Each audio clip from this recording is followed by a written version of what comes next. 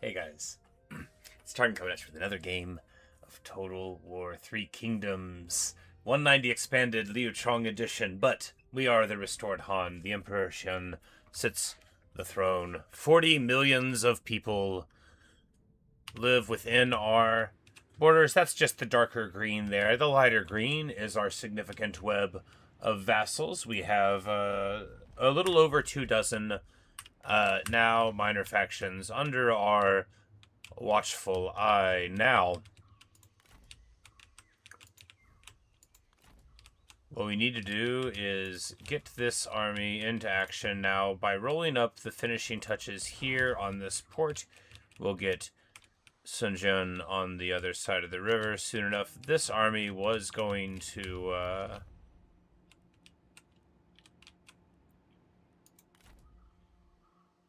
I think we might actually want to push it up here across the river, right? Because we need to get some armies here pronto. 大人，听您吩咐。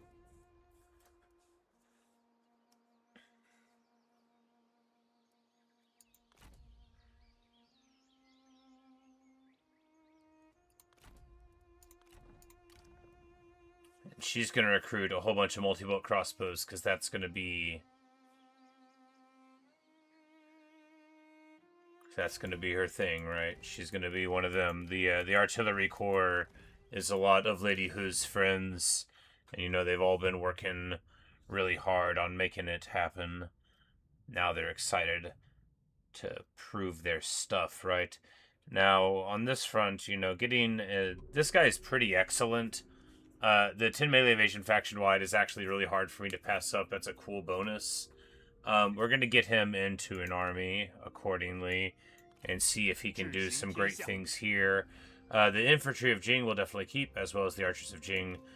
These other things, we will drop over, and he'll get a couple of Royal Guard. And then Sun Bun is going to have the cavalry retinue. Well, actually, we do need...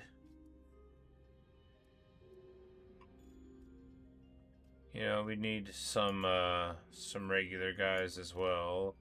Alright, who do we have in the crew?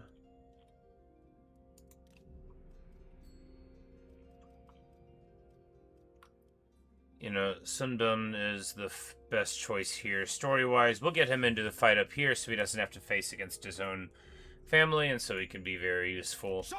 Alright, and then...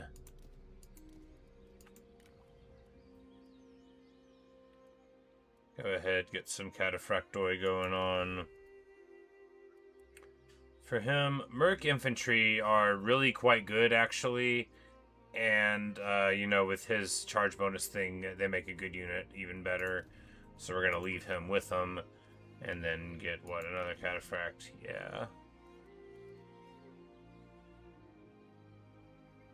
This will leave this army without a whole lot of defending infantry, but this is sort of like, this army is supposed to sit in the pass type of thing and then come out to support another army up here. If another army can be found to be up here. Now, other people are going to deal with that. Alright, so we've got him moved up here in this direction to deal with this. Now, Yang Feng failed to reinforce Liu Chong there, right? And, for all that they say they get it wrong, they blame the strategist who's ever faithful, and we're gonna get to marching over this way. It's not going to be immediate to get up there, but we're going to get on the route to deal with this yellow turban problem there, and, we'll just zoom in this way here now that we've got our web of vassalage.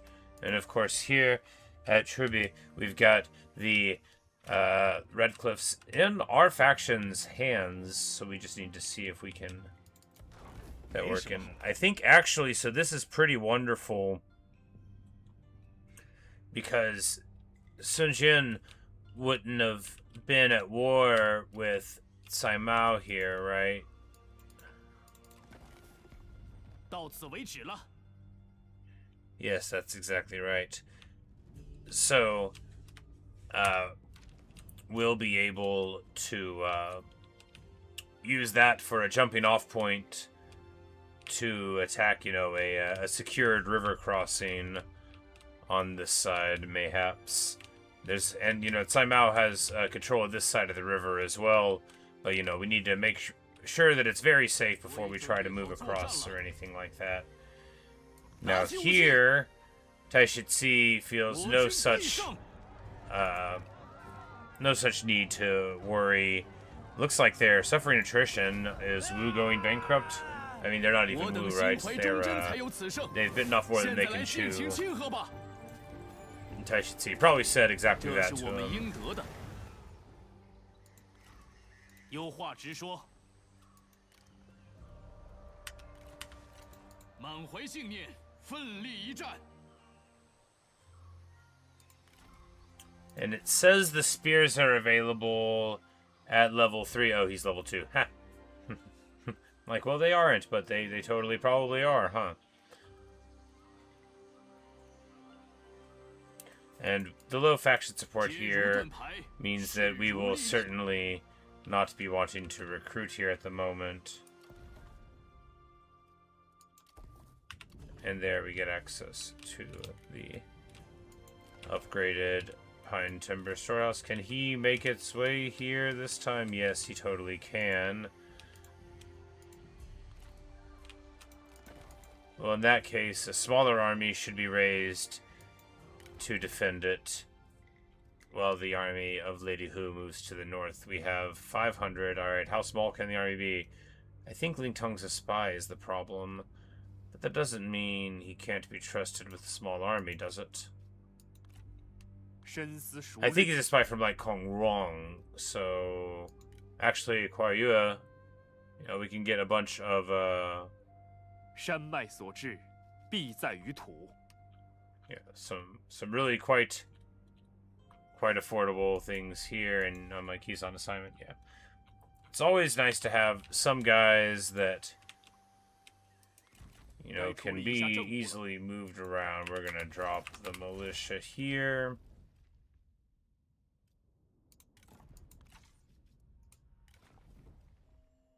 Treasonous turncoat. Well, you know, I didn't say it. They said it. You know, he, looks like he doesn't get along with, but is friends with, acquaintances, rather. Some people in Yuan Shao's faction, but he came to join us through a circuitous route. Went to Hanfu and then bounced around in the aftermath there, I see.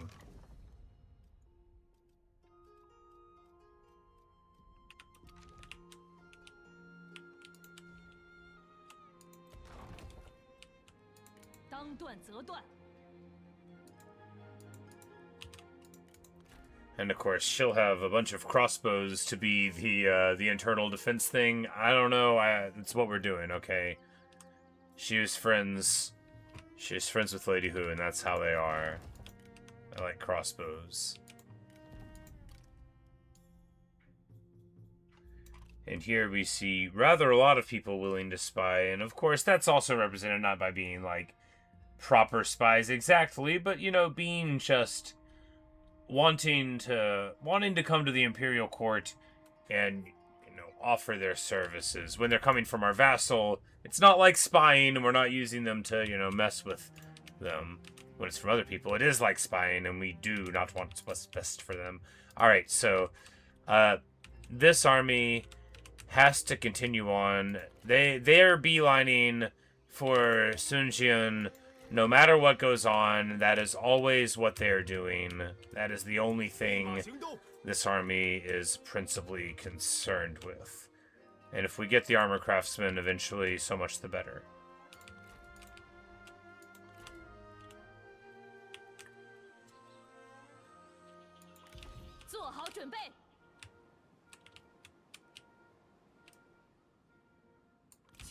But it may take some time to get up there, you know. It'd probably be quicker to re-summon them It is quite an expensive army. Well, you know, there's problems here that need solving. We'll collect some taxes here, that'll help. Nothing like a good tax building whenever you don't know what to do. Why not raise the taxes? That's what I say. Next term, we're going to need an army up here in the north. I'm getting a little antsy about Yuan Shao and his ambitions, because it certainly seems like Liu Biao is going to be on the back foot here, but, you know, we'll see what goes on here. Gongsi is broke as a joke.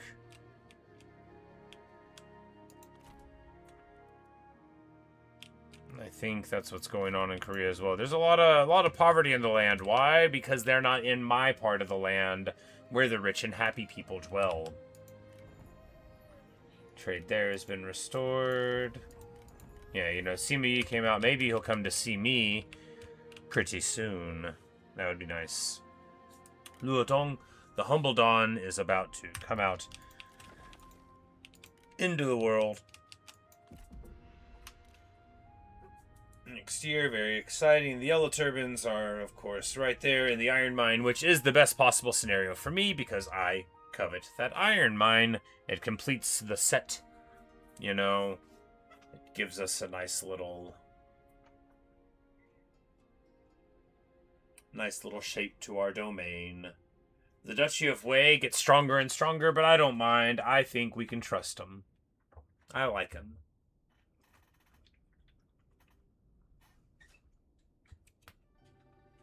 Sure, there's the matter of his overall character, but, you know, that young woman that we recommended by filial nomination to marry Cao to get the return of Lu Ji spear, but also, you know, because she was Lady Hu's, you know, friend and had impressed her out in the field. You know, this is, you know, I'm sure he'll like us. I'm sure that'll go on for a while. Shinsu and Zhanggong here.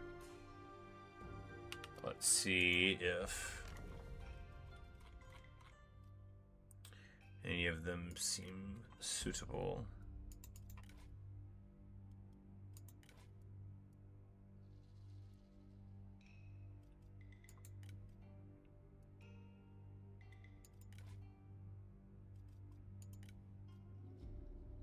Shinsu, the living legacy. Call it an inherited ability or mere nepotism, depending on the level of cynicism. Very nice. Ooh.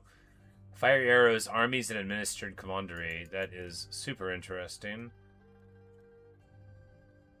Is Guo gone a faction anymore?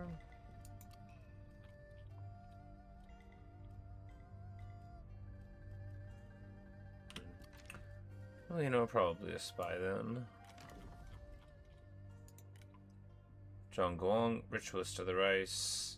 This guy was from Zhonglu, right? Yeah, so we will certainly employ him. Yeah, this is the guy, you know, melee damage when commanding, great. And food production faction-wide, you know, we're not going to use that. But, hey, so much the better that he's with us.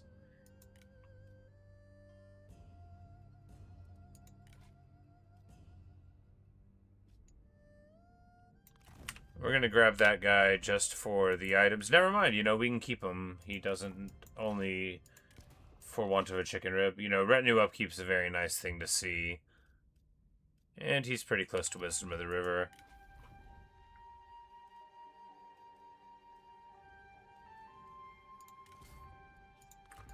We need to get, you know, some weapon foundries going, but of course we can only worry about that once things are sorted here, because, you know, he is, even now, thinking about making landfall here. You know, it's a hard march up all the way there, but on this front, of course, the forces of the duchy move in quite well, pushing the Sun family away, and Wu Jing, you know, one of their relatives, he's like, look, enough is enough. Y'all are doing a terrible job here.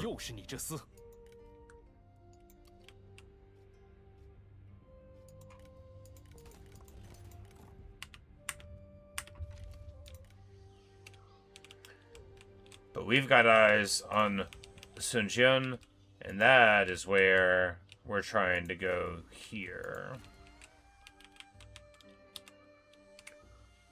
Now, what we might do, though, is just... Yes, this is exactly what we will do. We're gonna make landfall here as we control the land here via our vassal at Red Cliff. And, of course, this army's got Lu Ji in it, which means this army can handle itself. And if it can't, well, then that would be surprising. Oh yeah, we took away his weapon for some reason. Not because we were mad at him, you know, but, like, for a good reason.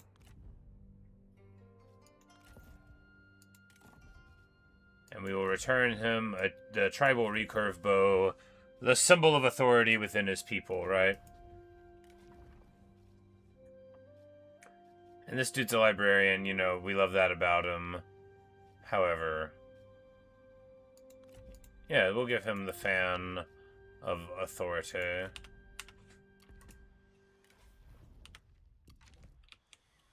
Good deal. Taoist gets to level 7. Very nice indeed. Of course, he's carrying the Celestial Sword right now. Really just, you know, holding on to it. He's not getting any ideas. That's not the context. Really, he's being sent to carry it to taunt Sun Jian, saying, you know, we knew that Liu Biao was your attempt to trick all of us. You know, you and Yuan Shao and Liu Biao, you were all in it together.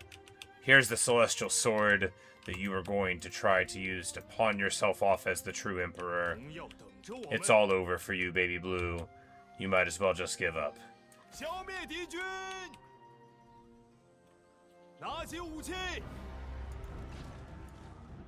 The prince quite cozily rolls up here. And Lu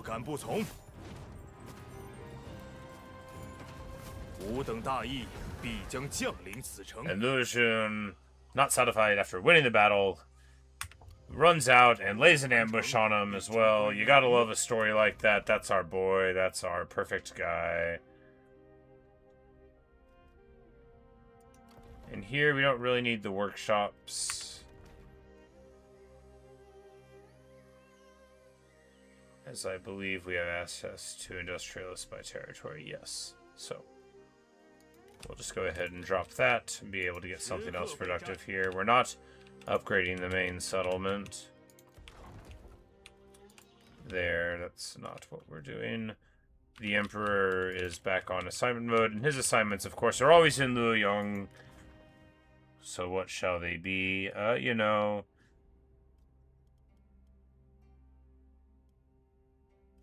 You can counter a counter-option, because we were actually doing fine on satisfaction, so yeah, we'll do that. He will be going around and making sure that everybody acts right. And, you know, this is going to make the nobles unhappy, but it's going to make the people very happy indeed. Chengdeng can go filial and corrupt, or rather, does he want to get an army here? Alright, Mihung, this guy is... Yeah, so he's a mocker guy, alright. The flamboyant Mihung will abrasively tell you all the brutal honesties you didn't want to hear, all whilst begging a drum. Naked. There's little anyone can do in the face of such audacity. Oh, look at that trait!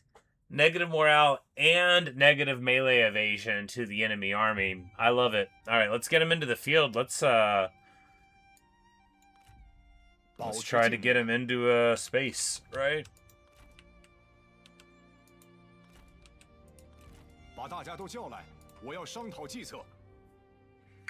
Now we need other forces here in the north. You know, Huang Gai is the unreadable warrior. Gives the charge bonus to spear infantry, which, you know, is cool. Do we want to get him in? Is there somebody else that's more desirable right now?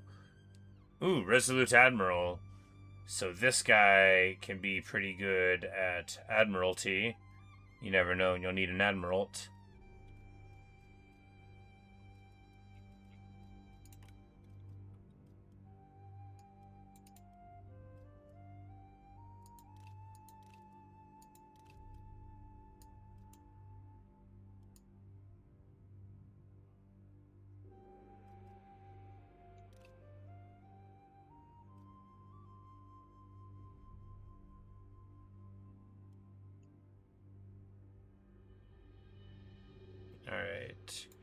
Do we just bring out our boy here?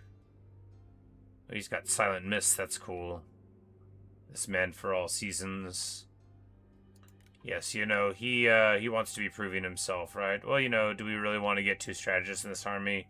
We don't. That's the answer. It's that we don't. Sima. Wen Chen, you know, we'll get her in here, and that will be nice enough. 坚定不移。 And this poacher man, Ruju, 此为苍 you 生 know, 唯 he 一 was a 之 poacher 天 a 下 long time ago. It's time for him to lay that behind him and move on with his life.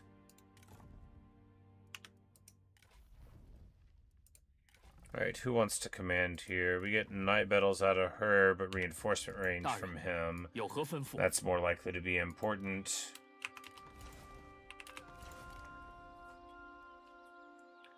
Now, we've already got a couple of spear guards. Oh, those are infantry, even better. But we'll go for a couple more. And then we can get Yujo diehard warriors. Why not get a couple of them? Is there a reason why not to? There's not. They've got a good charge bonus there. And we already got some repeaters over here. And do we get Royal Guard for him? No, because that is expensive. And we can get... do we get heavy G guys? Well, I mean, that just fights against their strengths, right? And why not something that is better at doing a thing than them? Well, you know, actually, no, our heavy G infantry are pretty good, right? Yeah, well, let's give them a couple of them. Well, maybe he'll get level 6 soon, right, though? Well, you know, let's just act right. And give him a nice punchy retinue. This army doesn't need cavalry, because we've got that cavalry up here, and of course this is more of a defend the city thing, where, of course, we know the army of the elephant is waiting to help out. Now, that doesn't mean we need trash in the army. The mounted saber militia aren't terrible, and, well, this army is... We might as well get them to the veteran saber ones then, right? Yes, right.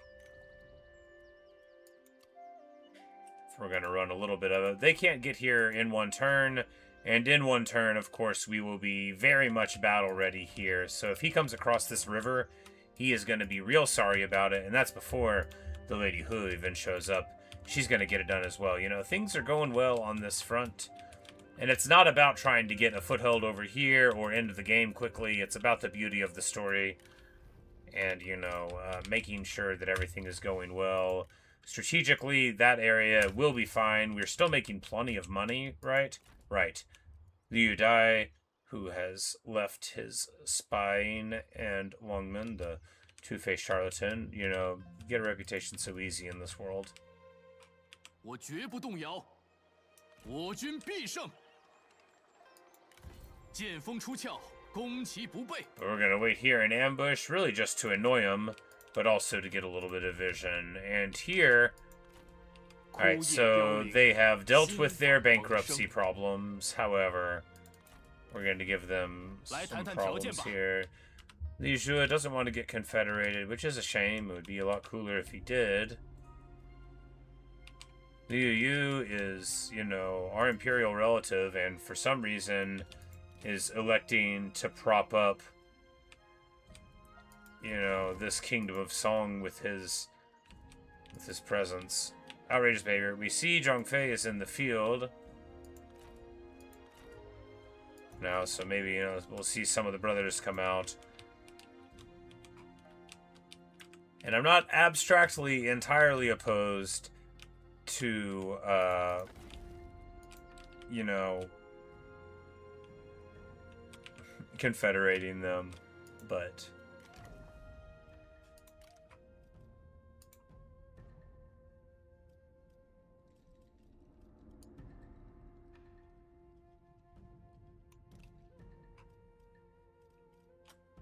Is there anyone in here who deserves a promotion? I mean, not really. But we are totally going to make Han Xian the Minister of Ceremonies.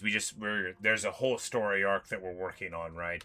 Because Liu Jia is terrified of this specific river, not the side that we live on it, but of the other side of it.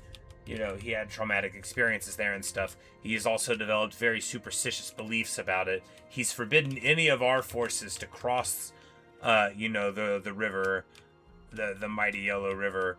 So what we're going to have to do is take the former Yellow Turban wizard, and of course over here, we're still crossing the river, but it's much lighter up here, and we'll conquer all of it and go into the source of the Yellow River, right, or as far as we can go, and then perform a ritual there, and that'll, allow us to cross over the river safely, it'll get rid of the magic that had been placed upon it. 挽弓预设，则屏息凝神。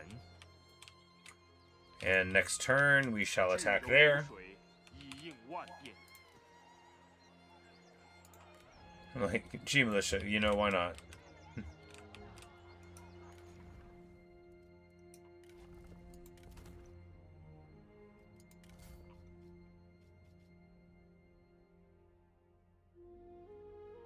So, Sun Bun couldn't possibly need this, right? Well, I mean, not like a whole lot anyway. I mean to say, because we will wear the set. Which gives us the wall! Mother, do you think they'll drop the bomb? Mother, do you think they'll try to wear the wall? Or whatever the lyrics are. Guess we're gonna wear the wall. Alright, time to get some peasantry there. I love to see barely anybody available here. That means we've got a lot of people doing responsible stuff and showing the flag places. I guess we'll do a filial and incorrupt with Chundong as well, right? Or no, it means we had a lot of guys there doing everything. No, we'll 根壮而后，枝叶繁茂。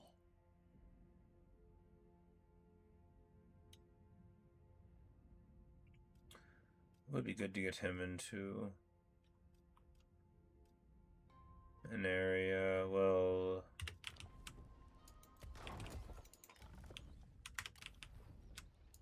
Like, is there even commerce income to be made anywhere else?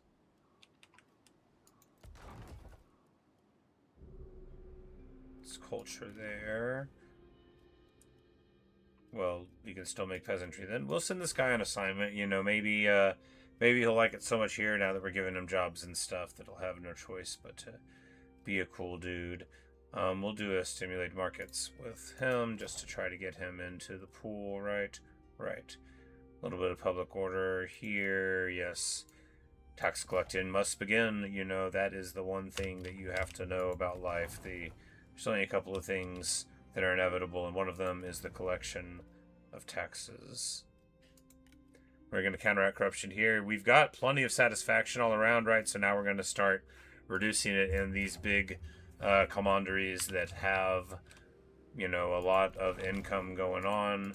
Because that means there's also a lot of corruption infecting that income, and we're going to, tamp down on it as we can.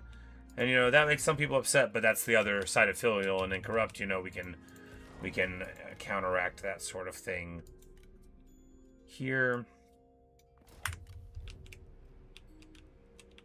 And with that, the autumn of 201 is nearly there. No, we're getting through it. We're having a great time. All right, so with this acquisition of this side of the river, of course, we're feeling pretty good.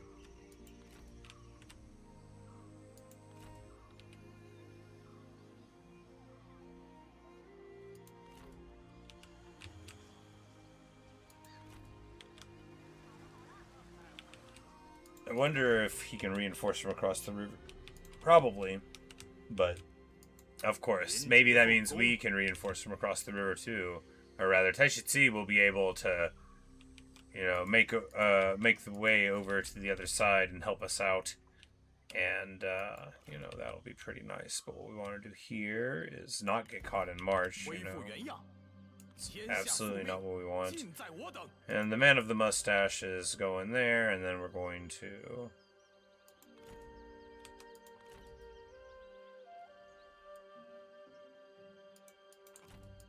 Well, I think here we actually do go to march. First of all, I don't think they're going to come and attack me, and if they do, then they won't be in the mine, and it'll be a lot easier than dealing with them there.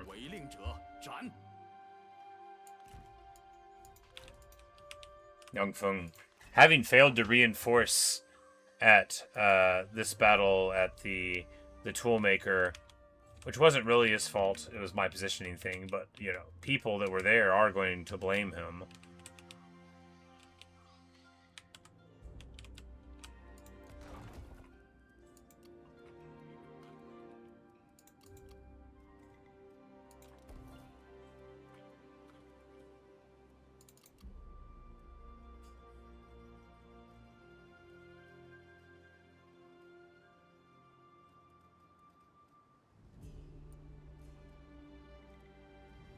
I mean, abstractly, it's probably never going to work out for commerce income specifically, but, you know, we might hold on to it. Here, now that I know how to sort things, I'm so much happier as a person. We're gonna get flames... No, we'll get ballistic rain, you know. Go for what makes people special, right? Right, that's the mantra. Go for what makes people special.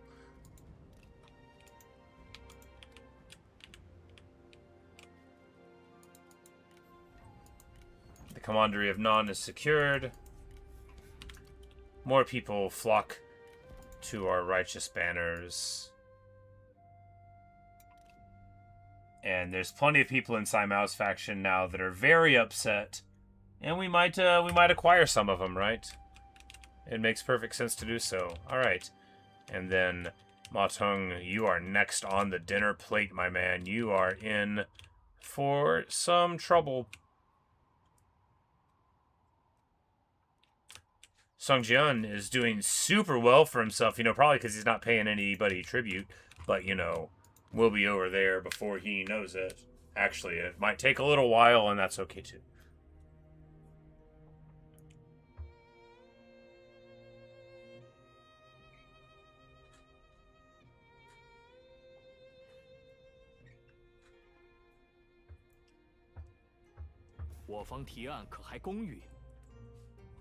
Oh, well, here we go. Nice and clean, right? This is what you want to see in diplomacy in a game. You guarantee my autonomy, we'll have peace, I'll become your vassal. Just what you want.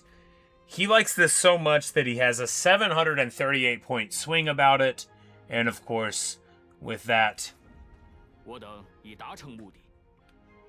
much more of the South falls under the wise leadership of the Han. Although, you know, isn't it sad to think of how much longer the game could be if we didn't have all these vassals? But no, this is the beautiful thing, you know. Because we are very legitimate and we are very good, so it does make a lot of sense that all of the governors are acting right again. Oh, they come out and hit us in March. We get the Pyrrhic victory from the auto, which is the only thing we needed, right? And it looks like our vassal was thinking about helping us, but not quite, you know. But boom. And here, I would love these guys to, you know, join me, but I don't think it's that easy to get them, right? I don't think they're going to show up in my pool. They could, but I just,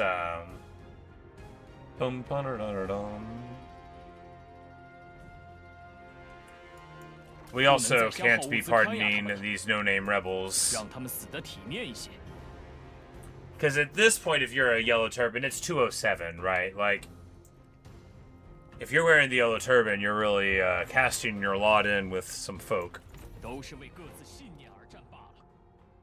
But that worked a treat. The march provoked them out, and, you know, with the auto-resolve kick there, it'll be easier to take the Iron Mine, and with it, our happy dreams of the future.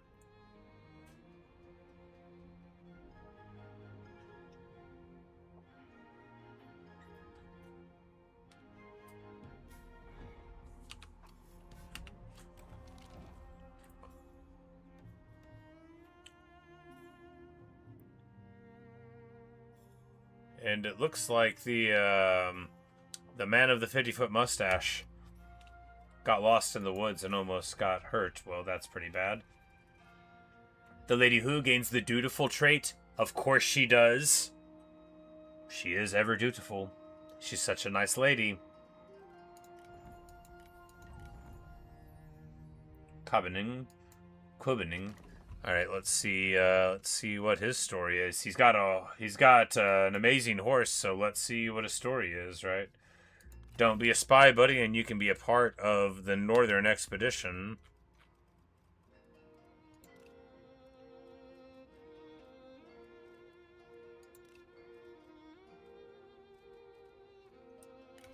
Huzzah! He's not a spy. We've got a Zhanbei guy. Well, he's carrying Dailu. The last horse you'll ever want. Well, you know, we'll take that horse away from him. But Ballistic Rain and Ceaseless Torrent. With 100,000 riders at his back. Kevining sets the north ablaze. Gives him retinue upkeep when commanding. Charge bonus. Cavalry, yeah, you know. And, oh, he starts out there with Koitu, who, you know, did not join us, but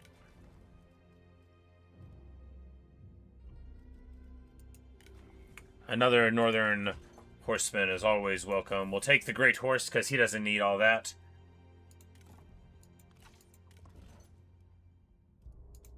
You can have this regular horse. When you've earned a great horse, we'll give it to you.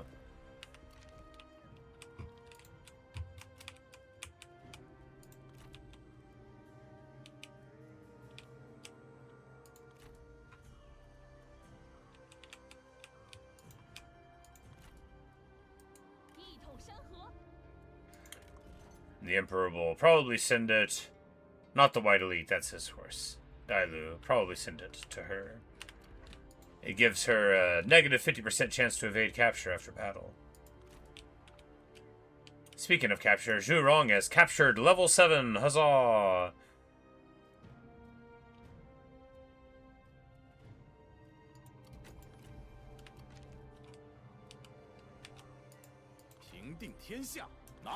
And here, of course, Sai Jun has gotten real close to here, but not quite here.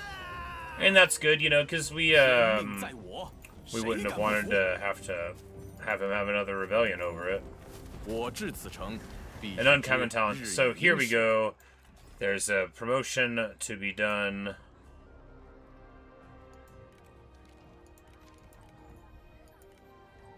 And they form a friendship there. The General of Unfailing Aim has come to be.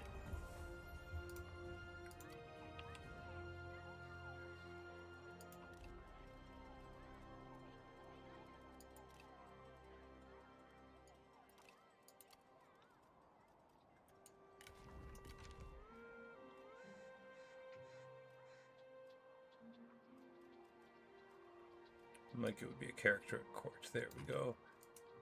Han Yu. He is a militant. He's got a beautifully scarred face. He's dutiful, stern, and agile. Agility is a great trait. You know, as is some of his other stuff, I guess. Military requisition. What's that one do? Oh, that's the big replan one. You know, it's super good at the beginning. Eventually it matters less and less. But hey, you know, good for him. We're going to...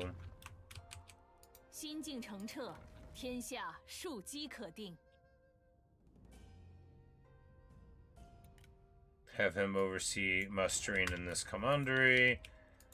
And it looks like Yanliang, having seen our forces here, is electing to try to back up, which makes sense. After all, I'd be afraid too. Lady Hu is marching up there, you know. We could have dropped the army maybe, but we didn't, and this is what we're doing.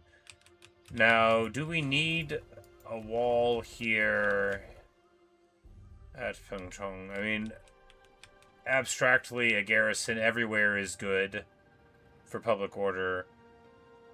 But we can just start building our forges first. That's okay to do.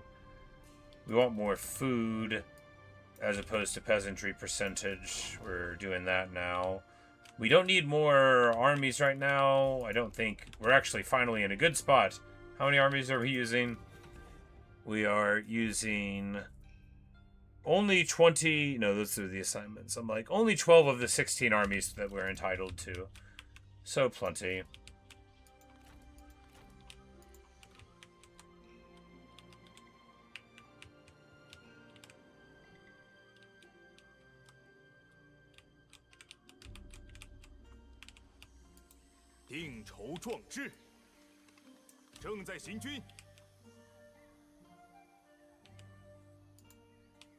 Put their armies there, doing wonderfully, and if Sun Xian moves over this way, then we'll deal with that. But I think maybe he won't. The Iron Mine Excellent gives us negative upkeep there, so that's what we'll build. That's certainly what we'll build.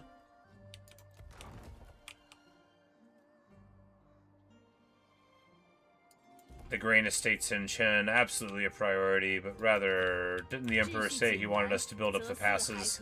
The Emperor did say he wanted us to build up the passes. We're going to build up the passes. I'm like, I'm sorry, boss, I'm remembering what you said, boss. Right away, boss.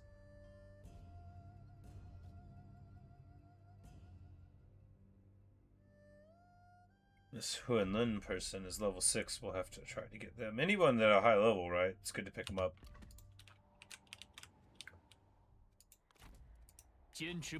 Alright, and then Guo Jia, you know, he's got his flaming shot, he's got his fire arrows. And it's time in the winter to attack. Yes, it's time in the winter to attack.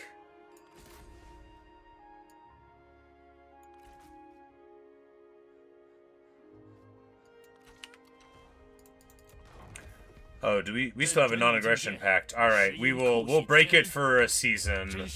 You know, we'll after. I mean, they declared themselves emperor. They're hardly entitled to it, but we'll give them the one season, right?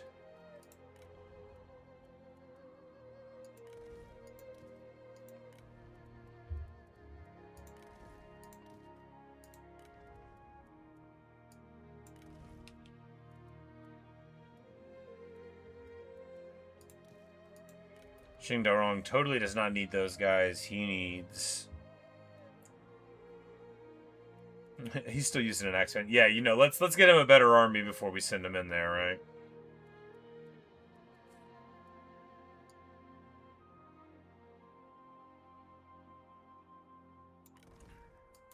You know, we got, like, basically no cav here, but that's the point, you know, this is a treacherous pathway, right? This is not a pathway to bring a huge army of cavalry through the mountains here, you know. So we took what we could get, we outfitted the people as best we could.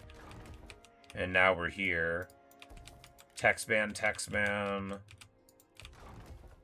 We're gonna tax the heat when it gets hot. That'll be exciting. Yeah, we're the tax ban.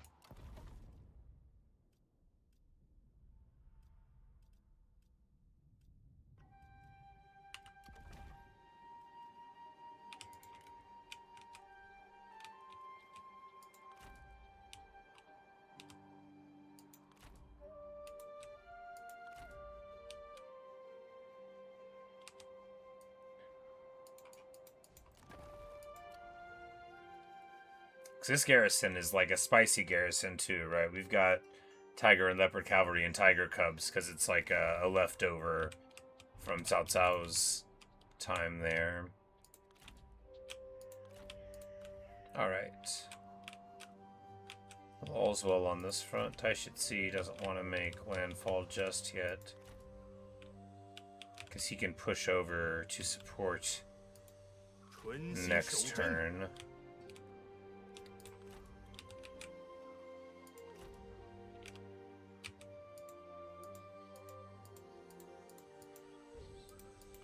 We'll wait here and lick our wounds a little bit. The winter is no time to make a river crossing after all.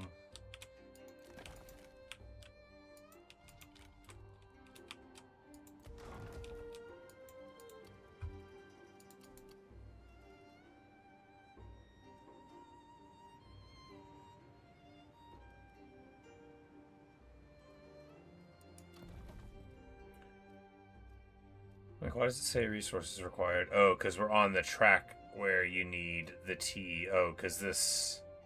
It's not labeled as being there, but it's just the wrong one. Got it. We'll just break it. It's fine. Bum, bum, bum, bum.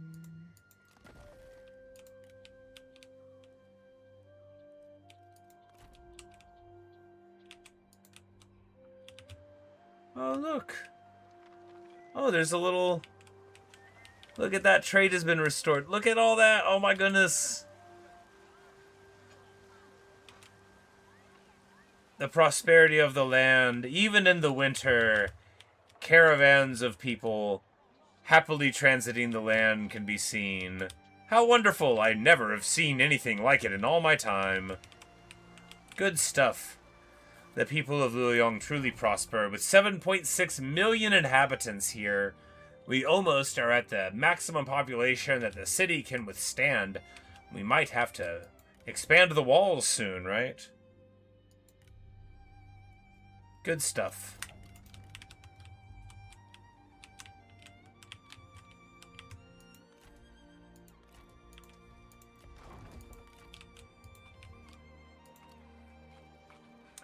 And we'll give Ma Teng a season, and then also, you know, having the winter season to gather the men is good, you know. Nobody wants to fight with cold hands, right? Just trust me on that. They don't want to fight that way.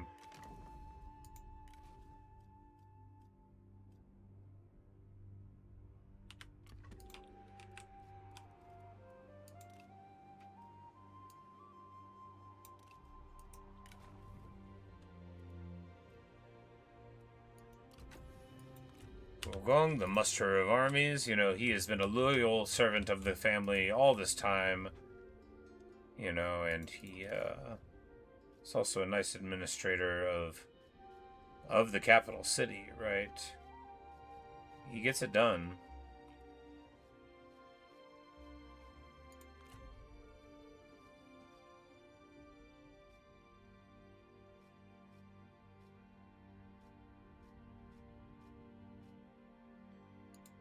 I don't think he needs either of these, yeah.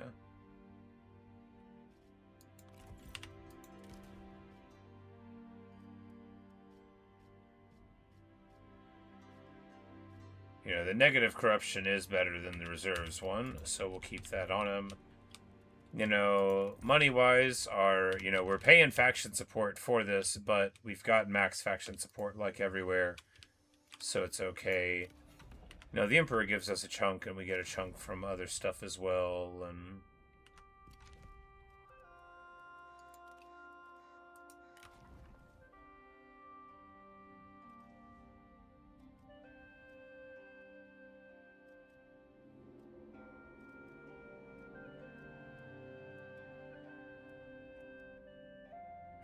%20 melee damage, great.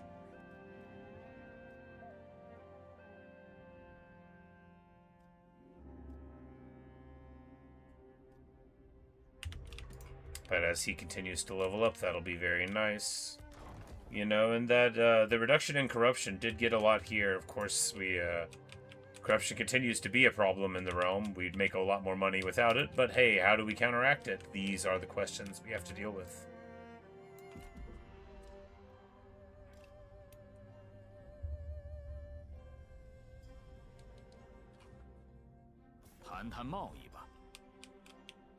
Anyways, suggest that we both declare war on the Kingdom of Liang, and of course we do agree we should do that. And after all, it was his idea. You know, he's like, look, as an imperial uncle, not the imperial uncle, but an imperial uncle, I must say that it's outrageous that these people are calling themselves king and emperor. Our land's but their own. There is no river to worry about. Please, let us fight them. We're fighting the Kingdom of Song over here. But if my lands were there, we would fight them there. And so we ask your permission to declare war on them all the same. And we give it. Oh, of course we give it. How could we refuse?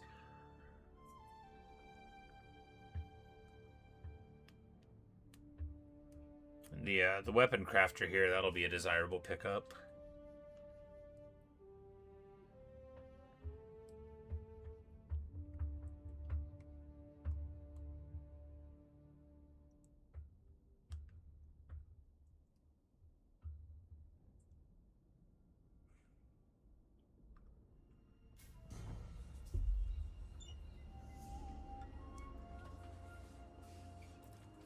And there we go. The Han Empire goes to war.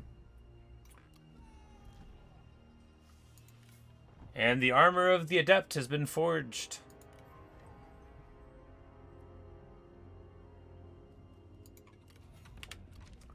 Lu Jun, why do I know that name? Oh, it's this guy. Because he looks like some other guy. Cao Hong, Insufferable Rogue. I think there's another one with that name, but you know, he... Oh, well, he wouldn't be a spy, right? He is, however, an insufferable rogue.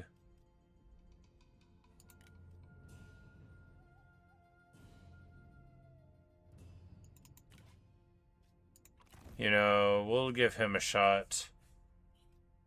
You know, he is young, and that is good. The new crop of capable advisors is a desirable thing to get.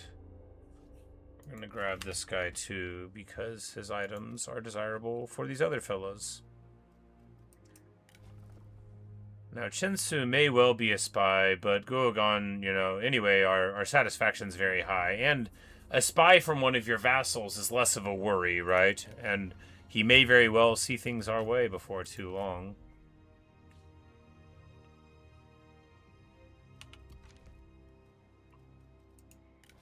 Kuangong has, you know, the Kuangong has the really cool -2 to construction time if spouse is ability, and although Lu Ji is too old to get married, you know, if we were to find some other stuff there, that would be a pretty good pickup. Anyway, good stuff so far. Shu Ta is, I mean, probably a spy from Liu Biao, but again, we can just take the cool stuff away from him and let him chill. I'm not, like, worried about him being a spy. I am worried about forgetting that he's a spy and giving him an important job someday. But if we just keep on saying, well, he hasn't done anything of note, why should we give him a position, we'll be able to protect ourselves from such things.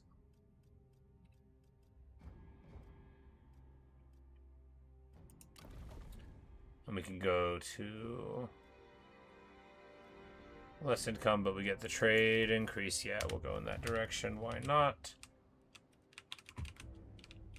Well, why not is because that's kind of expensive, and this turn should be spent either making sure things are fine. Ah, Yan Liang moves away from the border thanks to the intervention of our armies here. Well, in that case... is he just trying to move up that way? Well... let's continue marching to the river to secure it.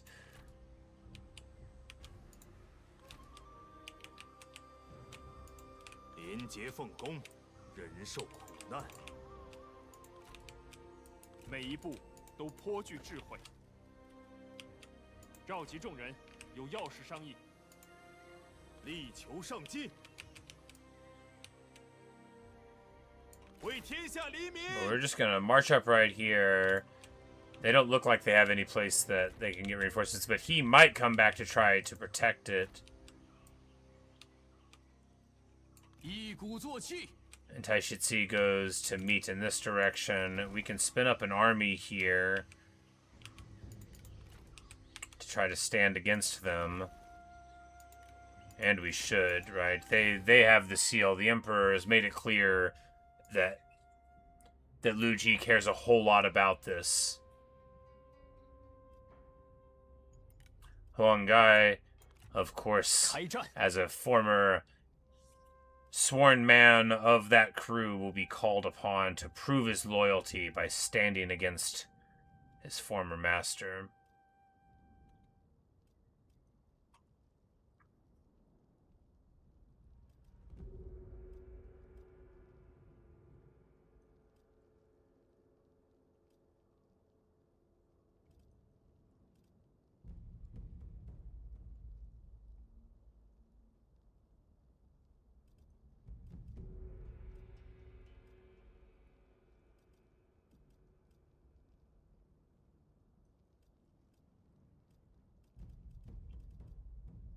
It's like we don't want to throw people's lives away, but what if they win after all?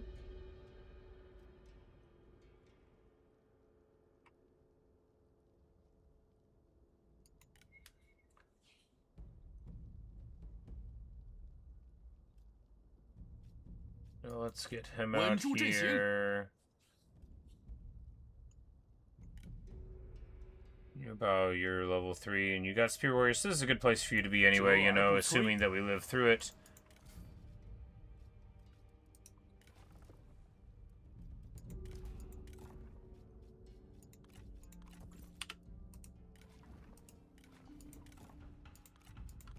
Water clock on you.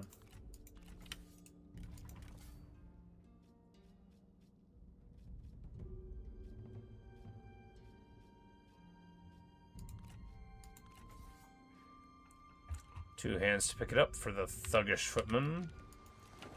You know, hey, it makes the income go up.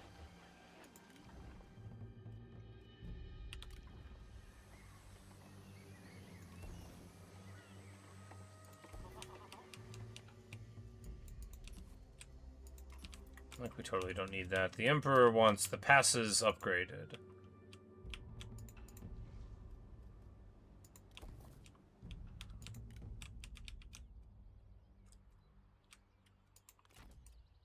Shao! 拿起武器！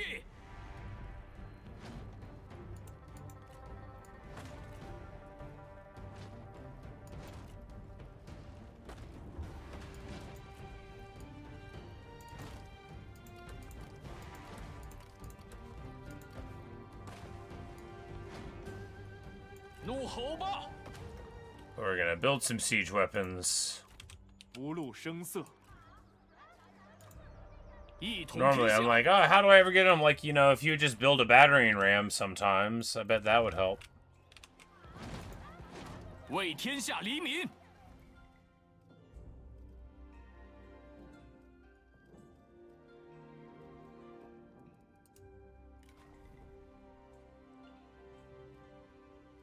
属下在此。 And we'll give Guo Jia the lead here. You know, he's the one who can damage the walls when commanding. He's the one.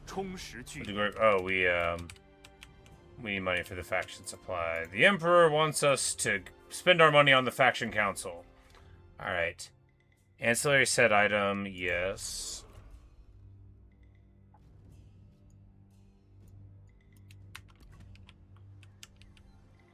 We could deplete all of their supplies here. Well, that's good.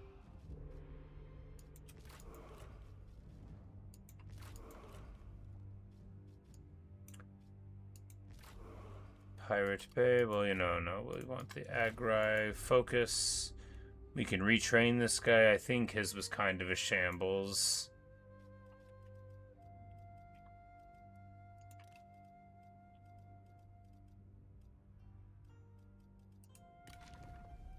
Oh, no, his is fine.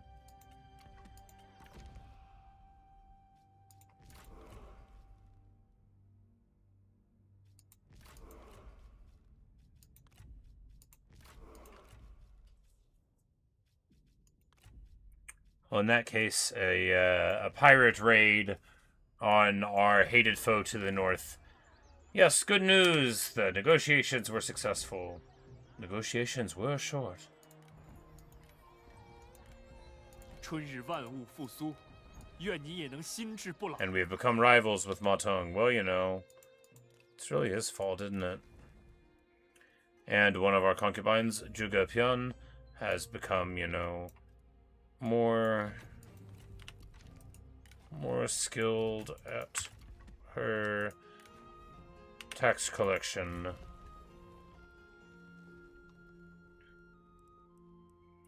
Here we get to the capstone tech here, which is beautiful.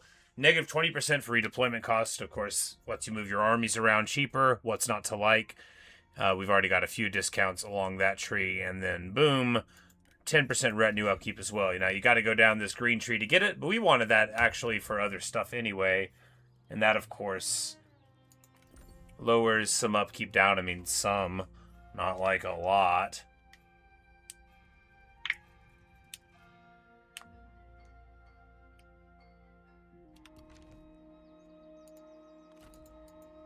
马上攻击。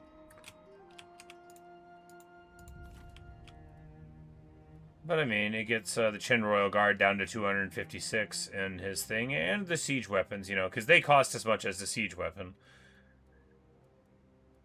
And indeed more than Imperial Palace Cavalry do. 而后枝叶繁茂。 Hey, Chase, how's it going? You say, how am I? Oh, I'm doing just fine. You know, this playthrough continues to be an amazing time for me. Played a little Geometry Dash earlier. You know, it was fine, but my hand started hurting. My hand hurted, and then I got annoyed, but, you know, it's okay. It was alright. You know, I've just been enjoying my day off and taking over China a little bit, enjoying this little story that we're writing for our playthrough. I really might actually do, like, a proper write it down in the style thing I keep on threatening to. I might do it. Because I don't think Matong has anything to support their forces up here, so if we just hang out here, you know, what can he really do about it?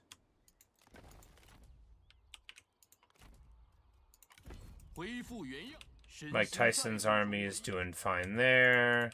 Miku Tyson's army, sorry. And it looks like they've damaged some of our things here. Shameful behavior.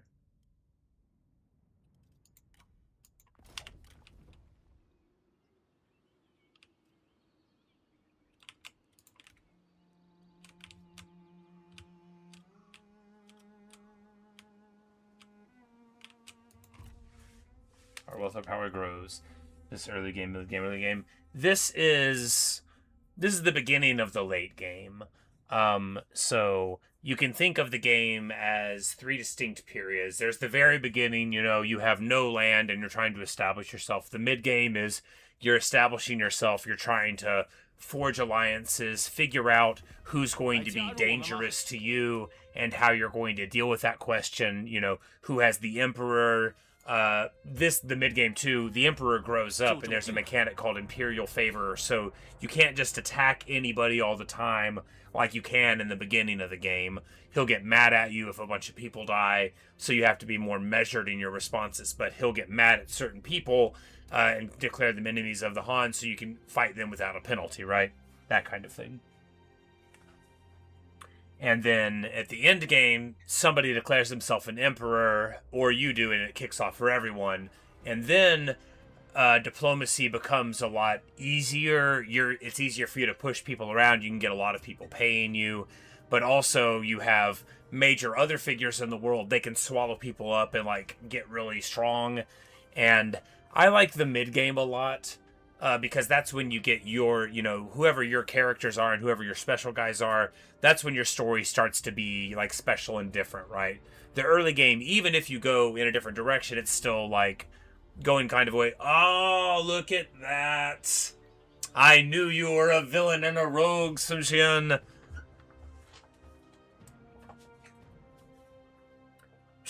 Getting vassalized by the Kingdom of Song. Shameful.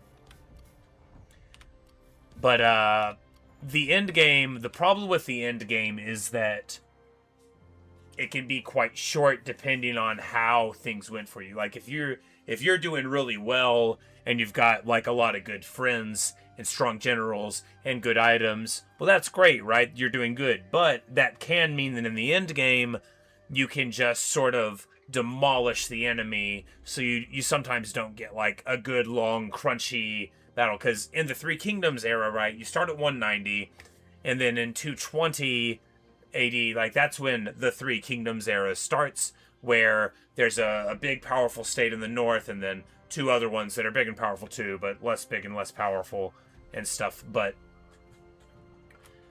the very beginning is great, because that's when everything's up in the air. Liu Jian has come of age. This is not like Liu Chong's daughter, but one thing I love about the middle of the game, so like kids are born and grow up in this game, and that's my favorite thing for canonical kids, like people that these children like were born in history and so they grow up, or like children that you have from your marriages, right? And then so like as they grow up, you get to have this amazing time where it's like, oh, now our children grew up and now they can lead an army, or, you know, like, wisely preside over the land or whatever. So that's another reason why I kind of wish the late game took a little longer sometimes. But you can put whatever restrictions on yourself you find useful. We get Imperius, which gives us income from peasantry, reduces corruption, and that is very good. Gets us a big old chunk of money there. But I like the middle because that's when the game feels the most unique. When you're in the middle of the game, it feels like anything can happen. You just don't know, you know, who's going to become the strong and powerful. You still have a lot of gameplay left, right? So if a general you love shows up on turn, you know, 50, you're going to get to play with them for 50 or 75 more turns. If a general you love shows up now on turn 95, well, if you win the game in 15 turns, you might only get to do like a couple of battles with them. You know, the earlier you get people, the less armies you have, the more constant all those elements of the story are, which is the reason why the early game is so satisfying too, when you love your characters.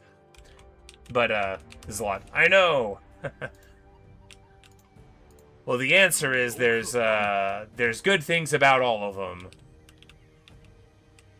But that's kind of a cop-out. Okay, so here, their vassalage is not going to work out for them. We're going to...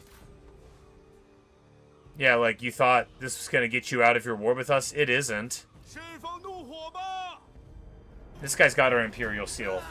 But yeah, but it's basically about... you know, what matters as a player and how you find satisfaction for it. And I like the big battles where you get all of your best units and that's very cool to me. So the late game's great because you get all the best stuff. You get your artillery and all of your people are just straight popping off. It's amazing.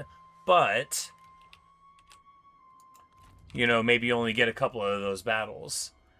Because as the Emperor, you can get other Emperors to just give up and then get absorbed into your faction. But I mean, that's good for a story, but you know, when you get rid of the whole kingdom, then you don't get to fight them anymore. But here the north is totally fallen. You know, our vassals are just rolled up from Song Jian's very, very dominant performance. Liu Biao, you rogue. You enemy! This is a guy who's in the Imperial family, but he, like, declared war against us even though we're the Emperor. The Emperor's quite a young man. He's, like, 27. And Liu Biao is, of course, 66. He's called a gentleman of the Han. You're no gentleman at all, sir.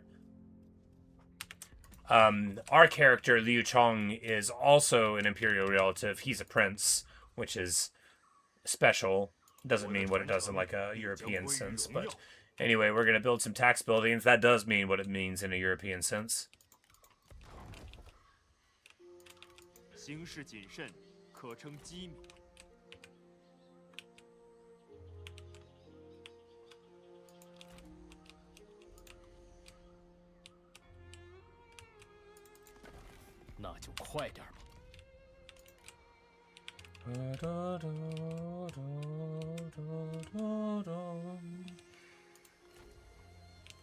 Alright, if we try to make landfall here, what's the worst that happens? Well, actually, it's fine, because both of these armies are in incredibly bad shape.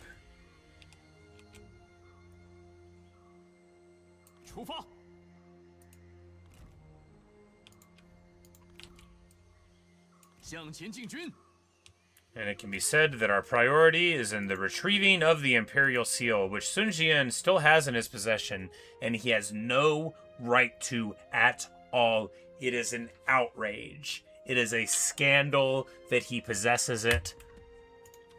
His possession of that seal has led to a lot of misery and death. Furthermore, it's mine. It's the Imperial Seal, and we are the Emperor. But before we can deal with all of that, we must take this Emperor's seat. Obviously, the battle for an Emperor's seat must be done manually unless it's boring. And this one won't be. Ma Yunle is here.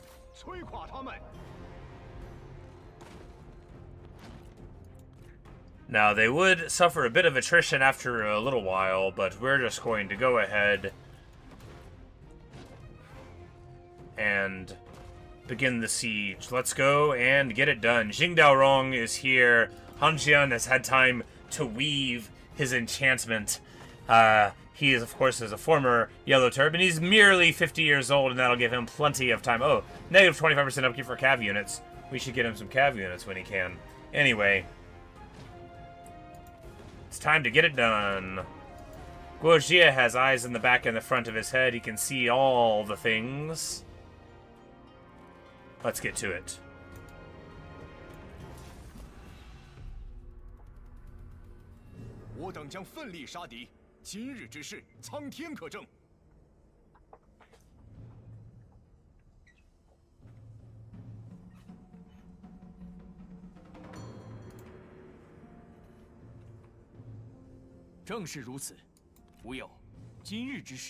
Oh, true, my friend. Let us get to business. Alright. So, we do have a tower popped here. Ah, this classic city. You know, this is a place where having some nice multiple... This is like, we're gonna feast over here, right? Yep, this will be the classic way in. Now, this tower is already burnt. This wall is nearly cracked. 95%. I'm sure that with just a little bit of motivation, we'll get it. And there's no Bastion artillery on this side, and there's no Bastion artillery on this side. We will crack the wall there. We might have a double-pronged attack on this side and that side. But the Yellow Dragons don't need to haul it in. The Axe Band can haul it in.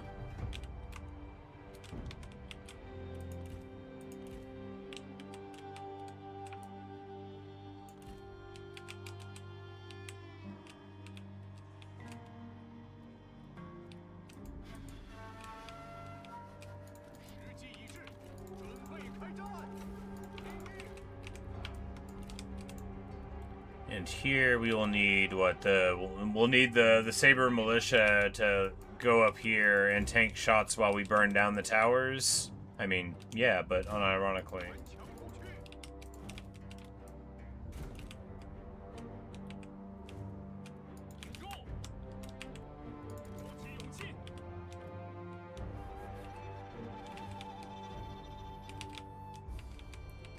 And Han Xian will do his sorcery over here. He will have huge morale buffs around, and that'll be useful, right? Yeah. We'll be able to see through them, and he's got his trident, and, yeah. Alright, let's get to it. Crack the wall, then we'll move over to this way.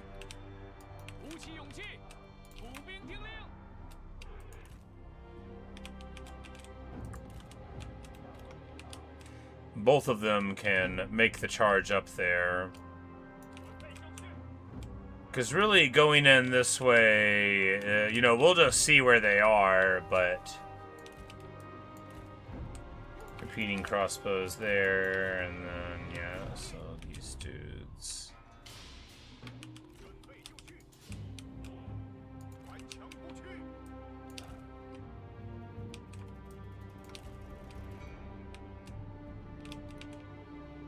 Because I think, even though they aren't, like, amazing at hitting a wall, I think they will be able to do 5% of it pretty good.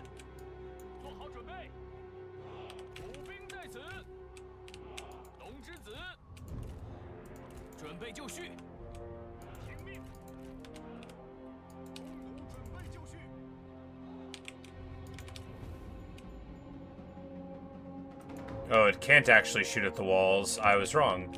Well, in that case, we'll just let it use its judgment.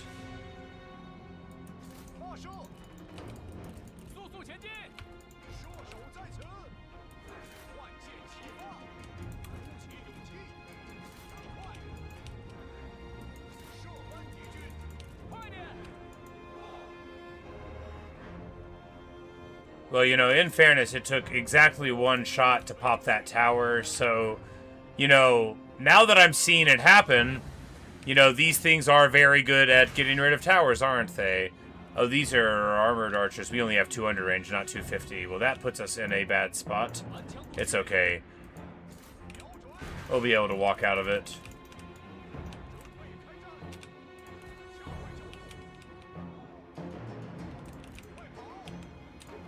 Yeah, it looks like we're not going to crack the wall after all. 我军已摧毁敌军上楼。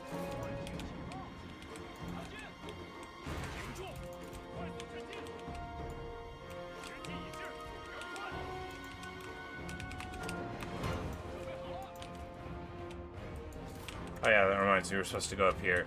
And you know, they don't really have a lot of troops there, so that's good. Here, we are getting, you know, quite a bit of fire from them, so we're gonna... No, keep your shields to the front. Alright, we're gonna throw a smoke screen here. Alright, this tower is burning down. That's all we need, right? Let's go ahead and get out now. We'll cover our defeat with a smoke screen. Beautiful.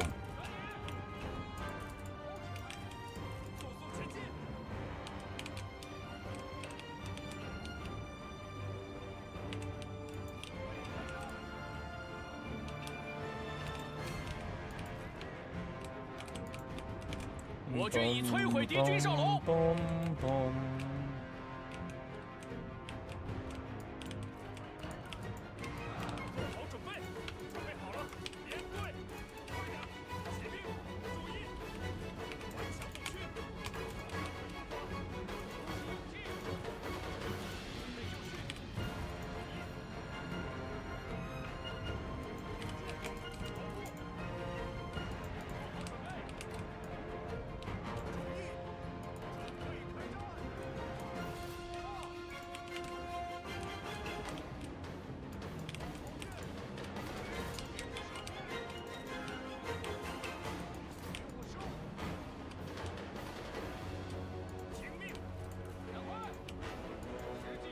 But, you know, these guys are probably gonna be able to make contact. Probably.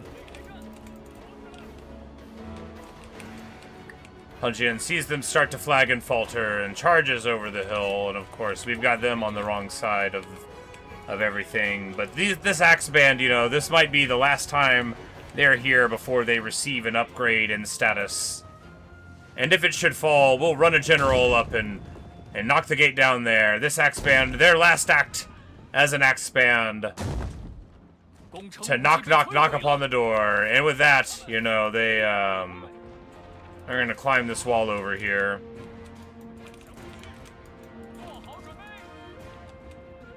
I will say that the multiple bolt crossbow is incredibly good at knocking down towers. You know, it really only takes a hit, right? This Imperial Palace crossbow, you know, we're gonna get some damage in there.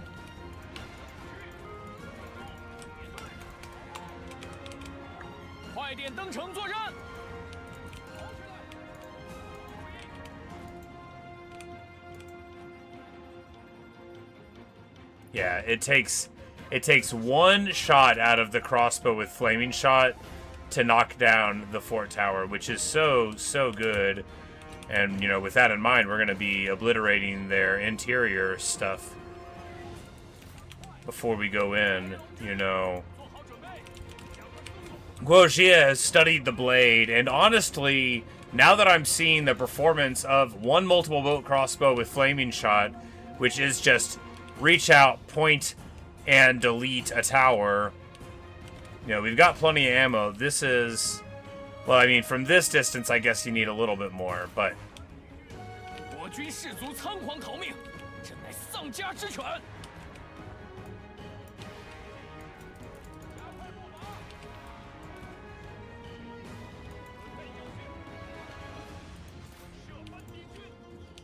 Oh, and, you know, we don't manage to make it work right there, but that's okay. We're going to move further in this direction and take a shot at this tower all the same. These Imperial Palace crossbowmen, of course, you know, are they armored? Yeah, but how armored? Not that armored. They're not shielded. They're not the Royal Guard of Qin. you know, Ma Yunle is taking preposterous shots at our boy here.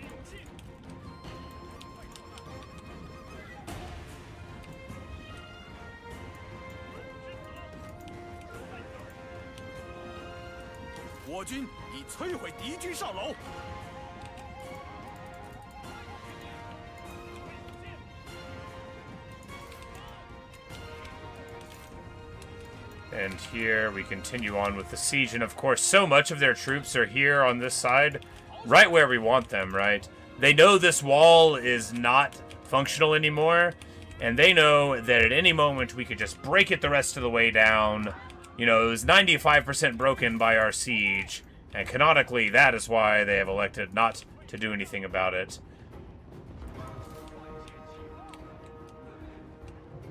Alright, we need to get above the ridge here.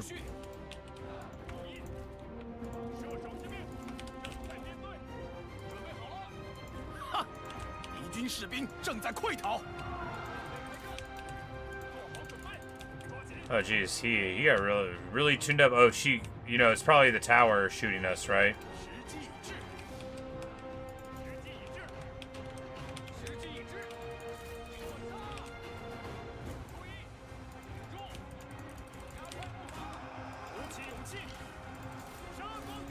But of course, with the knowledge of the mind, these fools might be running in no time.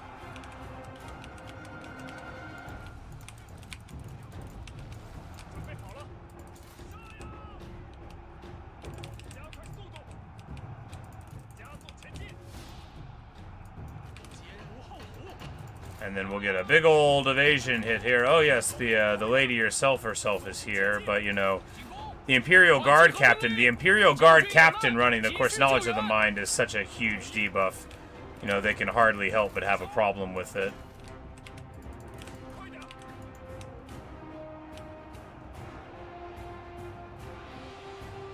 And you know, the crossbow did real good against the trebuchet as well. We need to get on this archer tower. We're taking a bunch of free damage here as we're getting inside.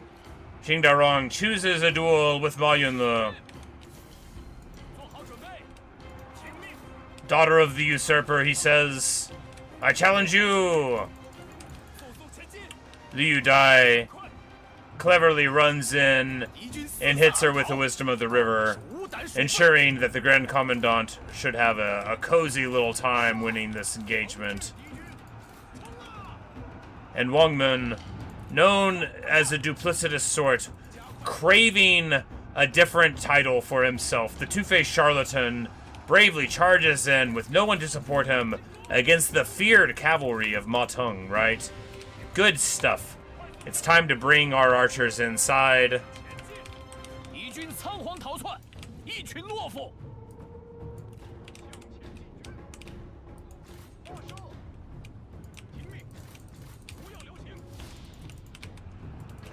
Wang Min fears no one. Maybe he should, but he doesn't. Xing Daorong has emerged victorious. What a wonderful guy. And these people now that their mistress Ma Yunle has run away, and now they flee beneath the mighty feet of Wang Min, who says, "What's taken all of you so long? Let's get to it. Let's get to business, guys." And with charge resistance here, you know, he might actually make something work here. Don't run in, guys. No, not you.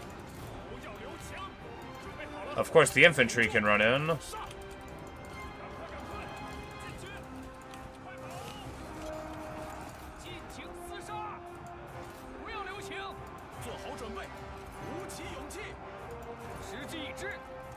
But Wu Feng and Wang Min dismount to fight the polearms among the men, reasoning that it is unwise to use horses against such foes. And with that in mind, Ma Tia comes in. Xing Daorong says, I have slain the sister, and now the brother shall fall.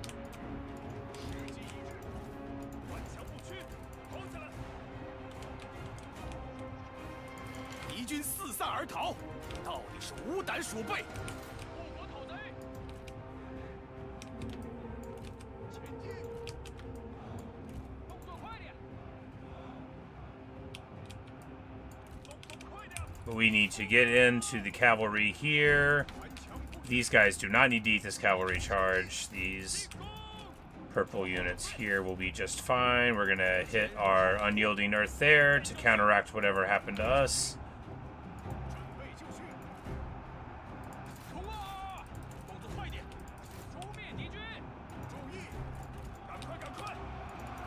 Speaking of, a nice wisdom of the river here will work a treat as the G militia run in here.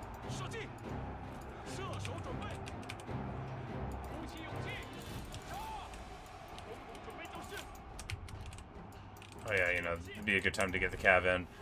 Of course, on this front, the multiple little crossbows very nicely burn down more of the buildings and take some shots at the gate guards.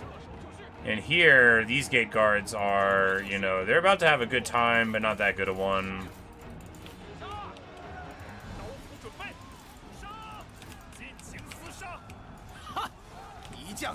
As on this front, the banners of the Han flying over the foe. Xing Daorong charges into the gate guard. He says, "You call yourself the guard of an emperor? Is that what you call yourselves?" Outraged by this, the rest of our men charge in as well. How could they call themselves such things, we wonder. Our dismounted heroes doing very well, and get rid of the spears, and with that in mind, time to toggle the mount back on. For although a mount is not called for in some situations, in others it is. The multiple crossbow, I totally believe in these things, right? Now, with double ammo, I 1,000,000% believe in these things, and for a siege, I actually like them better than a trebuchet now. I mean, you want one to treb for a wall, sure, but these things are like single shot at 300 or 400 range. You know, if you just get rid of the bastion artillery, they will get a tower quite well, and I love that.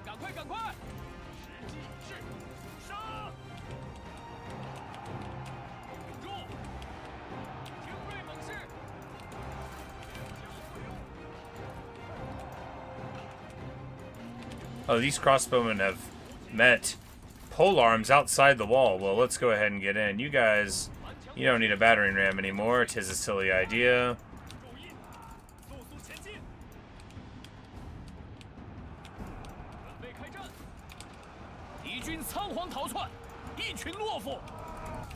And I straight love this multi-bolt crossbow. I believe in it so hard. Like, what a weapon, right? 263 kills, plus it got like 8 towers down. 1, 2, 3, 4, 5. Yeah, like 10 towers. What a unit. Y'all, I think we've been sleeping on the multi-bolt crossbow. Even with half that ammo. Guo Jia has been defeated. How? Oh, these guys have a 200 charge bonus. That's how. Well, you know, he'll get better. I'm sure he'll get better. But it does bode well, you know, because his reputation, too, will be that he bravely charged forward. Even when the battle seemed all but won, he was not content, you know, to wait for safety and chase against that. You know, he put his face to the foe and very, very bravely, you know, fell against some axes. But hey, or maybe, you know, it was probably these pole arms. Maybe they were invisible. No, it's probably the axes.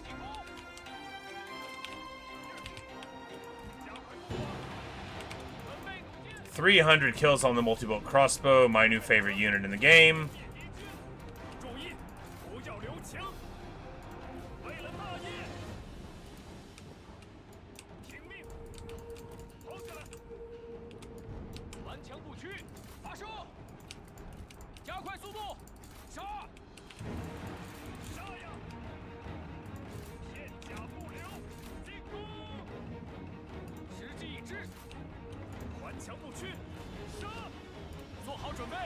Knowledge of the mind, the hamstring, the rear charge.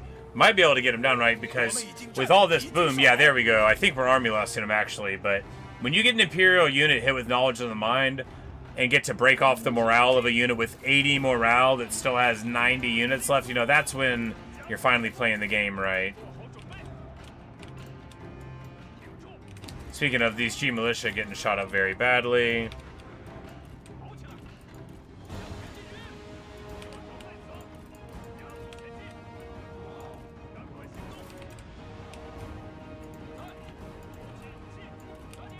And of course, with these internal towers being gone now, this approach is comfy rather than stressful. Which again, you know, this is a great map. You often fight here because you often fight against, you know, Ma Teng. If you're me, you're often doing that, but... You know, what great fun, right? And the Grand Commandant presses through. Liu Biao is like, wow, that's aggressive. I'm gonna stay with him, though.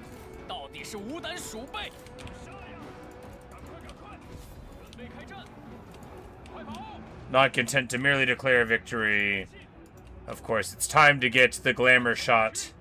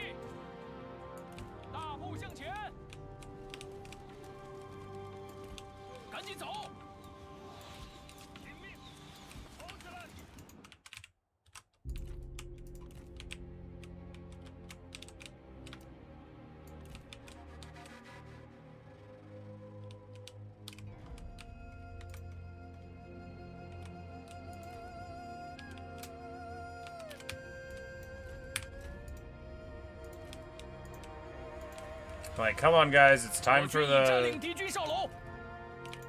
It's time for your picture.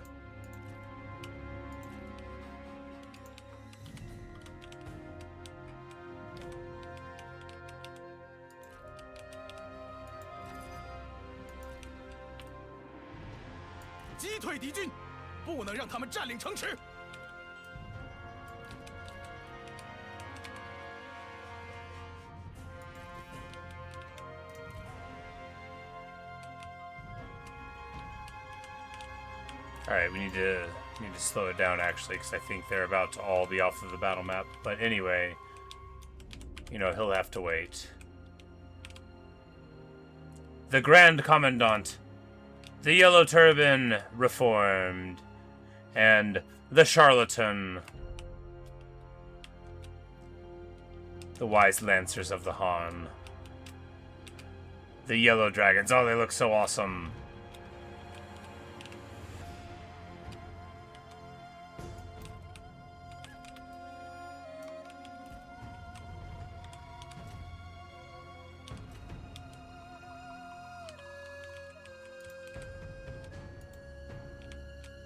Oh, never mind. There's a unit here that's still fleeing. They'll probably take a while. Anyway, but yes. The Pearl Dragons look like the coolest, right, to be in the background here.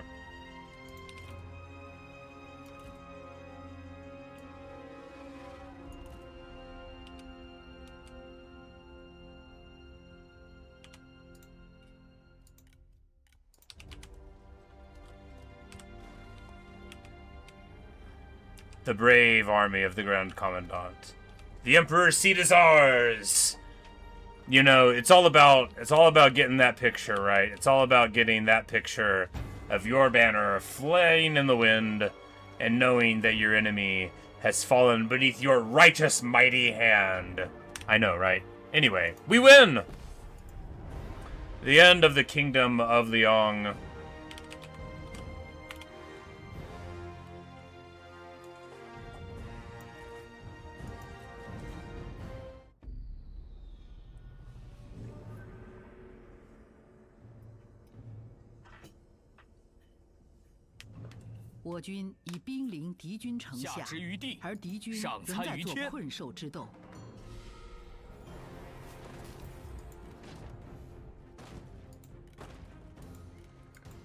And of course, everybody gets one. That is the rule of the Emperor. Unless they're, you know, bad. But Han Sui leaves as their empire dissolves there. The Emperor's seat is ours. Which I believe gives us 5 more armies we get access to. No, I guess It's not just, gives us that one. But yes. Another Emperor's seat. Greatness is ours.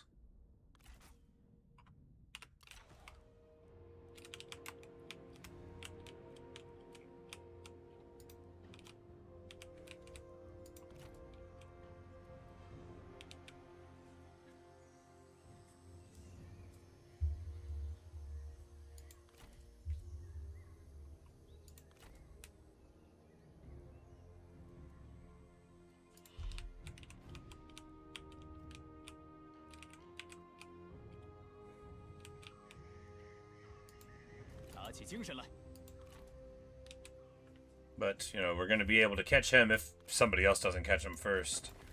Of course, if somebody else gets him and gets the seal, that'll get a little Looney Tunesy of us whenever we have to, figure out what's going on there. Xing Daorong hits level 7. My man. And we're going to take Guile, and then we can get to Binding Fury the turn after that.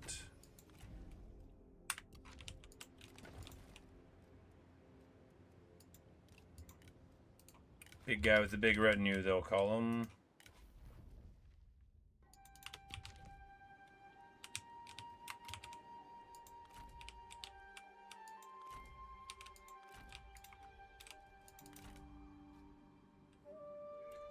And he totally doesn't need these weapons, because he's, like, not going to be involved with these folk, so...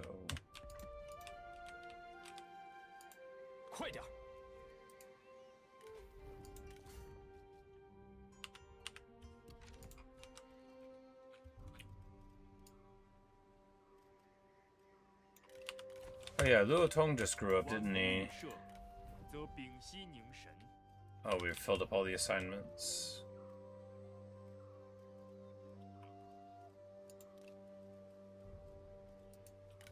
Yeah, we've got to get him into the field, right?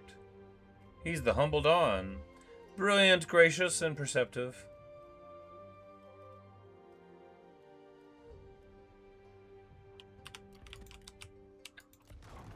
He has come of age in the Han Empire, alright, so...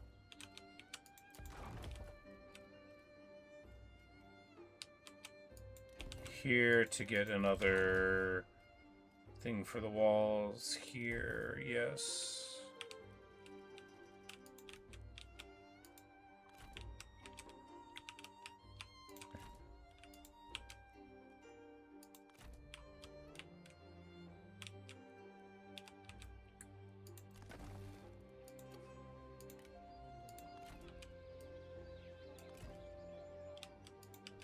We just push there. Lu Bu, of course, will hopefully get confederated in before this is all said and done, but you can't force things. Shizhe, becomes a useful vassal to us, and another trade agreement is signed. Of course, there's only a few people we can even trade with at all due to their limits on trade and such.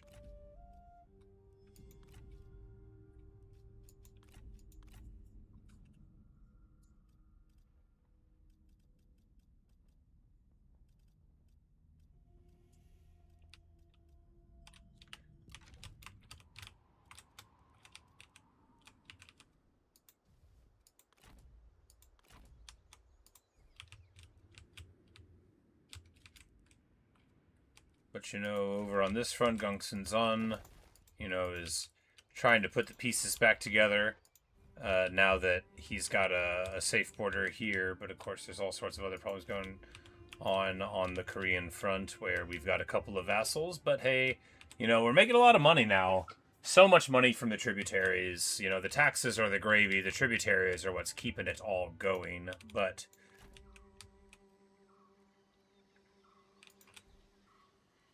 we took advantage of Cai Mao's great strategic position there, and now we can be happy with the results. Now, Wang Yun's army...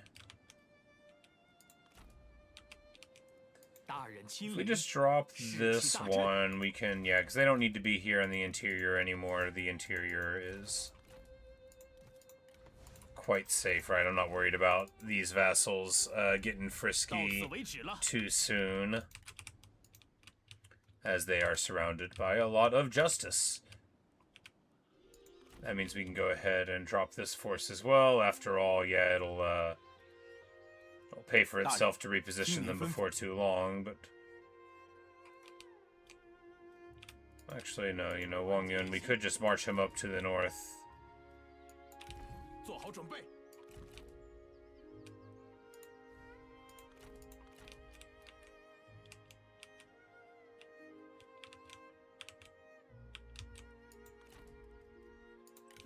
So the Emperor has explicitly forbidden anybody to travel north of the river. It must not be done under any circumstances. He's threatened people with exile or worse if they are to take an army there. Liu Biao doesn't count. They already live over there. But of course, that's going to be ending here, and of course our side's foothold will be dwindling. But...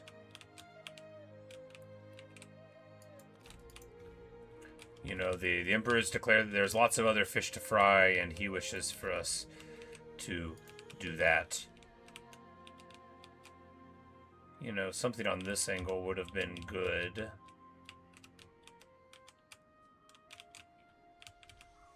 But Liu Chong cannot be crossing that river because he needs to go up this way, right?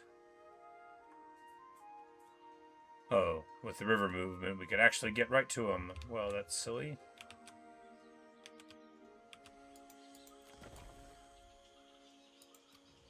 Well, we might actually jump in here on old Chengpu.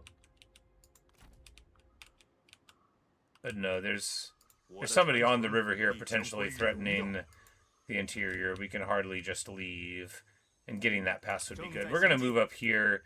If they move in this direction, I believe we'll be able to support the commandery in time.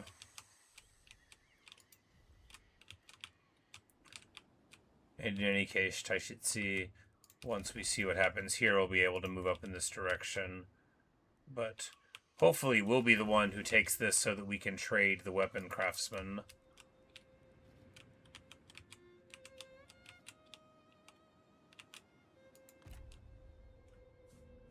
And that's the summer of 209.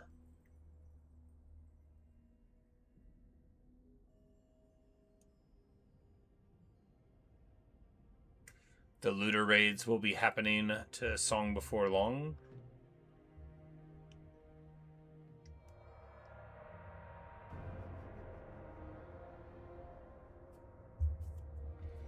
And it looks like Yuan Shao has solidified his hold on that side of the river.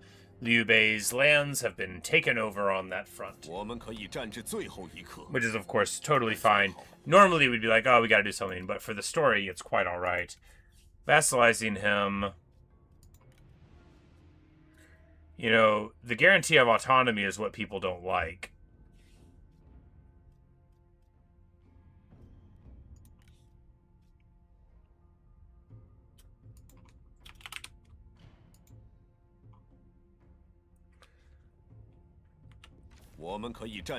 But we don't need to sign peace with bandits. You know, he should be approaching us with an offer of vassalage if he wants to survive. Oh yeah, look at all those forces of Hu Mao. Look at all those flags. Yeah, he definitely... oh, he must have just... it looks like he has just become a vassal of Song as well. And of course, so much the better that we have this phase where we're dealing with these vassals of our enemy, you know, while his power base is there. And add trade also in the deal. You know, perhaps it's that if they don't like you, they'll look at using trade as bad, not good, and he hates me. It's like a marriage, you know, you can add a marriage if they already like you, and then it'll sweeten the pot. But he specifically is a bandit. And there, okay, so Hu Mao is there.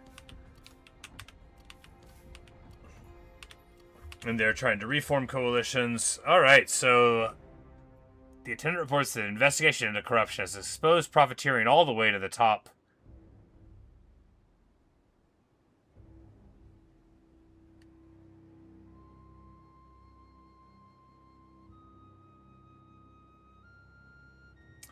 They say, rather than removing them, you should just whisper into their ears.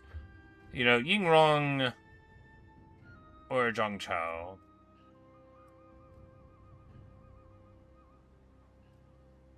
Yingrong is, you know, the minister, right? Yeah. Is he? But, you know, we'll side with the attendant because corruption is bad, you know, and this guy was out there. We sent him to investigate the corruption, I think. So, you know, when we found it, we can hardly be too surprised. But no, he's the administrator of Nanyang. Well, you know.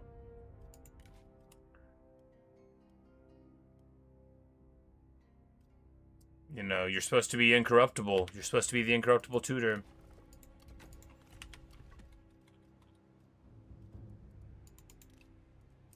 Shu Huang gets to level 8. My man, my man. And there's Zeal and Fleet-Footed. Now he's going to be your real quick boy.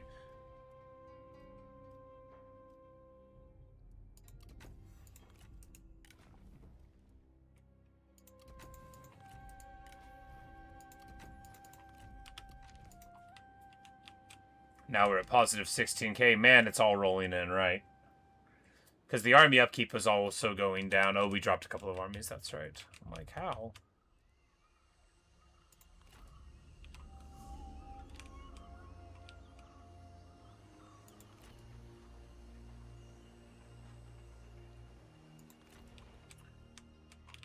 So it looks like Sun Jian's army itself has been defeated here.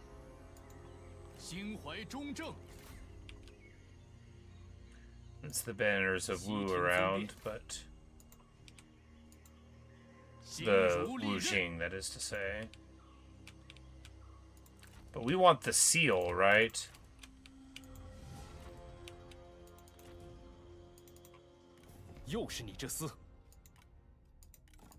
Wait, we gotta check anybody that looks like they beat him so that we can see if they did, so that we can get the seal from them.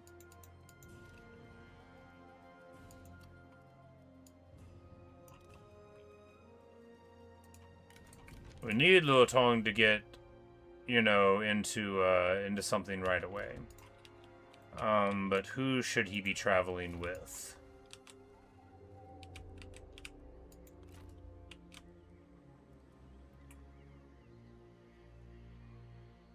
You know, even though we love this guy, it would make a little more sense for him to go on an adventure with the Empress, given his parentage.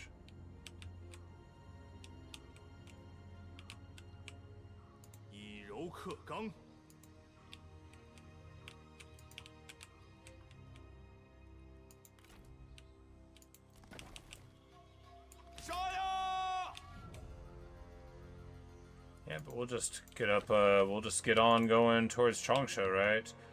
On that front, and then here, we'll just keep on chilling. Oh, Cai Mao went to deal with them a little bit. Looks like a lot of this fool is thinking that he's going to go that way, but... You know, the Emperor doesn't want Liu Chong going over any rivers at all. You know, he fears for his health. He's very superstitious, the Emperor is. Well, an average amount. He's a little stitious.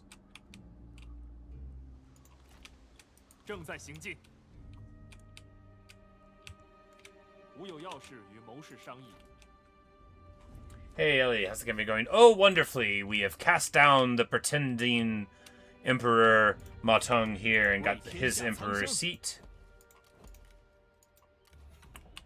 You know, marital life is just bliss for the two of them. You know, they just like each other so much. The game doesn't say they do, but he does, though.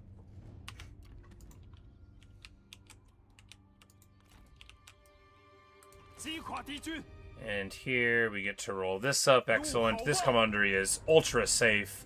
It takes like a whole year and a half to walk through the mountains to it. So if you have the route on the way in, you know, you can just be like, all right, that's cool. We can have this. And of course, we get a Qiang recruitment hub. We're not going to lean super heavy into them, You know, we're going to keep things unique, but we are going to get a few up here, no doubt, before it's all said and done. The Emperor wants us to improve the gate passes. The Emperor also wants us to improve Luoyang and build up towards a palace. And we will do it.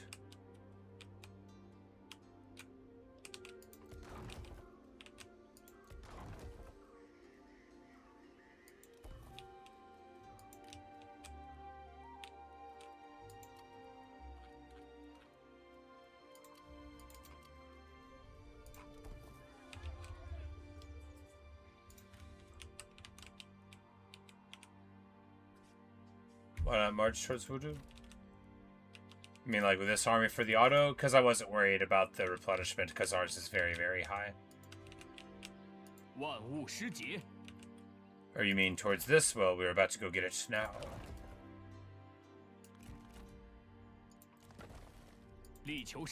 Stay here to replenish, because these guys are a little beat up, and then we can get there in a single turn, I think.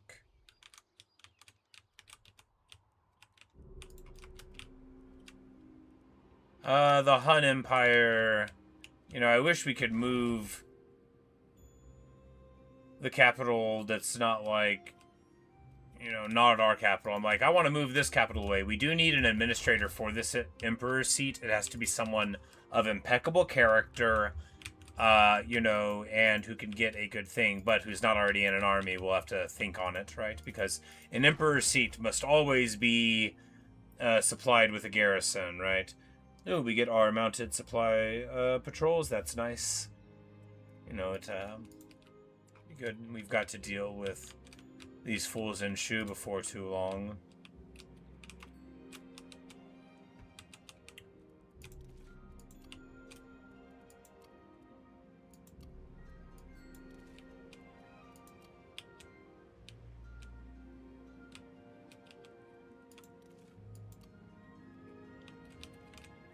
You know, it's not so bad, is it? Of course, the Kingdom of Song keeps getting vassals in this direction, but so much the better that we stomp them out.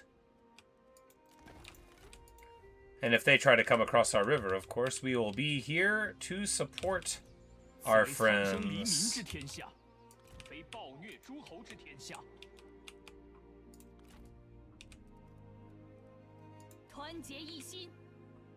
She's the administrator of this pass. We don't need her in this army accordingly. Sun Bun is getting a little anxious just hanging out here, but he'll be fine for a bit.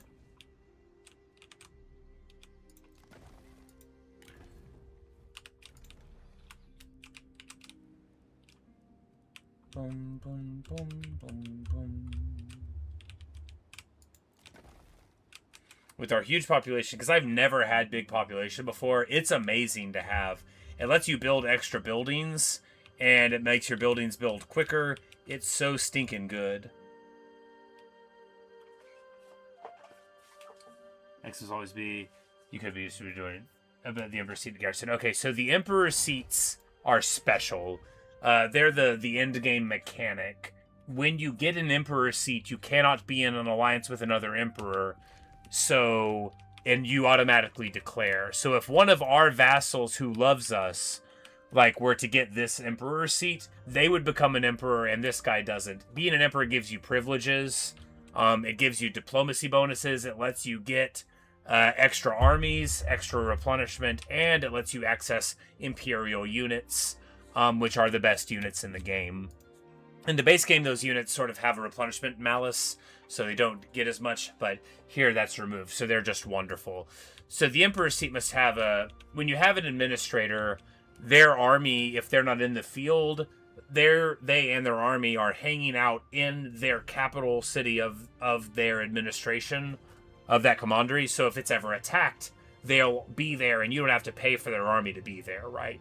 They're just there. So if you have another army, then that's just an extra thing thrown in. So because the Emperor's seat is so important, and we can't be losing it because it's a blow to our legitimacy abstractly, and also a very big practical blow because whoever gets it becomes very strong, and it can really throw everything out of whack. If somebody takes it from us, right? The worst case scenario is somebody weak takes it, and then one of our friends who is strong takes it away from them, and then they break up everything because we failed to hold on to it. But it basically is the establishment of, like, a seat of power that has to be defended. Ours is here at Luoyang, the ancestral capital. But basically, whenever the player declares that they're the emperor, the top 2 AI people that are capable of declaring for emperor do it as well. This is so you don't just run away with the game and get all the best units. Yeah, you don't have to have one. The game doesn't make you have one there. Garrisons for the Imperial City are also Imperial units, very strong indeed. So you build the building for additional...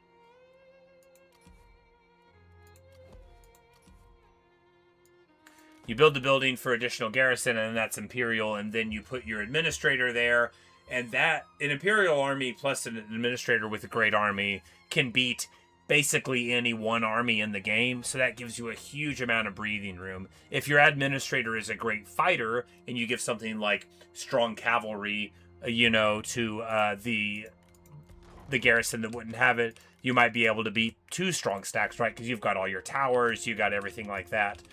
To work with you.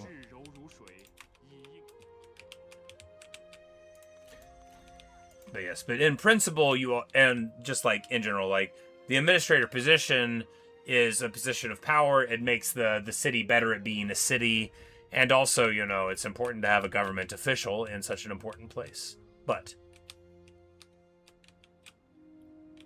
speaking of, the South is getting a little wonky, but, we've got plenty of vassals down there doing our bidding.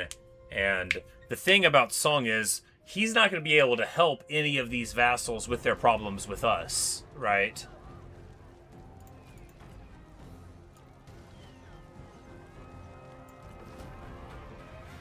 And here, even though we wanted this land, we're definitely assisting our vassals. That is what we do.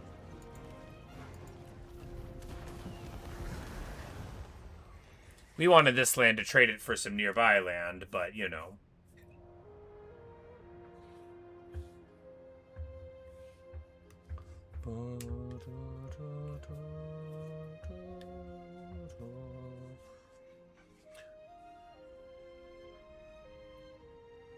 Worse than the Senior Capital and Heroes? Maybe not, because you use your Capital and Heroes and it's like, oh, you can't do anything again. You still have your armies that you had before, so if you have all of your great units, you can go back and get the capital again, but it's mainly that it throws a massive wrench in your plans. It's almost never about the guy who gets it from you. It's about so, like, if we were to lose our capital, that would be a calamity. And if you have what's called an empire, which is a coalition where you'll all pool your incomes and stuff, it's an empire. We don't have one. We have a network of vassalage where they're all in our umbrella, right? And they're all in our military umbrella, but we don't share with them. In the empire, we share with them, so we have the sweeter deal. But if one of our vassals, the Duchy of Wei, Cao Cao, who, loves us a lot now and has been a bro for a while, but if he gets an emperor's seat, then he would be a big problem. And if we were in an empire, and your empire breaks, everybody chooses a side, which is a danger to doing it as well. I didn't do it because when you already have vassals, you can't transition them to an empire. You have to, like, free them, and then you can invite them into the empire and whatever, which, although that would be maybe cool, it's not what we're trying to do right now. And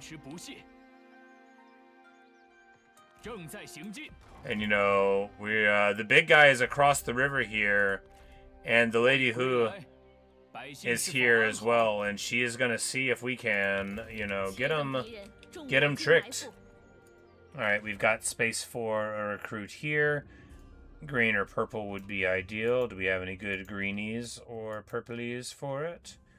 Well, there's the army of the elephant, of course, but, you know, getting another one of the horsemen here and reputable would be nice. We'll delete the untried warriors. He will, of course, have to keep his Zhanbei horse archers.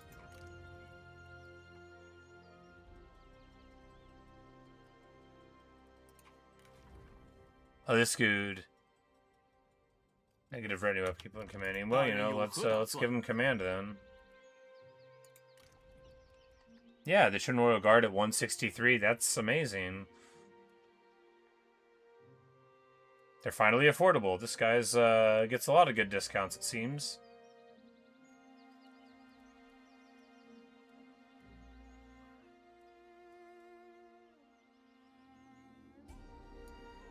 Yeah, we'll get a couple Royal Guard and a couple veteran sabers, and, you know, we'll transition his army into a different form eventually as it becomes useful. Wang Yun marches up to the north, not content with having proven himself a lot. He wants to prove himself even more.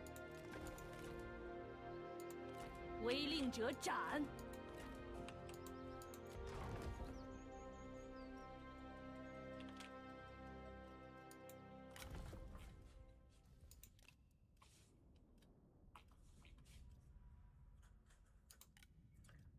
It's time for Luo Tong to take the field. This is Luo Jun, the Grand Commandant's son. And I think we'll get Zhu Rong out here, right, to, you know, to give him wise leadership over, you know, their fathers, his father and Zhu Rong get along very well, and this will make him feel better, you know. The boy's got his first command. Ooh, Wen Peng. He should be joining me. Wen Ping should be joining me because we, you know, spared him earlier. And he should have faction fondness. Maybe they... I think, yeah, because they were just wounded, so they couldn't come to us immediately. So let's get both of them into the pool here. Wenping, the fallible rampart, is quite solid for some stuff, you know, there. And, you know, we'll...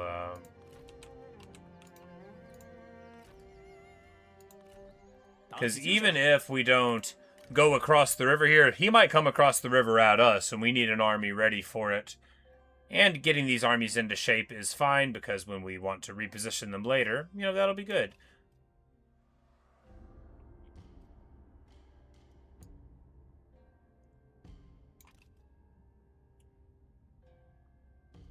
Do we put in Liu Jin?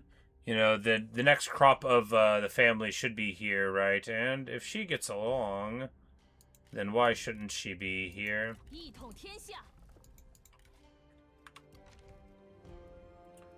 And again, she's not our daughter. I don't think.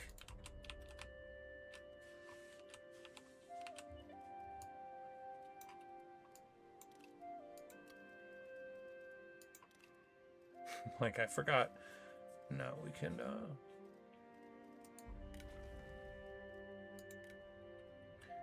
Yeah, no, indeed not. This is Yalu's daughter, that's right. Liu Ji is our first son, and he will get older soon enough. Liu Ji, not Lu Ji, that's the wife. Alright, good stuff. Speaking of the wife, she is, you know, across the river here and is anxious to try to get the Imperial Seal back into our hands now. With things getting squirrely here, we might need to raise an army here. You hate to do it. No, we should raise the army here, actually, as it looks like we might be having a problem there anyway.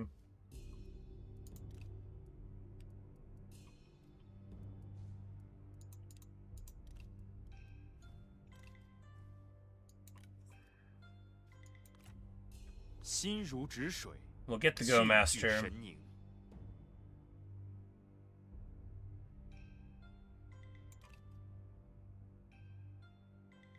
Doesn't get along with Fuluhan, but that doesn't mean we can't get him out here for a little bit.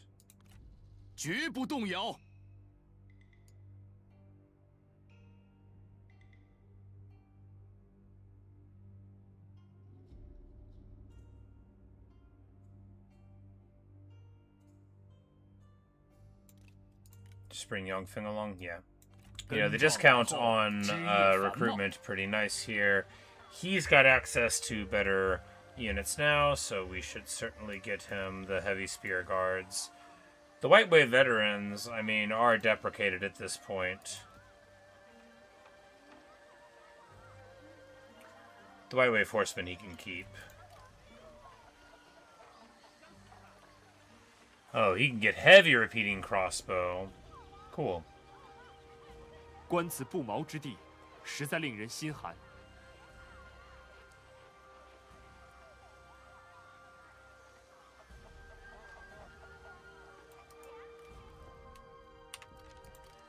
Well, yeah, we'll go for a couple of crossbows and a trebuchet there.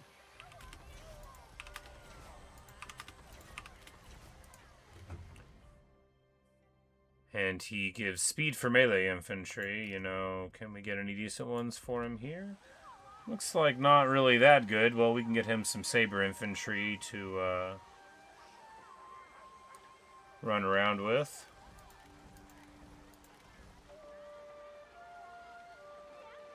And a couple of spears, and that'll work a treat, right?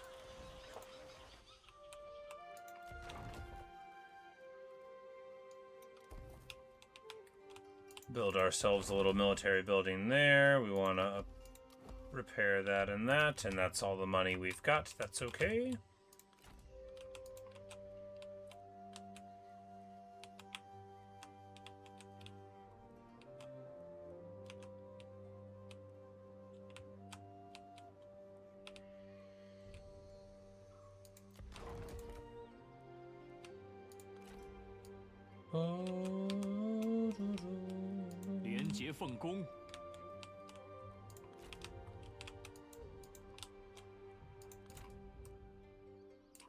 And on this front, we roll in here and finish taking Wudu.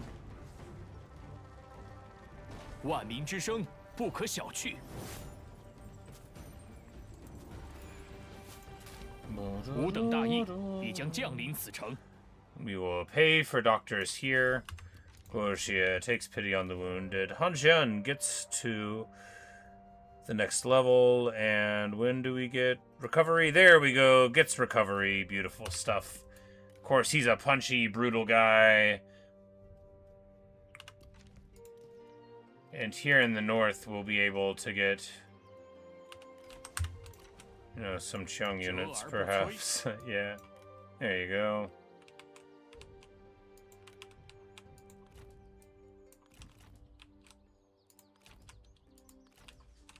Liu Zhong just garrison it up, right? You know, keep on being in your garrison, buddy. They'll call you the Mr. Garrison.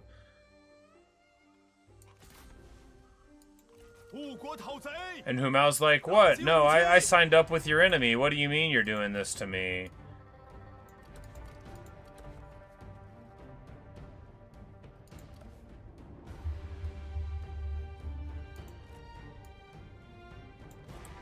Yeah, they got Imperial units here. Well, we're gonna see if they try to sally out or something, right? 为了天下苍生。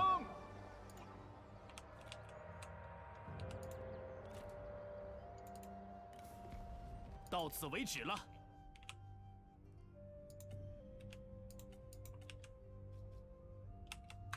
Oh, he's not at war with these guys. Well, you know. 又是你这厮。无形驿站。 I've never done this in my life, so if it works out, it's going to be great. We're gonna well, the vassal war we've done, right? And the Kingdom of Song declares on all of our guys. But if we, 那就快点吧。 yeah, we'll try to select this war coordination here.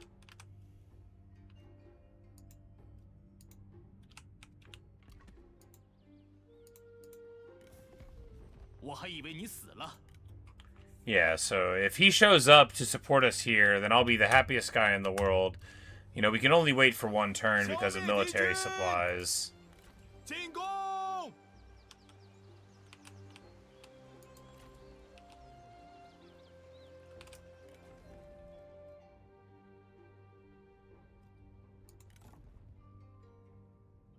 Bum, bum, bum, bum, bum, bum.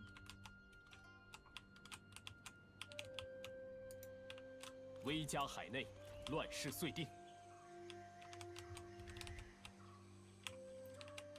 But here, you know, even though our guys are quite beat up, this is all a network of our vassals' land here that we can walk across.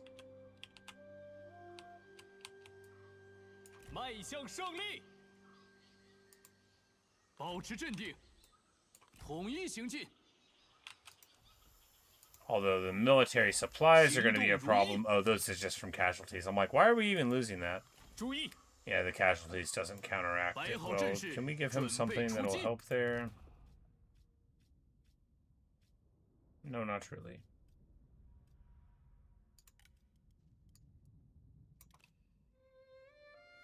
Yeah, we gotta conquer some more of these regions after all.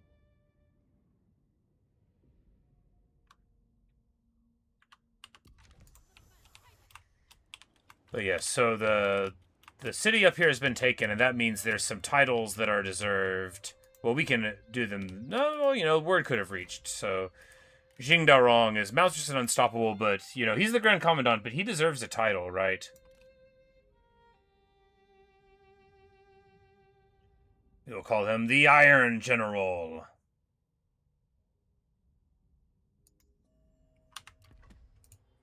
And of course, Guo Jia, the astute advisor. For now, will be named, you know, the doctor that prevents disasters. No, we'll name him.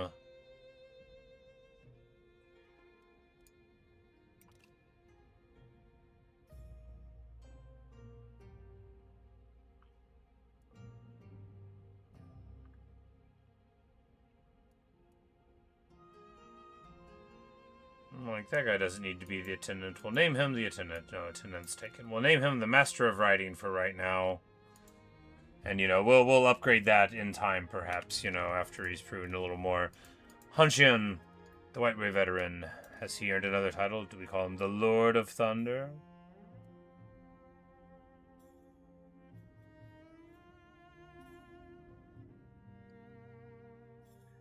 But as he flits through the air, you know, we'll call him the Flying Swallow General for now.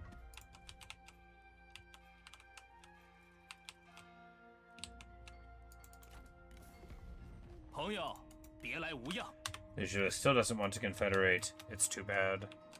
Sure would like him to.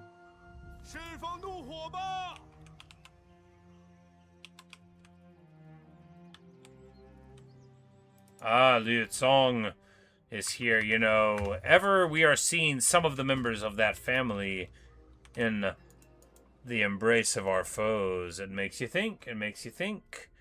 Maybe they were our enemies all along.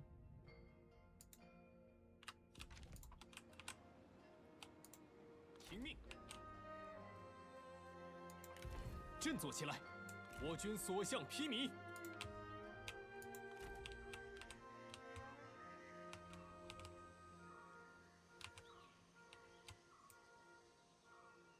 正在行军。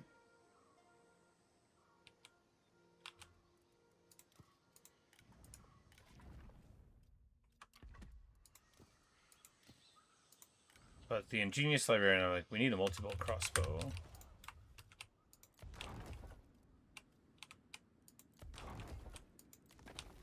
There's got to be some place where I built something that I don't need to. You know, this patrol building's pretty important, but the multi-bolt crossbow is more important.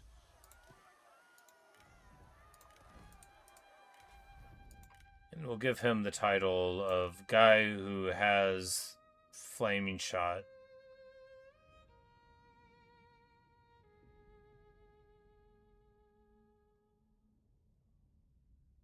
Yes. Oh, it's fire arrows and flaming shot from an army. Well, yes. Great.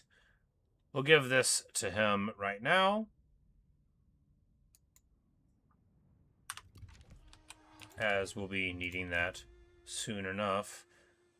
Now here, it's almost all the way there. Do we miss anything from that? I mean, what we need to do is observe the place. Can anybody do it without getting caught?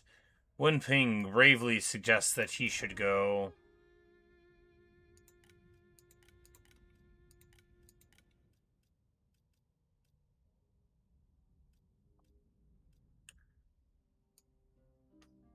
And Shang Tsung there has said that he's going to help out as well. Now here...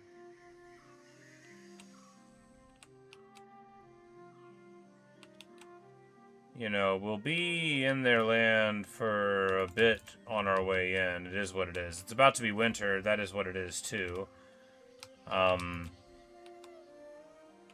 Hey, howdy, hi. Oh, the progress is good. The progress is good.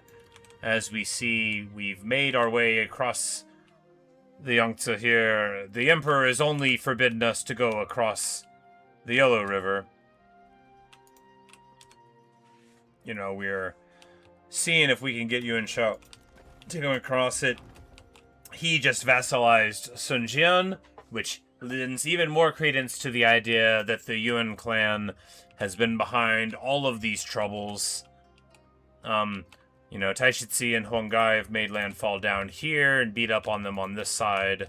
And we're rolling in, you know, we got this little foothold here, and Lu Ji is on the trail of the Imperial Seal. Wherever it shall be, she shall also be searching for it. But in the north, Xing Daorong has acquired the title Iron General after taking the imperial city of Motong, who, you know, we're still fighting him. He doesn't know he's lost yet. He's not in a great spot here, and of course, now that we've got this area and some armies up here, things are good. I have discovered, Luke, maybe you didn't know, but multiple bolt crossbows are amazing. Oh my goodness, are they ever good. They're very good with 3 times as much ammo, or whatever they have here. 24 is a lot.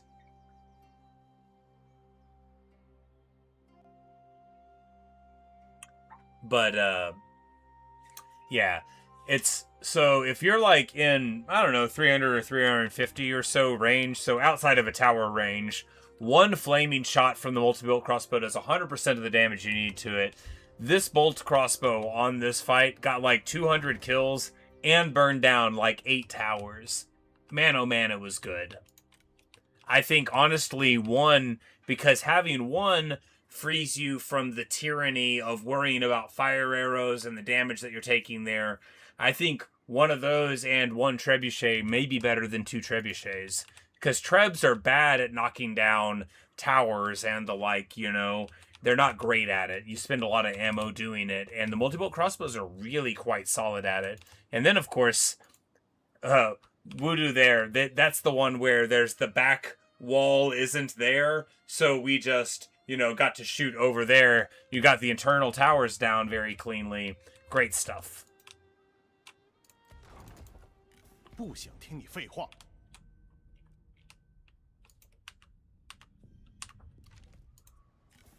Speaking of, I think everybody who's even possible to work for me is, you know, either at war with me or working for me. Yan Bai Hu, well, this guy, actually. 有必要吗？ We can get more of Korea online. This would probably make our other Korean vassal upset, but hey, no, yeah. He hates me, so he hates the idea of a trade agreement, even though it would be beneficial.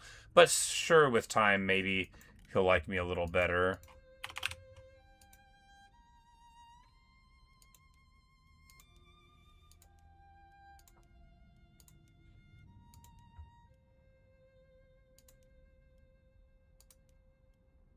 And just with a food deal, boom, it makes the other Korean guy upset, but hey, you know, he's gonna have to deal.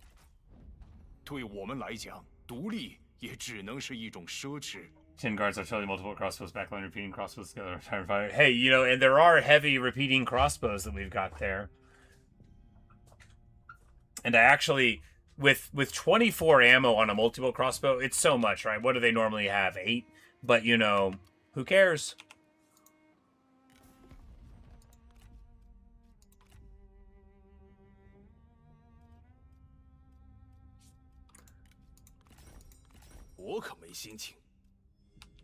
Never? Alright, buddy, if that's what you say.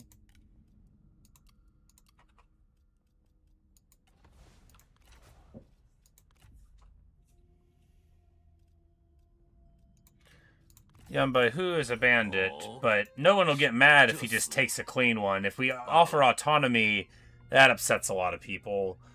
I mean, not that many people, and not that many people that matter very much, I guess. It's mainly, vassals that are already a little upset. And honestly, if Huangzu, that imbecile, wants to get upset with me, we will just take that land and make the border a little prettier. The fact that we can't really trust him is immaterial, right? I mean, all of these people, whoever, just wants to pay us, why wouldn't we accept? After all we're saying is that we won't physically absorb him. And if he doesn't want to, if he doesn't want to stay as part of it, then why worry about it? Hey, we'll just take him. After all, everybody should be paying tribute, and if they're treating other people badly, I'm sure we'll hear about it and be able to do something.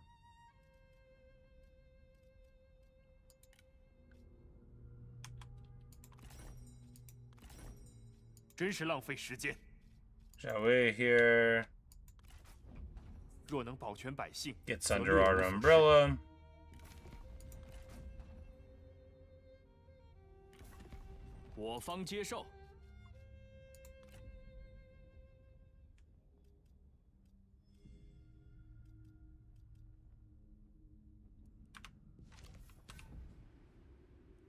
Says usually your army, you don't need like multiple crossbows, you gotta commit to it. I think they're good. I think they're honestly good. I just think that,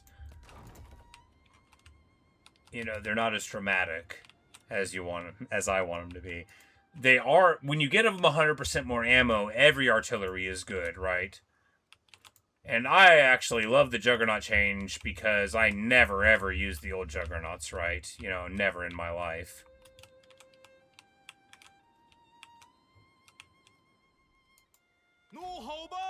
But we'll wait here, and hopefully this army will come and help us out. That is the plan.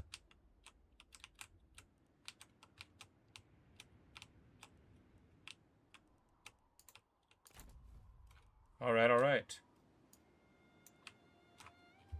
The Empire fares well indeed. Luo Tong here has grown up, and he is being assisted in his first command by Zhu Rong, the consummate professional, who will actually, of course, be taking the lead on the army. Liu Jin is Yalu's kid, right? Speaking of, we need to get some more money so that we can swap their marriage around, as the lady who, having made their long acquaintance, knows the affection and love they have for each other. And even though she doesn't really like the vertiginous quake that much, she quite likes Yalu and wants them to be happy.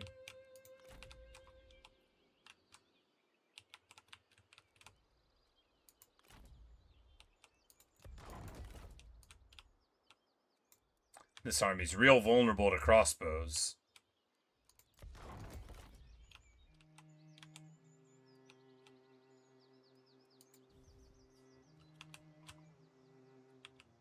Yeah, we picked him up as well. I figured this is great, we're really getting a lot of the Northern Tribe Confederation, which, of course, Song Jian did beautifully. I mean, he rolled them up. Whenever he made his move, right, he was ready for it. Look at how good he did. But, so Luke, hopefully you'll like this. I figured out the hook, right? So the Emperor, due to the traumatic past, the murder of his brother and stuff in the river, is deeply superstitious about the Yellow River and has forbidden all of our troops to cross it in war, right? Obviously, this bank of the river is fine, but the other bank, he's superstitious against it and believes it, to be an ill omen and doesn't want any of our troops going across it. So we're not going to do that. But Han Xian, the wizard, now the Flying Swallow General, has an idea that, of course, here where the river is narrowest shouldn't be, because we won't be putting all the troops onto boats and fording it or whatever, it'll be a passage across the land there, and then we'll travel up to the source here, and by traveling to the source, he'll be able to do some ceremonies to remove this terror from the river and make it a suitable thing to go across. And then he can be made the Minister of Ceremonies. And then we absorb the whole to faction, and yeah, he controls the sources, controls the river. Exactly. We'll go in there, and that will be suitable. It'll also make him the minister of ceremonies about it, and that will give us the confidence to the emperor, who, you know, will be assuaged by these rituals, and that'll give us the confidence to go across with our armies there, and it'll give us the great thing. And, you know, obviously Lu Ji is going to go on that quest if we can't find the Imperial Seal down here. Furthermore, do you know who's in Song Jian's armies? I don't know if we can see him here, so I'll tell you. Liu Biao, the traitor. For that matter, Liu Cong, the traitor, is here with Hu Mao. Think it like Song Jian? He gets bomb arrows? That sounds cool. But yeah, but he's doing super well, so like, you know, we've got a... I actually, you know, I'm adoring how this is going. You know, we just got to slow roll the north a little bit to keep the story going. But honestly, having these armies here ready to beat him down if he makes landfall on our side of the river, that's better too. Because, hey, we are very strong here. The Emperor is not just controlling his own destiny. 49 million people. 49.9. Nearly 50 million people. A huge amount of the population of China here is living just in our land, and it is absolutely imperative that we are a wise steward of these souls, right? The Emperor can't be... Look, if we send the army across and Yuan Shao defeats us, what does that mean for the people? This usurper, this tyrant, this contemptible person...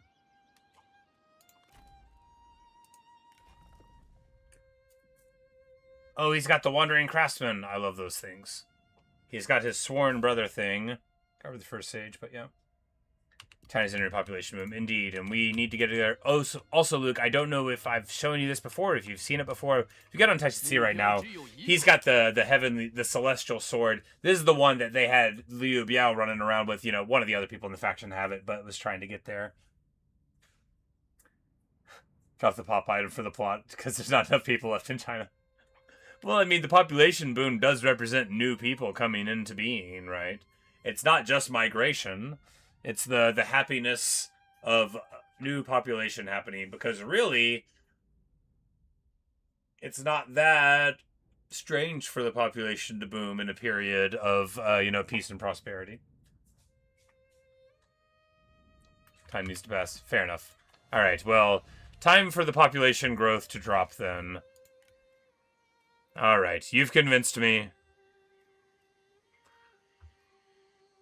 Also, it'll let the artillery get pumped up. Crossbow damage, crossbow ammo, artillery damage, artillery ammo. That's the way of the world. We could just do range block.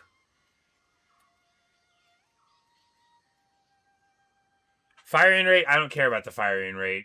I honestly don't. I think the damage is better than the firing rate. Because they all shoot fast enough, right? It doesn't take... Even with double ammo, right? 22 ammo on a multi-bolt crossbow, 7 firing rate. They're out of ammo in 3 minutes. That's not too long. You know, the trebuchet, they're out of ammo in 3 minutes. That's not very long.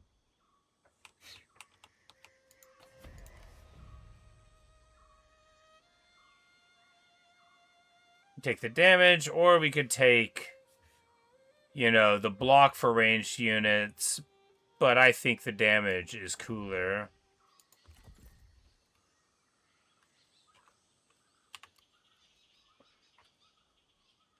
So you go to is usually upkeep producers. Fair enough. Oh yeah, speaking of, that's where we got distracted on. Taishitzi's weapon, if you get the other gold weapon, I assume it's gold armor, the noble's right. But it might actually just be like a regular crummy little thing. It's probably gold though. But the set bonus is negative 10% retinue upkeep faction wide and 10 faction support.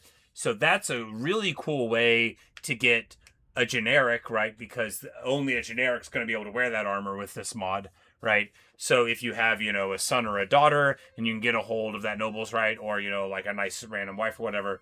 But I think that's like a pretty cool thing that I saw. I'm like, okay, you know, if you could secure that, that would be a great set for a minor faction without, you know, the access to the things, you know. But anyway, just something to look out for.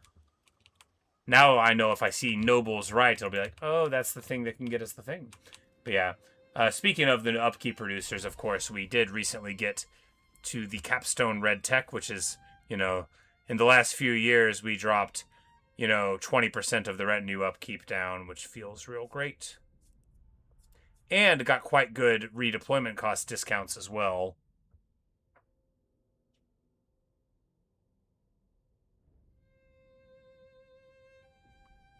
After this, do we go Mandate of Heaven? I mean, yeah, why wouldn't we? It fits the dream, after all. Because even with our because we're max population here, you know, and that's the thing, is we actually are getting close to max in a lot of places, so it's not like, no. Yeah, it'll just slow it down by a ton, right? Because if you have 2 minor commanderies, it's 20k in each of them. If you have 3, it's in each of them, but yeah.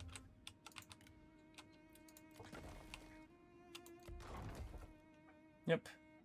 Administrator, other, buildings, events, local characters, faction, people in power. 8 millions. The seat of an emperor. Oh, so I didn't actually realize. The Seat of the Emperor gives you the 500 prestige, which lets you level up to the max to get all of your stuff as soon as you get it, no matter what else is going on. There you go. So I had been thinking, I'm like, so he's still, once you get it, so he's a kingdom anyway, just by getting the Emperor's seat. He doesn't, like, devolve back down to being a duchy or something. I think that's a mod change, actually, because I feel like I've seen people stop being a kingdom after they stop being a kingdom, but it's hard to say.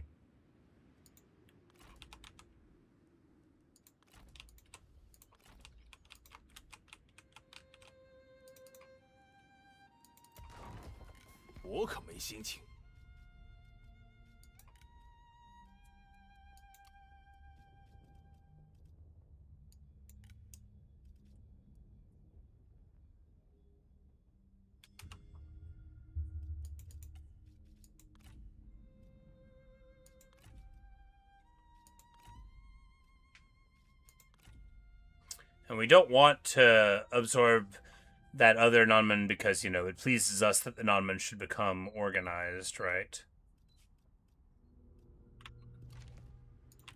We're going to make him the Liang size 10, yes. We are upgrading the director of the commandery. We're upgrading this. And, of course, with our huge population, the settlement admin buildings go 5 turns faster. So instead of taking, you know, 8 turns, it takes 3. And here it'll take 5. And there, you know, a mere 7. Dude, population's so good, right? At only 4 million, you get 20 replen because it lets you recruit anywhere, build anything. Sure, you have to, but you do have to dedicate. You have to dedicate tech to public order. You've got to dedicate your, you know, your items that your heir and your excellencies have to public order. You got to dedicate buildings to it, but all those buildings are good, right? You get public order from a granary. Granaries are amazing. We've established how cool they are now. They're also really good if the Emperor doesn't, you know... Because I just need a way to make the mid-game last 15 more years. I need to look for a mod for it. I think it would be great fun to deal with Imperial favor for a lot longer, right? Because now that the reserves are there, the mod change there, I no longer feel that Imperial favor is annoying. I think it's amazing. Just get a whole lot of food in the lands that you have, a whole lot of reserves, and then the Emperor is fine with your aggression because you can back up your governance, right? Heyo, there's the guy with the seal. Sure, their prestige cap increase, just don't want to play nice with the mod, right? No telling, because as a person who doesn't know computers but has used one, you never know if clicking a button's gonna break everything. System 32, what's that for? We all had to learn once. But it looks like the war support has come in, just like we asked.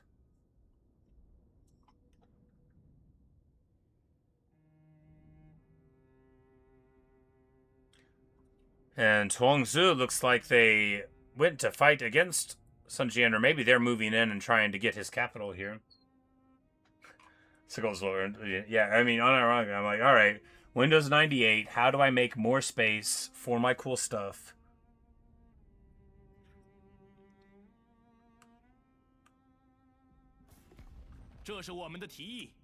Domel, you messed up, buddy. Yep, you done messed up.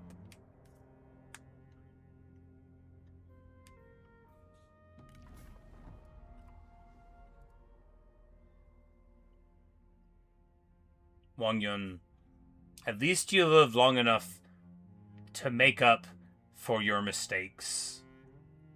To see your kin brought under the umbrella of the Han. And to be forgiven for your failures.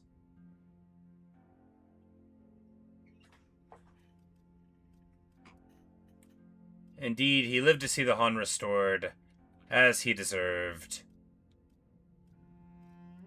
He did his best.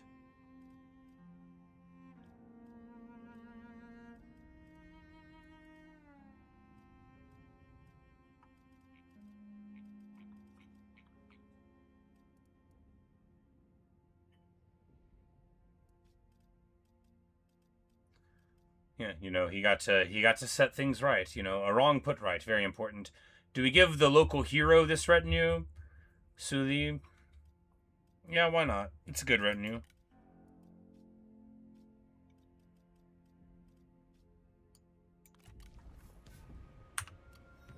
Wang Yun has died of natural causes at the age of 72.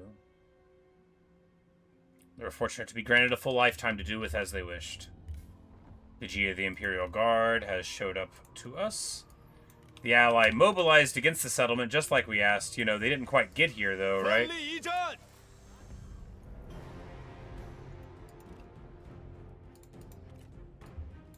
Well, that means it's time for a fight against an Imperial match. If when Zhang Yang gets wiped and he joins our roster, yes, indeed. We will certainly get him a position of honor in the event that we can get a hold of him. Alright, speaking of, it's time to make it work here.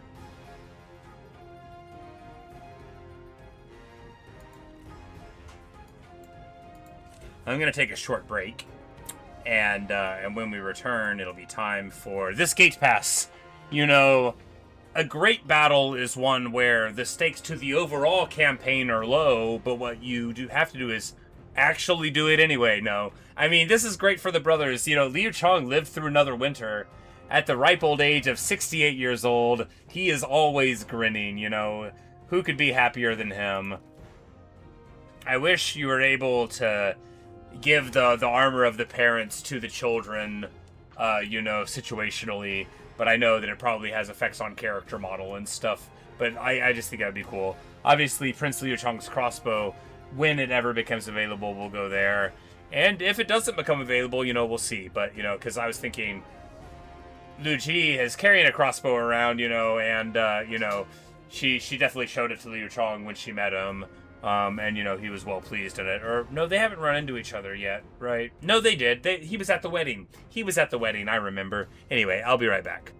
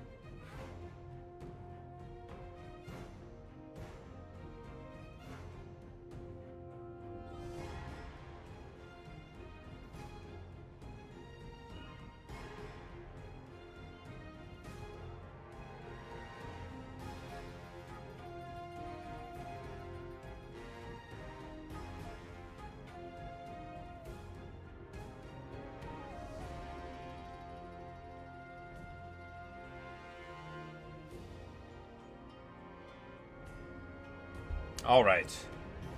Let us go then, you and I. With a very elite army. These guys don't look like much when you look at the picture, but they're very elite. And of course, the Pearl Dragons of 105% melee evasion. You know, there's the Two Blade Masters with 94% melee evasion. Anyway, they're better than the Yuzhou Diehard Warriors, but, you know, there's room for both of them in the force. You know, the Diehard Warriors have armor piercing, right? Blade Masters have shields, though. There's room for all of the special units here. Of course, we've got a very AI stack, and then, you know, our 3 Azure Dragons, which will be very good for when we get inside. Now, their units here, they've got regular crossbows. That won't match up well against our superior crossbows. But, of course, it's a gate pass. You've seen a gate pass before. Actually, I don't know if I've fought at this one that often. There might not even be trees in the way. It's always Hulao Pass, right, that we're fighting at, or Chi Pass.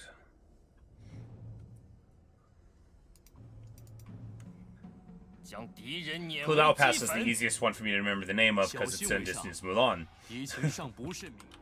Ah, this pass. Okay, yeah, I remember now. Like, it's this one. We've been here before. Now, of course, the thing is that the Bastion artillery can, like, shoot you as soon as you get out here.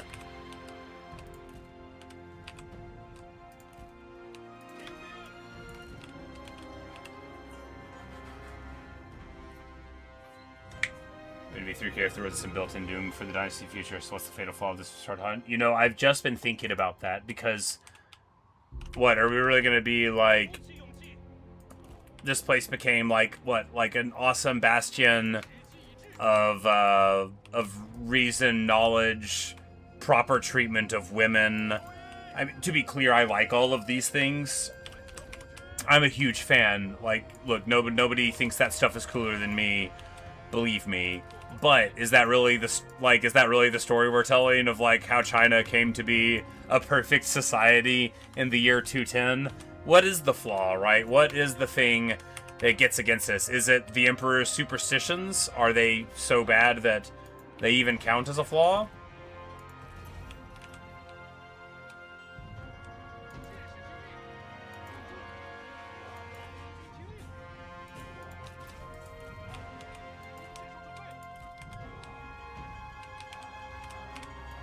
But here, we're just getting... Get the damage onto the crossbows initially, get all of these guys shooting at the crossbows there, or rather at the trebuchet, and try to move for the gate, right? Yeah, just... Okay, so apparently, you know, it might be that the Juggernaut is very good at dropping shots down. Let's see...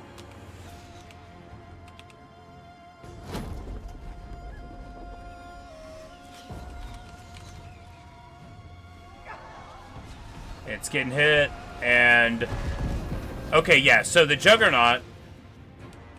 It looks like the Juggernaut kind of gets it done against Bastion artillery, so that's good. Can it drop a shot in on a tower like so? Can it tie it in a bow?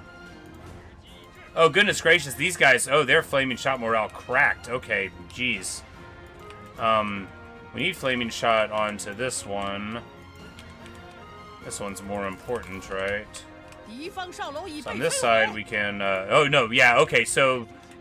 Okay, for all that the multi-bolt crossbow is very good at dealing with these things, the Juggernaut apparently has very high accuracy and will just reach out and turn off these problems. What we want to do is find a place on the wall that's hurt a little bit, if there is one. Yeah, what accuracy, what joyous power, right? Alright, so we want to go in this way. Well, no, going up the hill is better at that point, right?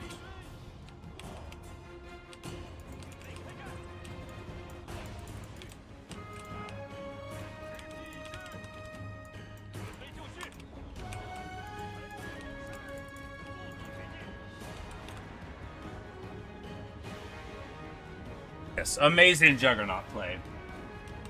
Isn't damage during wall, but it can compared to the crossbow. Right.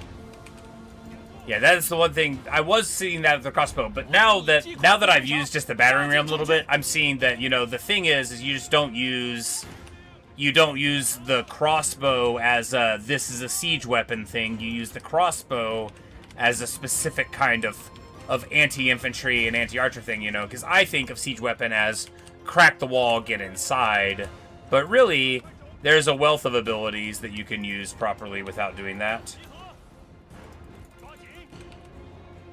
And these guys, you know, they go to the shield wall, but geez, you know, they're having a time. We need to get in as we can.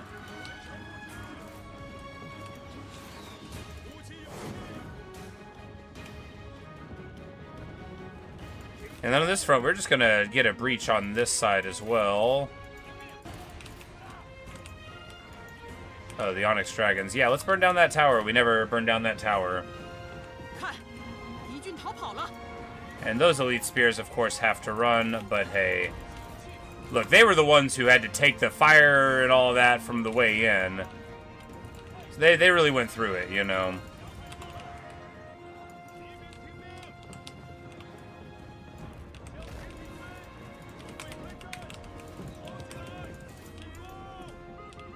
And now it's time for the Oath-Sworn Brothers. The Brothers of Chen. To charge on in. And it looks like, oh, looks like you guys have fallen victim to one of the classic blunders.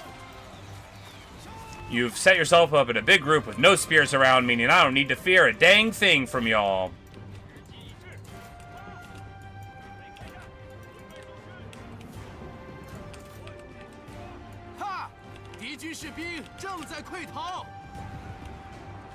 And yeah, the Juggernaut very handily arced in and popped that building. They didn't use a lot of ammo on that, right?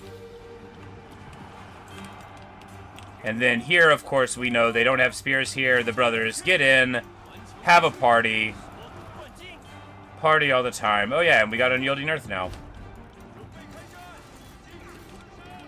What a retinue. What a retinue. I love it.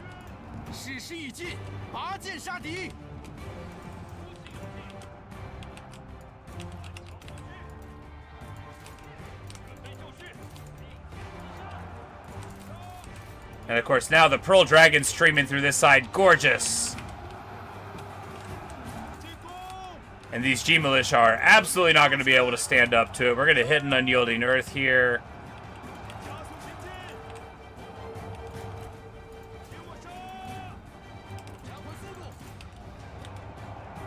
Oh my god, Zhu Huang, he got his ability, I forgot. Look how fast he is. He's just cartoon. He's just straight Looney Tunes.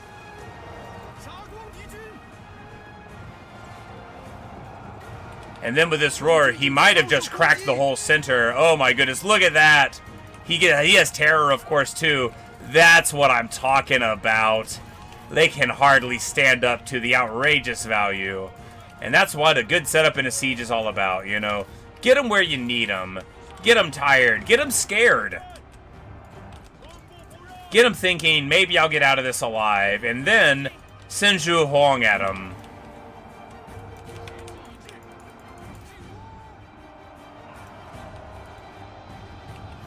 Yeah, he's so fast with that ability. It's 900% acceleration. So you know how the banner in Warhammer is the best thing in the world? Well, if the banner in the game let you do this, it might be a little too good.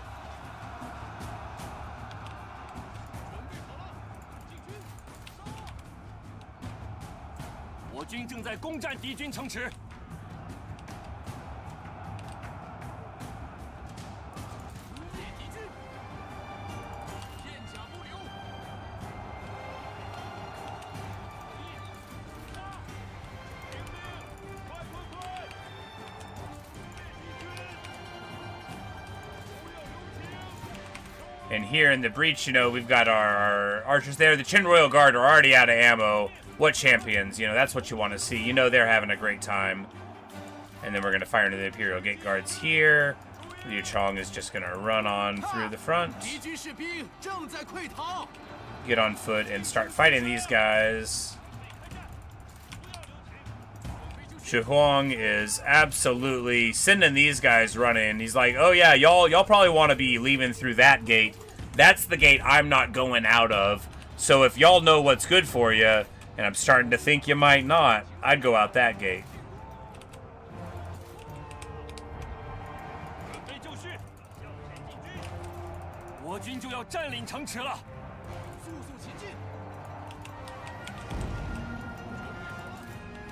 And then the Juggernaut trying to convince them to leave a little bit. I love that we burned, well, not all the towers, but the towers that we did. And they are, you know, they're trying to hold this place, but Zhu Huang, like a champion, is just there in the center, challenging one and all, cursing them for cowards, traitors, and rebels, saying to them, Hu Mao, is this what you would bring against the forces of the Emperor? Are these pathetic troops what you would rebel against your sovereign with?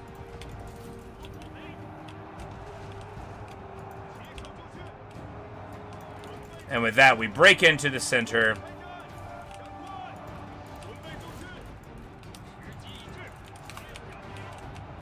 Zhu Huang's totally having a party. He's just escorting everybody out of here. He's like, yeah, no, y'all better run. Send you back to mama in a cardboard box.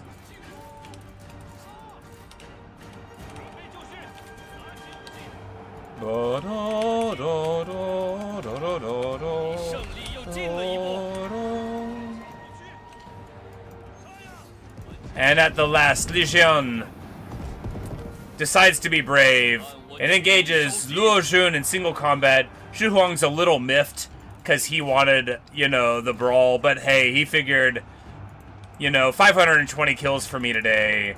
Luo Jun has barely wet his whistle with 262. And anyway, it looks like he won already. Yep, alright, you know, looks like he won already.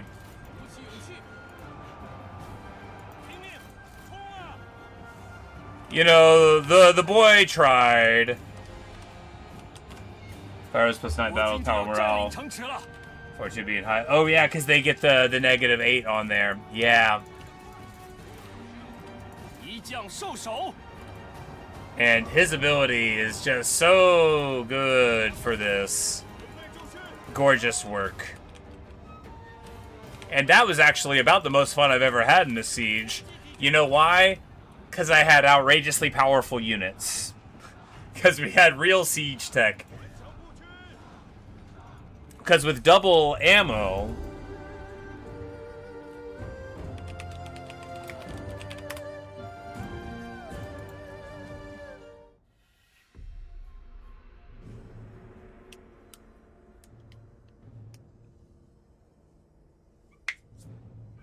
Yeah, because when you attack, they get the negative morale, and when you're defending, you get the positive morale. Which, of course, you know, as we know, who dares wins and all that. Sun Hao, you are not of the Sun family, right? You're from... oh, no, you are. It's Sun Shao or something that's over in the other region. Well, I will certainly permit you to join up with me, as it seems like you got lost, but are obviously trying to get onto the right Imperial side.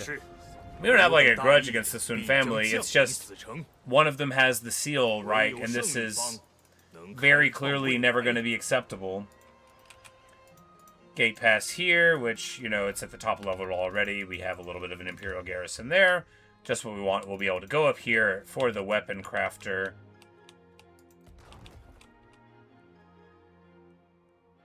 Last number were the really one. Ah, yes. Well, welcome to the family all the same, buddy. You are an ardent schemer. Hey. Wow. Oh, that was the -25 military supplies. Dude, you know me and military supplies. I very strongly believe in them in this game. I think their manipulation is good. Negative upkeep on the retinue is great, and negative military supplies to the enemy. -25 is so much. That's really quite good. I think that's actually quite a great kick there. 300% character salary. Well, that's annoying, but, you know, not that annoying. And we can get him in with Sun Bin, and then we can get Unity of the Sons there.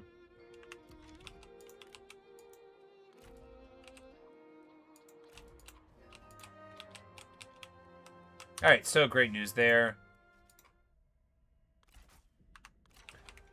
You know, our map is looking less pretty now that we are having these lands in the middle of it. But, hey, you know, do what you gotta do to survive. Speaking of what we've got to do... Oh, she's in March here, boxing him out. But Lu Ji is on the prowl. She has one priority, and it is the return of the Imperial Seal. Data is, of course, wildly inaccurate. Right. I'm a middle-aged 190 for character testing purposes. And I imagine, too, so you can actually, like, play with more of them, you know, because... Hey, you know, like, hey, let's just, because if there was, like, a 2/20 start date to work off of, not to bring up old stuff, what we need to do here is get, yeah, we need to get military infrastructure, because this is, for right now, you know, an important part of the frontier, and in general, military infrastructure does lend to, you know, the... benefit of public order as well, and making you feel secure. Speaking of, it's time for military infrastructure here. And making winnowing machines here. Very good. You know, because we don't need to recruit any armies this time. Let's just spend this season on the improving of the populace, right? We need level 5 here, because I do kind of want a garrison building on the frontier here. Nobody knows why. And of course, the grain estates and the estates in general in Qin, it is well and fitting that they should be improved, as the new Prince of Qin will, of course, be coming into his age in 5 years. These other Lius in front of him are, you know, distant relations. It says ruling family. That's because they're, like, from a previous ruling family.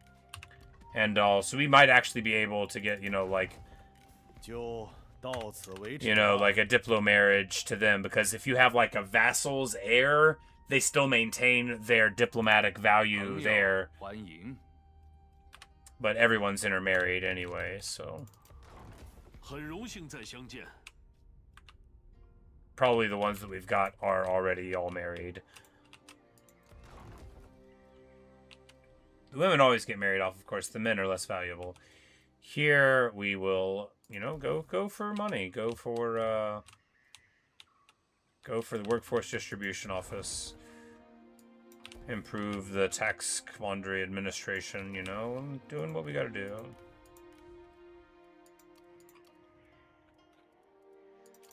And I tell you, whenever I finally discovered that stinking button that shows me only the people who need a level up, I mean, that really changed my life. Alright, what we want to do now is government support here, of course.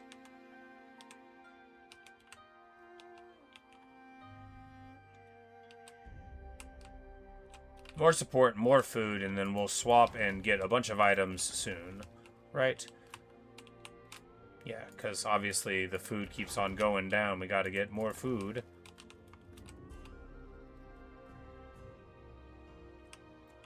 And here, we definitely want to convert that over, because faction-wide, 5% is way better than more industry income right here. Say, you know, as far as you know, the plan is there to eventually be different start dates. How cool would that be, right? How cool would it be? Not that... I mean, if I live 1,000 years, which I intend to live like 14 or 15,000 years. Everybody knows that about me. That's like the plan. But just like 1,000, I don't know if I would even exhaust just the potential of this start date with, you know, if everybody was finished. And even not, like, I love what's going on here. I'm, of course, completely enamored of this specific storyline. But this mod, too, like, I keep on thinking I'm going to play Tempest Rising a bit, or... what Homeland Outlet, whatever. I've got all these other RTSs that I'm like, all right, yeah, that would be cool. But like, all I can do is think about this one, man. This is all I can think about doing. Not that I have a problem with that. I mean, like, I find that to be an enjoyable state of being. To be entirely obsessed with a video game is a great happiness, in my opinion. 保持原样，满怀信念，奋力一战。 Guangming is here, hanging out with his father. He's the general of chariots and cavalry. Well, that's good for him.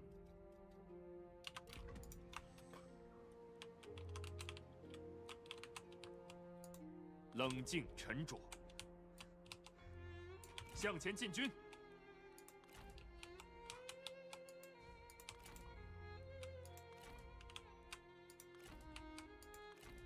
摆好阵势，准备出击。 And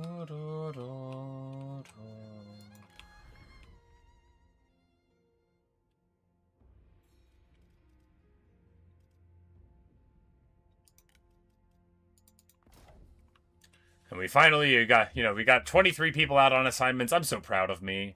We're doing like all the stuff. We're upgrading things. The one thing we're not doing is spying properly. But, you know, look, everything will happen eventually. I didn't feel like I had the money or the slots. Or, like, I didn't feel like I had the money. Like, I guess you don't have to send a turncoat, but I didn't feel like I had the people to send into the pool to get recruited either. I felt like I had to have everything that I had. Speaking of, you know, Yuan Shao is on the river now.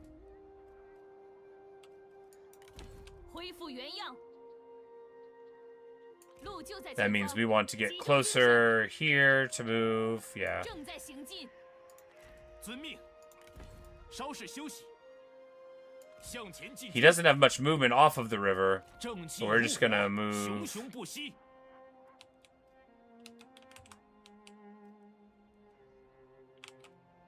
向世人宣告我军大业。 Because, you know, our orders aren't to provoke him to action. They are to make sure he doesn't get over here.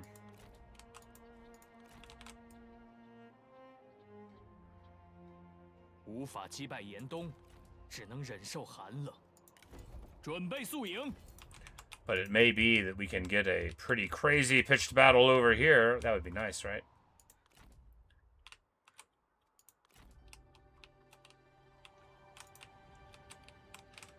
Now we have two major vassals in Korea, warring with the other person there, which, you know, is all to our benefit, right? Like, oh no, how terrible it is that you can't get your act together and you guys are all fighting while you're paying me, right?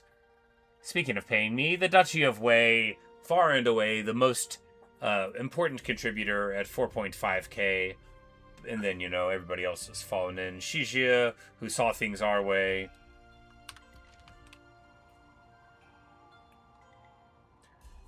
Mihung, Fazheng, and Yuji together. It must have been yours, but we did pick up Mihung. I don't know if you saw that, but it is true. 目标只有一个。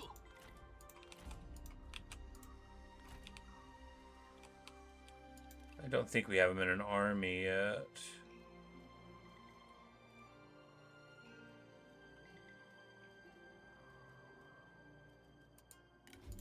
Oh, you must have just seen him up here. Yeah, you must have just seen him up here.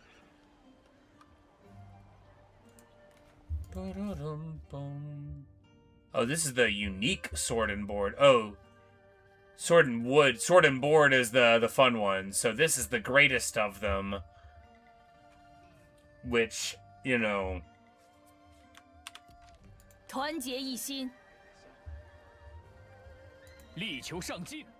should be reserved for somebody who deserves the greatest of them.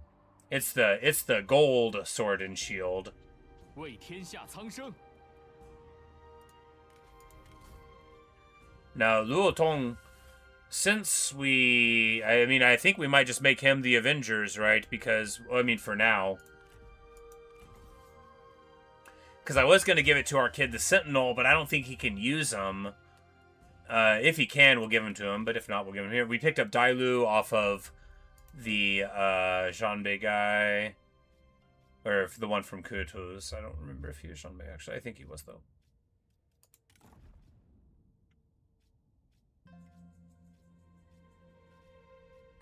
And, you know, we'll give you the Iron Archer rather than give you this Adept.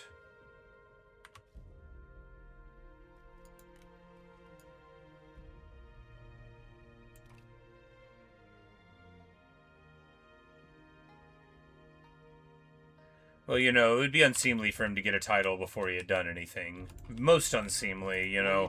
In this Han, people earn their titles.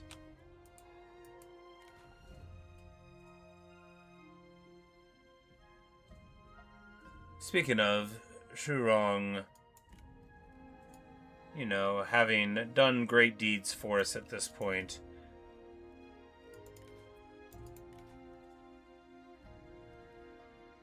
being oath sworn to Zhu Huang and all, has earned himself a title as well. He shall be the General of the Front.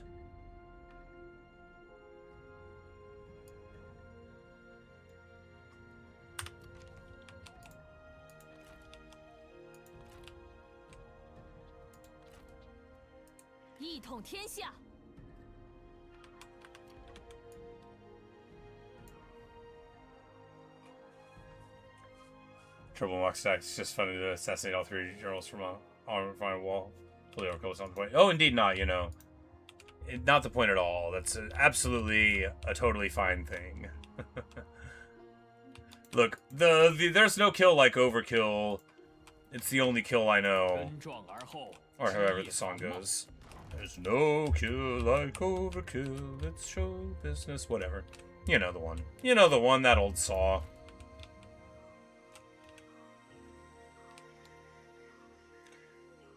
I am perplexed and annoyed that they moved the third one of the heavy crossbowmen down over there, even though they were the three that were in his retinue to begin with.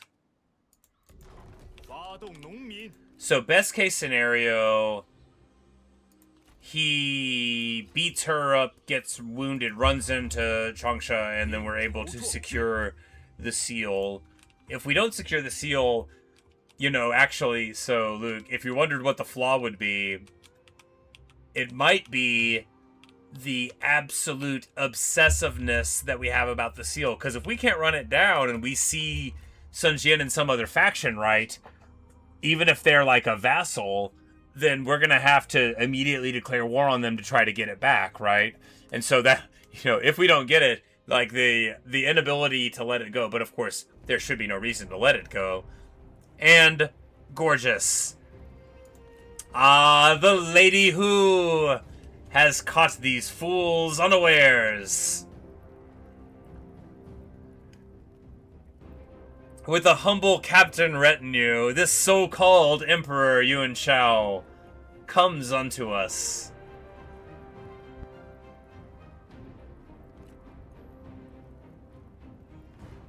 And of course, with a victory like this under their belts, when the lady who talks to Liu Ji about authorizing Yalu's divorce from a member of the extended imperial family to marry the man of her dreams, Yang Chenwan, who, though he be of the D people, is as fine a man as this Wuhan princess has ever met. Oh yeah, us starting Captain Retinue, indeed. You know, they don't have white water or nothing.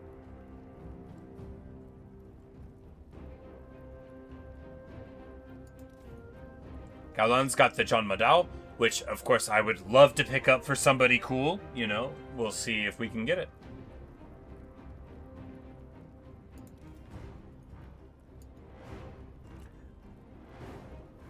And this guy, you know, this guy, the Emperor, the so-called Emperor, Yuan Shao, is in for a terrible, terrible surprise.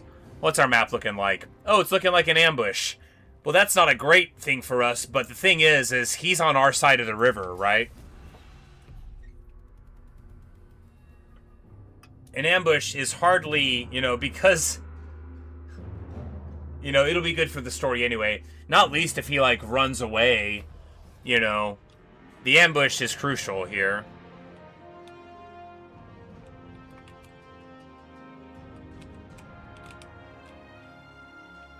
Wait, look at that.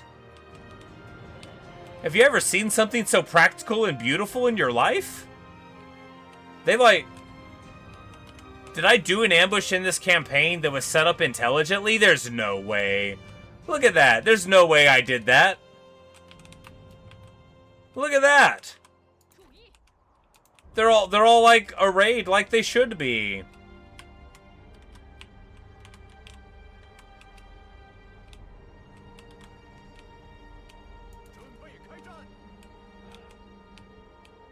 I mean, awesome, right? The thing is we've got like peasant band in here, right? A lot of people are not going to survive contact with the enemy. Because this army is not like all great. But, you know, hey, the ambush is the ambush. Their army isn't good either, right? We have to remember, I mean, they've got good infantry, but, you know, we've got a plan of our own, and it's going to be to show up here and cruelly mock Yuan Shao.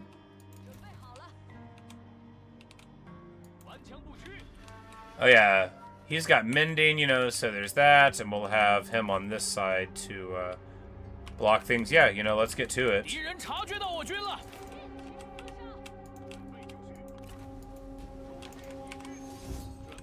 Yuan Shao, you fool! You have fallen victim to one of the classic blunders! I curse ye and your parents. Your father may not have been a hamster, but he smells like whatever berries are appropriate to your region.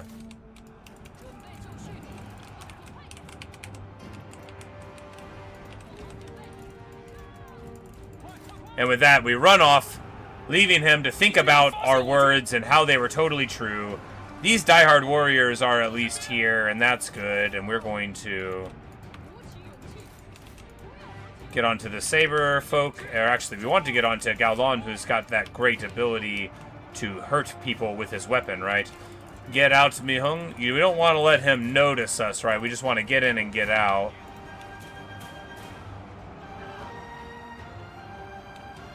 Actually, with him on the spears there, we don't really need to do much else except run in, I guess. That mock a devastating blow to his pride. The Zhongnu cavalry charging into us in the trees here. Get wrecked, buddy. Hit the mending. Gorgeous. Great. Here, the heavy G infantry get a little scared of... Oh, yeah, well, of course they do. The warriors of Yue are upon us. But on this front, you know, we're doing all right.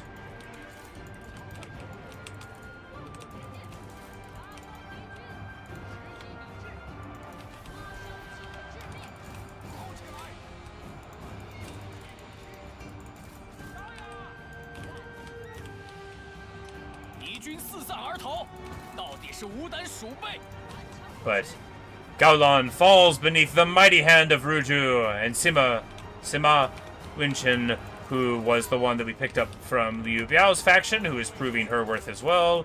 Very nice.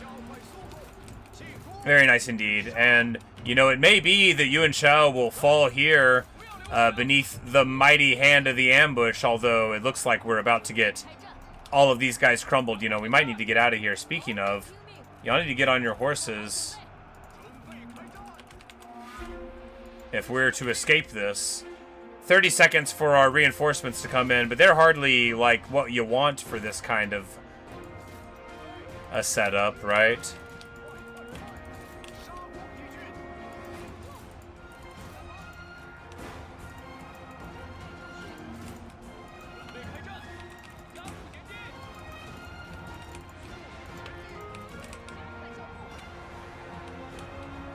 Alright, neither of them got on their horse. That's okay. We're just gonna... We need to get out anyway, right? 10 seconds for another mock.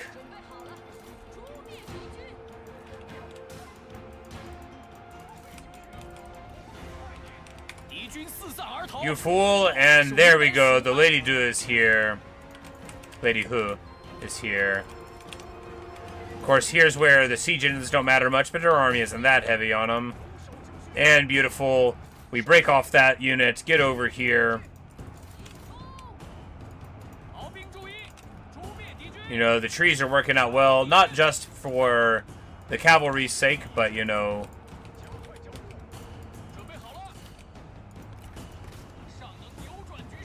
He goes to mend his wounds against Yuan Shao. They're fighting. The mock is on him. And I think with that armor and evasion there, Ruju, the champion, downs Yuan Shao. Look at his bones. Yeah, look at his bones.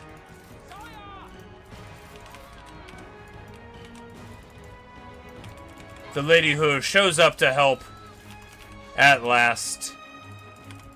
And Yalu shows up as well, although not with her future one. But of course our reinforcements flood in. And perhaps now the forces of Song are thinking, man, we should have tried to escape when we had the chance. Anyway, we come in over this way, carving at the foe. And the lady who showing the flag gets in, turns around, gets back out, gets back in again. And the Yalu and the cavalry will be here in no time, she shouts. Imagine being in this setting with the cavalry here. Yuan Shao, having just crossed the Yellow River, bring his long army column upon Nahung, beating a drum immediately in the way of the march. Coming close, Yuan Shao rides up to Nahung.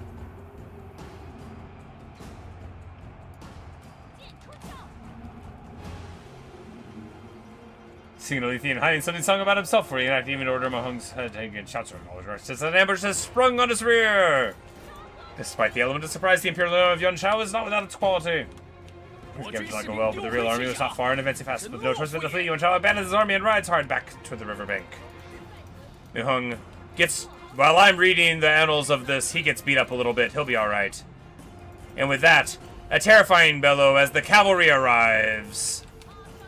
And all men knew that they were saved.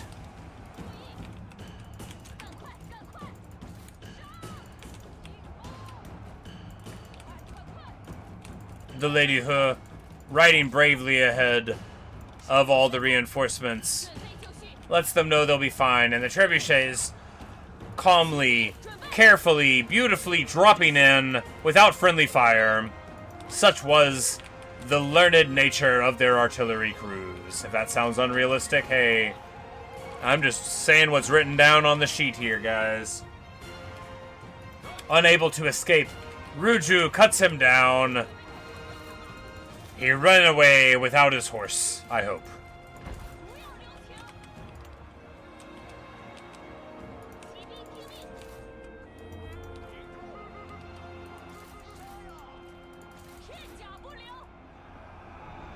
The Tiger and Leopard cavalry, you know, they are the vestiges of the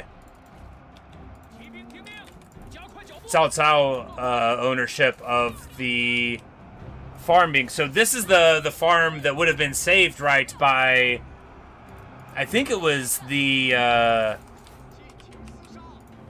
Yalu and Yang, I don't remember the rest of his name. The D fellow, the vertiginous quake that came up here, and or maybe it was Yang Feng who had done it with Han Xian, but when we got Xiahou Yuan long ago in this area. And, you know, we managed to fight away from the farmland to keep it safe. And here, though it be the dead of winter, and they didn't have to come out, the people of the farm sent the farmland, sent their finest militia out in service of the Han, not being willing to show cowardice, even though they may have just been chalked up to defending their homes. They all get there. Han Xian was the one who took the farmland. Okay. Hekui with the hero stack, yeah. He took that with a single one, then they lost that, and then we went back up and did the Zushu thing, and they were able to get it back. But that's why he's an administrator now. He became pacifist. And the Chong thought that it was reckless of him to take the land if we couldn't defend it. Here, we press them into our armies. And it looks like you're on the wrong side of the river. Truly, the Emperor was wise. to forbid us to go on the other side. After all, it is a dangerous place. Yuan Shao is an arrogant man, he said. If we but give him the inkling of an opportunity, he will attempt to seize it, and we shall surely be able to defeat his army. But he is a slippery fellow, and that wasn't accounted for. But hey, he's still on this side of the river, I think. And, well, he's sure gonna have a bad time.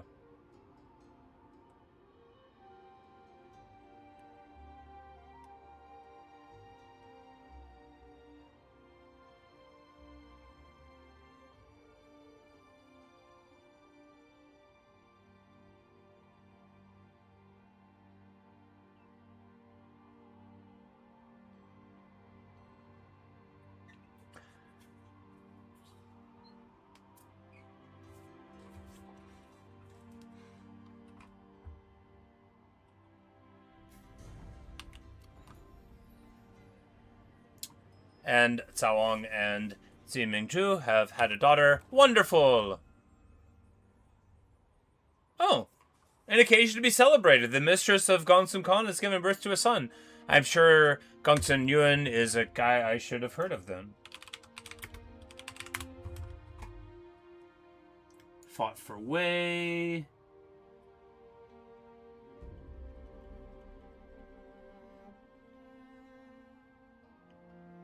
Oh, okay, and this is the one he took over from his uncle, killed the Wu delegates. And then this, yeah, okay, this is the guy that fought up against the Korean stuff. Yes. The King of Yan. He's that fool. Yep. There you go. Well, he's born now. Joyous day. Hey, you know, one of the good things about this timeline is that we can rewrite some of these problematic stories and make them happy guys. Speaking of, we should save the game.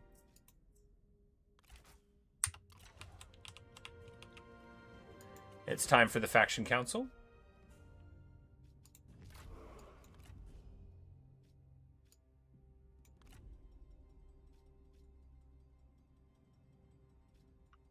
Pirate raids are always appropriate. Trade deal with this guy who hates us? Yes, wonderful. No, the ancillary set item is much more desirable. Completing the set is always good, and we will take a vassal heir. They can frequently be good, and they often have, you know, money. Oh, this kid's born at level 4. Oh, and he has Dailu as a horse as well, and Champion's Leather, so he comes with, you know, now there are 3 Dailus, or did he got assigned the horse when he was born. He got assigned the horse when he was born. I'm like, how could he have gotten it? And he has his own armor. Okay, so when this baby was born, he lost his armor, but now he's got it back. There you go.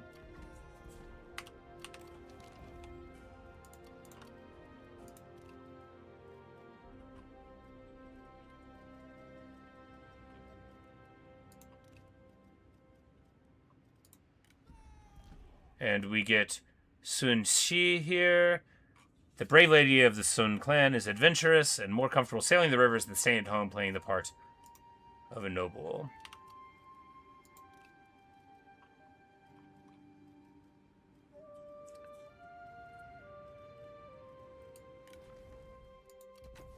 Han Yu gets mighty knockback for the retinue. Wen Ping, who is of course joined Wen Ping joined up after he recovered immediately, and so too did somebody else desirable. We're gonna go across the top here.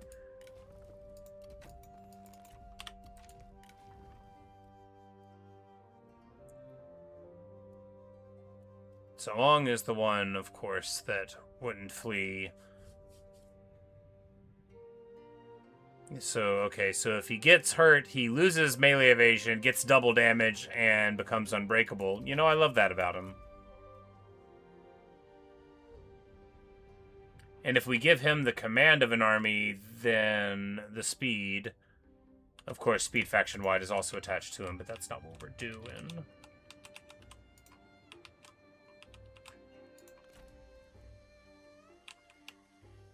And... anytime we see that someone has defeated Sun Jian's army, we check them out to see if they have, you know, gotten the seal or whatnot.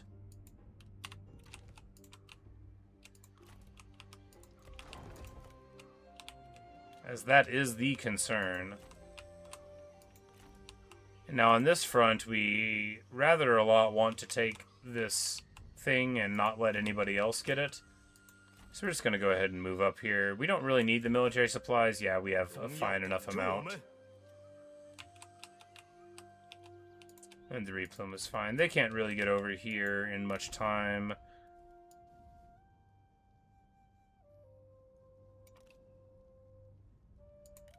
Sun Shi, the swashbuckling swordswoman, is 59 years old. You know, we can get her over in this direction because, after all, the Sun family's got some things to answer for. She can hang out with Sun Hao. You know, she'll be the wise older sister, auntie figure. I don't think that's his mom. They don't like each other, so maybe they've met.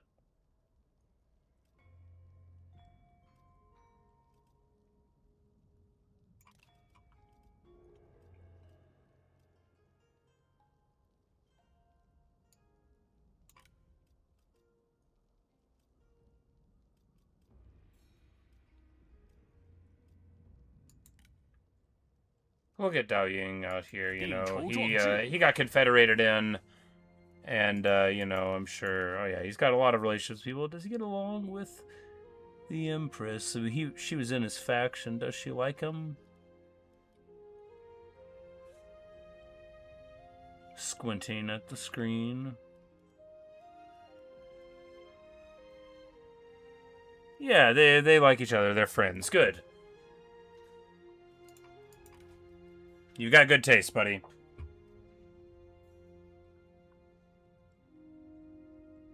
Last Tianwei and Song and Embers by Zhongshu. So Yuan. The old I can't say no to a woman trick. And also there's the Shadowrunner here.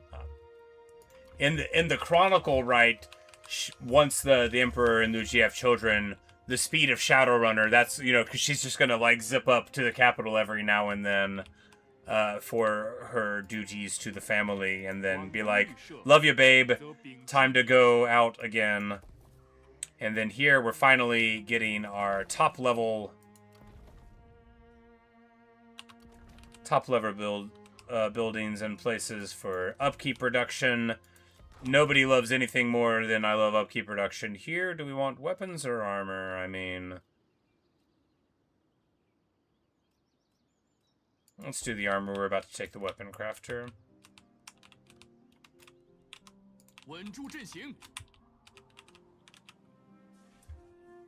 Yes, he gives up his horse. Yes. I did know that story.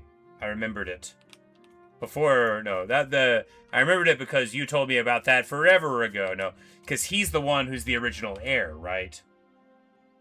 And it's after him that it's more up in the air who it's going to be between Cao Ji and Cao Pi, because it wasn't really in there. And then, you know, when Cao Pi eventually gets over, he murks all the people that were aligned with Cao Ji, like our boy Chen Deng, right?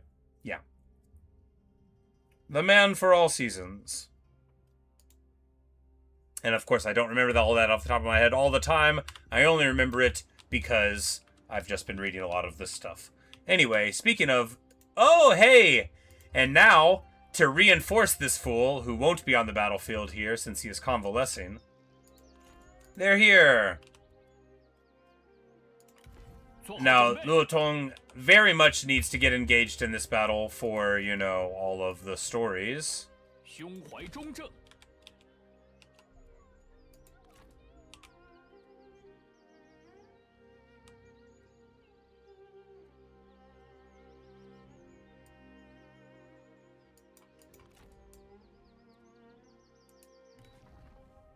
Shen Xianying, the virtuous advisor. If you were that virtuous of an advisor, you'd be advising me, lady. Broad knowledge. Oh, she's got... Okay, so this... I want her so much. This is a stacking buff, okay? You get 1 second 1 second off and then another second off, but it's a different word, it's a different buff than the normal surge, so I'm pretty sure it would go with Inspiring Surge. So if you had that and the other thing and Cao Cao's ability, you could just be churning out the damage. Sacrifice buff, yeah, ran away. Bravely run away. There's one of the funny little animated history things. I forget what oversimplified or whatever. You know, it's the jokiest one. But they had like a Cao Cao runs away tally, you know, in the corner when they did the video. I haven't watched it recently. I watched it months ago, and I remember laughing at that. There's one for Liu Biao switching sides, and it's just like ching ching ting ting ting ting ting. Wang Long has sent up an army here against these fools. How nice.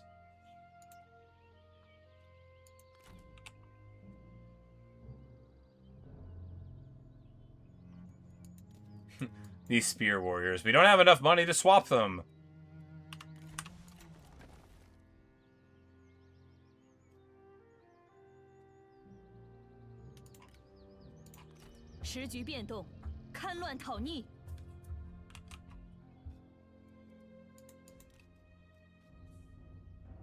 Tired of Liu Bei crying? I think maybe. Yeah, he's like, he looked down at his legs and saw that they were fat. Which, to be fair, is, I think, a great scene in the stories, right? Like, you know, it's very funny, too, because Liu Biao, they're not that close related. He doesn't really know the guy, you know, and then, but, you know, he's got a reputation for being a bit of a military hero and that kind of thing. And then, you know, you're just hanging out. You're, you know, like, imagine you have, like, a very distant cousin, and then, you know, he just seems really down. He starts crying on your couch. You're like, hey, man, what's up? And he's like, oh, I got too chubby to ride on a horse like I wanted. And you're like, oh, man, I mean, you can cut a little bit of weight, dude. I got a big horse you could ride. It's like, no, I'm never going to be a hero. And you're like, oh, come on, man. I mean, come on.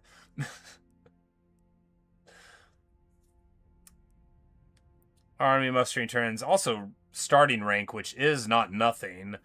But I think here we'll actually take the tech for speed and movement range and stuff.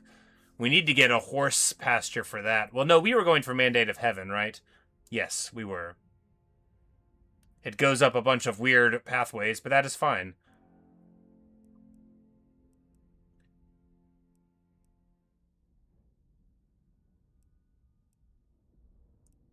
This one gives income and peasantry income and stuff, and reduces corruption. I mean, yeah, well, this way gives satisfaction and prestige. We don't really need that right now. It's fine in the longer term, of course, because we won't have to run a bunch of filials and incorrupts, but...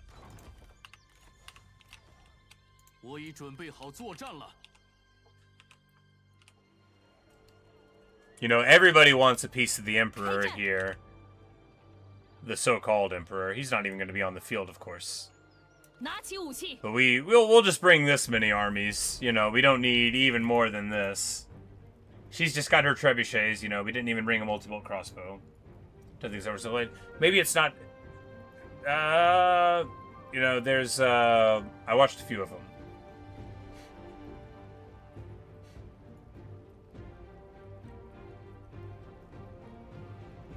Close yours? Yes. Yeah, that one sounds more like it. Because, yeah, it's the less jokey of them. Because Cool History Bros is the one with the animations and stuff, and it's like, it was a peaceful time in China, and then, like, the waters come up, and yeah.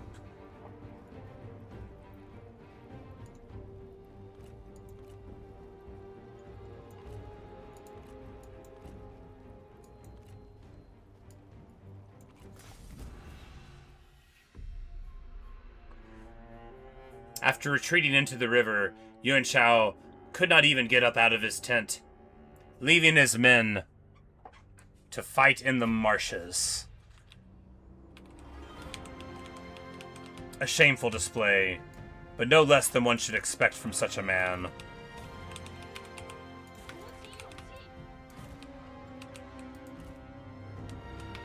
The Lady Hu cleverly set up her own men inside of a sandbar knowing that it would be greatly difficult for the forces of the enemy to make their way through.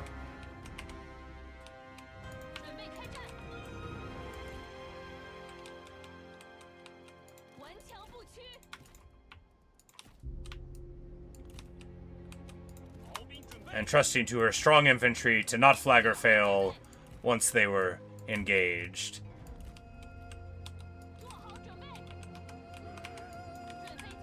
Also, of course, there would be more reinforcements to come.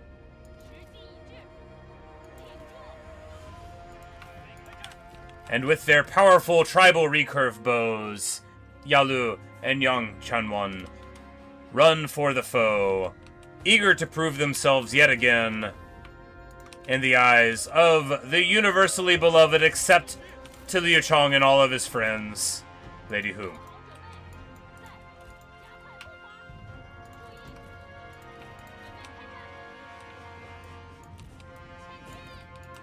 The peacekeepers got into the water, and Luo Tong, eager to prove himself for his first battlefield command, charges out. He wants to find a duel.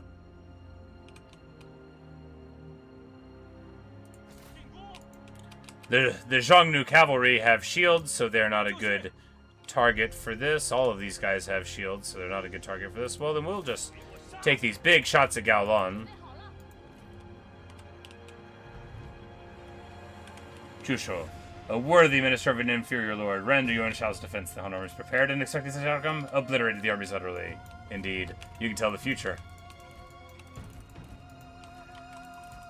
Liu Qi, eager to prove himself again after Liu Biao's shameful display, charges across the battlefield.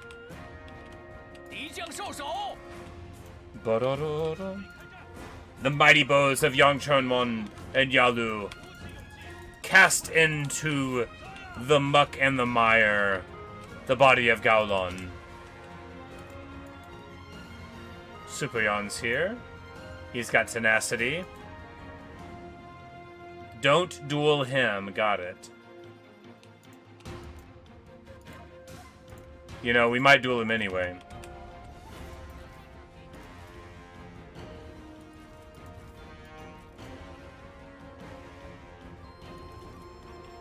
I mean, we'll definitely duel him anyway. I bet we'd win. I bet we'd win.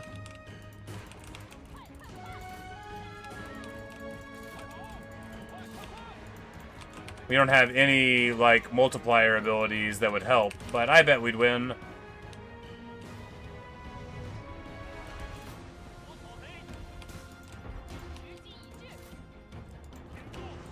Together, the mighty horsemen of the steppes, the lovers Yalu and Yang Chanwon, charge out to meet the foe. Liu Lijin, daughter of Yalu, pretty sure it's Yalu's daughter, is here. Supion challenges Yalu to a duel. Well, no. Honor would forbid. They've been instructed specifically by the Lady Du, Lady Hu, to march them into our trap.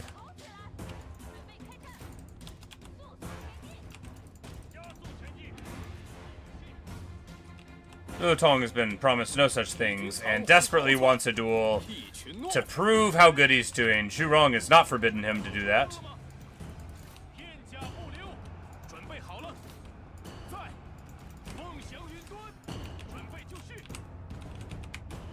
Before the reinforcement army could even approach, they were slain.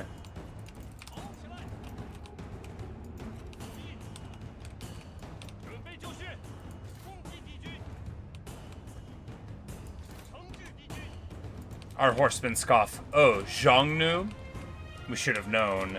Supayon has tenacity of steel, 80% armor. I'm gonna duel him anyway. I don't care. Luo Tong wants to be brave. He wants to win. He wants to party. I think he's probably going to lose this duel. We don't really have a way to help him. No, that's not true. We can charge in here, and this roar will drop the armor. Oh, we can't do it because they showed up. And now the lady's plan falls into action as the trebuchet opens up. You're on your own, kiddo. No, that's not right. Well, fortunately, we run up here to get Wisdom of the River on Zhurong and not the kiddo. You know, it's going to be sketchy, because he has tenacity, but we have the Avengers.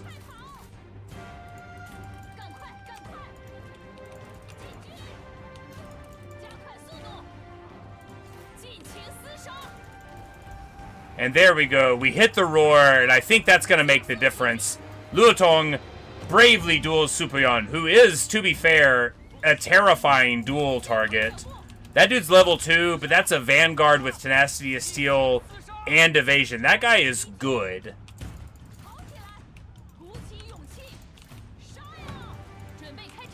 And in the waters we charge.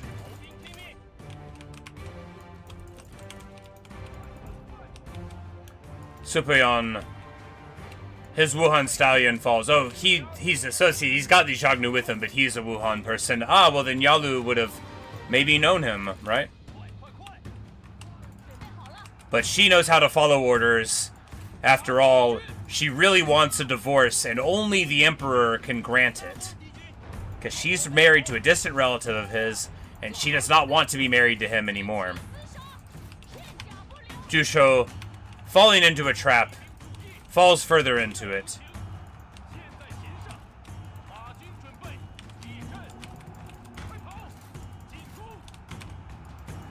Luo Tong, son of the great Luo Xun, wins a duel and then kills 45 men in a single bound.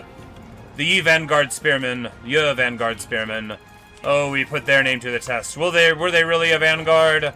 And of whom? Saber Militia coming in.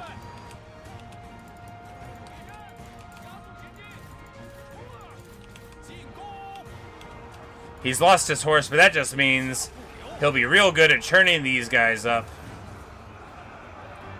It makes him faster, more melee, and of course loses his fatigue. So, all to the good here. The Vanguard crossbows here are doing fine. Liu Qi wants to party all the time, and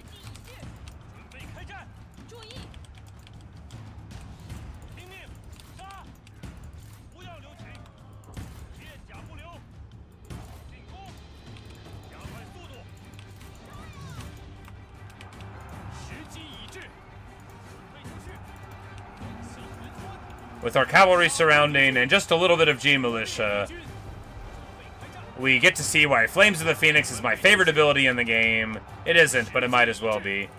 And these archers now coming in beautifully to get shots into the defenders of Hebei here. And that'll be a rude awakening for these fools here.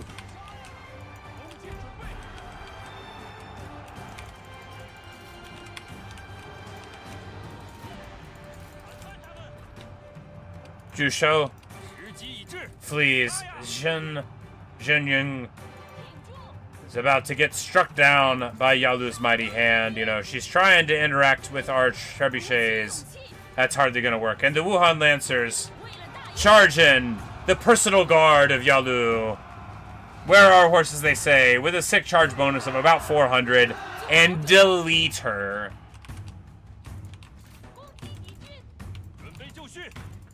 It's probably the most damage you can really do to a general is those guys on the charge. No, there's definitely something more. But a huge charge bonus on infantry to a general that's already bogged down gets it all the way done, because a whole lot of their models can attack.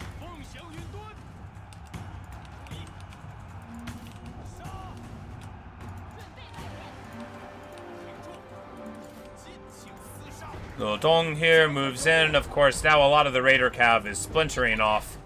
But hey, you know, the ones who ran will leave. The ones who are brave will be folded into an improved unit before too long. 160 kills for our boy on his debut. Avengers assemble.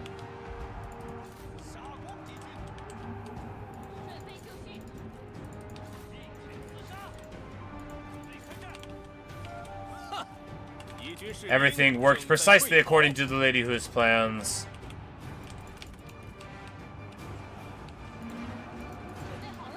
Well, you know, she didn't think that the young squire was going to run in and challenge a fearsome foe to a duel, but hey, he gets it done.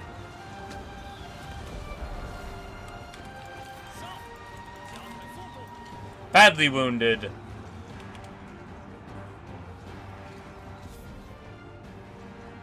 He would want to deal the other for sure, yeah, since he's because of the other traitors to Wuhan.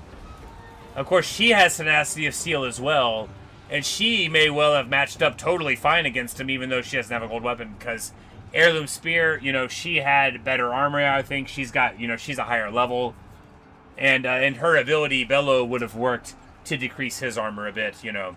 It would have been tenacity against tenacity, it would have been great, but, you know, the lady who forbade them to duel, and she needs her on her side politically because her favor is the only way that she's getting a divorce. Although that is going to happen like right in here, because after this, you know, the brave powers of the horsemen here of Di and Wuhan is going to further reinforce to the emperor that he should give them what they want, and also to send them off on Han Xian's quest to both pacify the northern tribes there and to cleanse the waters of the river. He who controls the sources controls the Yellow River. But she's been working for me for a long time, way before it was clear that this was the way for the Wuhan to be there. So Stupion's probably right. But if he's willing to join us, then I'm willing to take him along, right? A vanguard with tenacity of steel is my idea of a great time. You should join me. We will release you so that you may, in the future, elect to do so.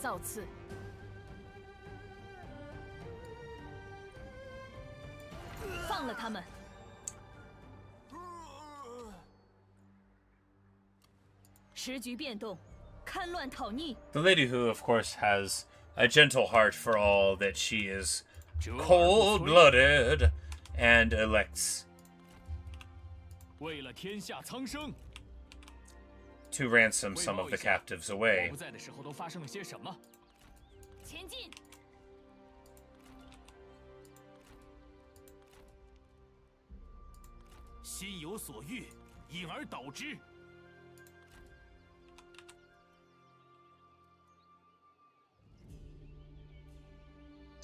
Yep, it's him, so after all, so surprising.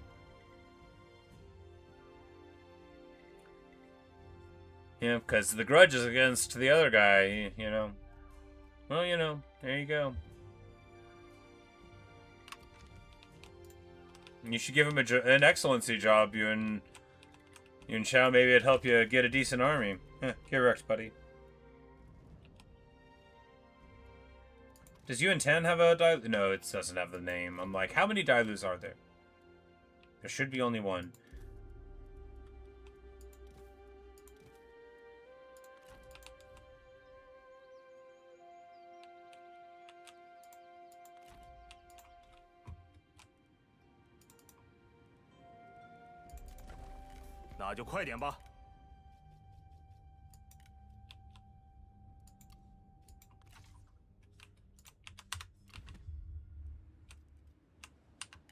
And of course, that went beautifully well.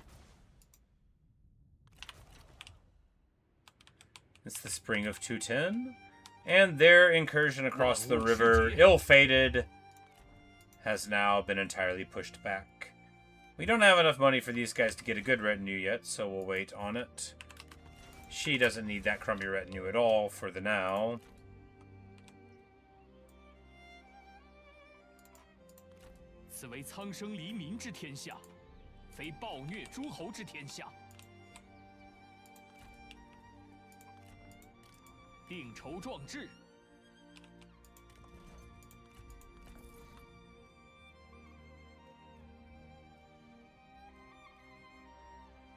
Oh, okay, he has an ability.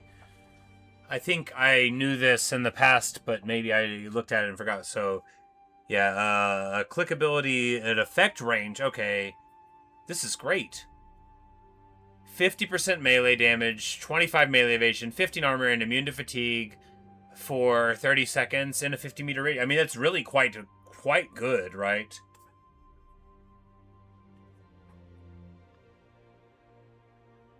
It's like his, but it's different, right? Maybe in a different mod he has the exact same one. But yeah, so he's got Guardian, because Luo Jun's is not that, right? He's got a whole different thing. He's got a, or does he have that on the other side of the tree and I just didn't get there yet? Yeah, no. Fist of the Righteous is lowering melee armor and splash damage there. So his is the, in AoE boost there. Maybe it was his in the base game, but anyway, there we go. A really great ability, right? A really great ability. He used, oh yeah, because in, like, Make Them Unique or whatever, maybe he added it and then they moved it over, like with Wynant's amazing ability. Well, this is so good. Make Them Unique, like she got flat on the battlefield. Yeah, yeah. Man, you know, I do miss that, but hey. I love this. Gunmei, the breathtaking beauty.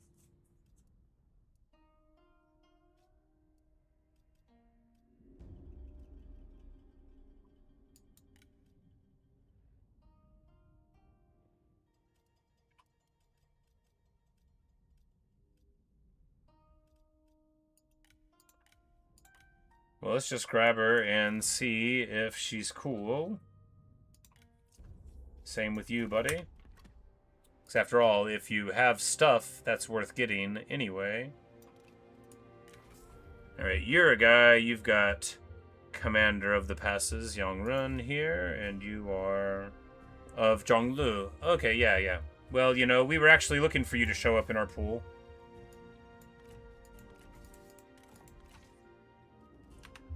We got Zhang Guang here with us, of course. Now, she is, I mean, probably a spy from Liu Bei, but that doesn't mean we need to get rid of her. Ooh, yeah.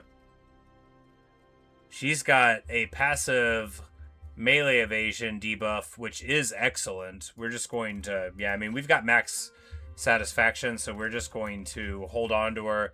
I don't worry that much about spies from people that work for me.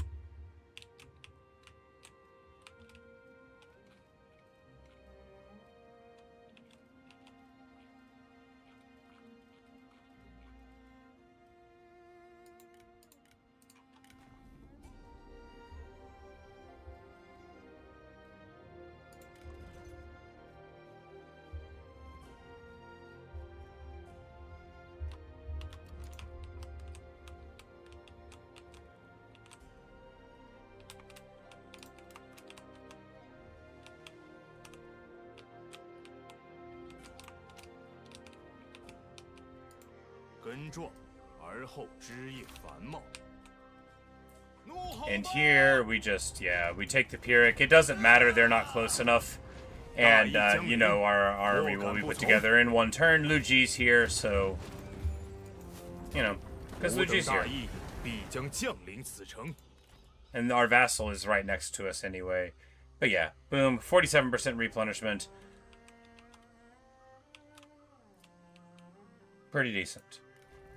This guy is ingenious, but we kind of do want to, you know, if we drop him and get Tong in here, I mean, it wouldn't be bad for him to go in there, but we need to brainstorm more about what's going on there, right? Because we've had a lot of great story stuff here in this video. You know, the seal is still not found, and we very much have to find it, right? Lu Ji can't rest and can't go on another story arc until we get the seal or that faction is eliminated.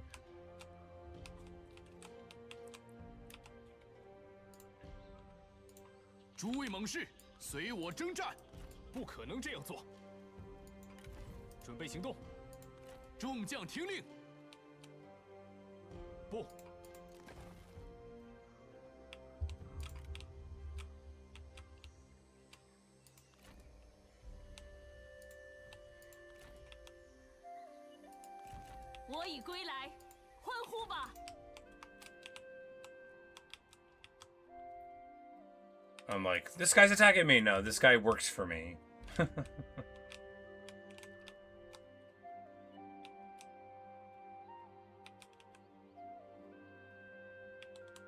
So this approach is dictated by this place. Well, then we'll just go over this way.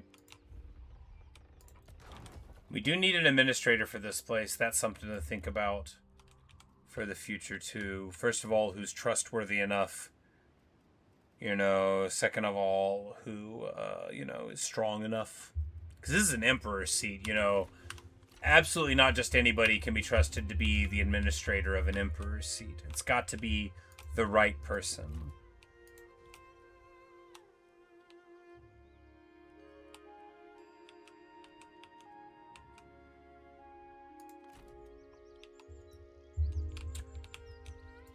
But Shurong returns to the capital with Lu Xun, gives a report to the emperor about what happened, and the emperor is well pleased with Lu Tong, and tells him that his father will have much to be proud of.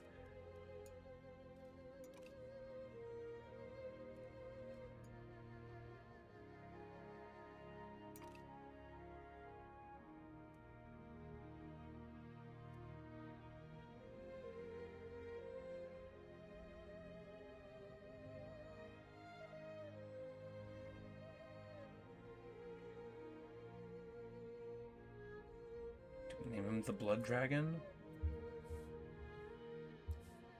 Well, you know, he has to earn that one. The duel, you know, the duel was great. The duel is just the start. We can give him... Fireworks, you think Lady Who is probably the king-making, scheming type? Yeah, you know, I think so too. And it is to be said that she's not exactly rushing to get off of the air spot.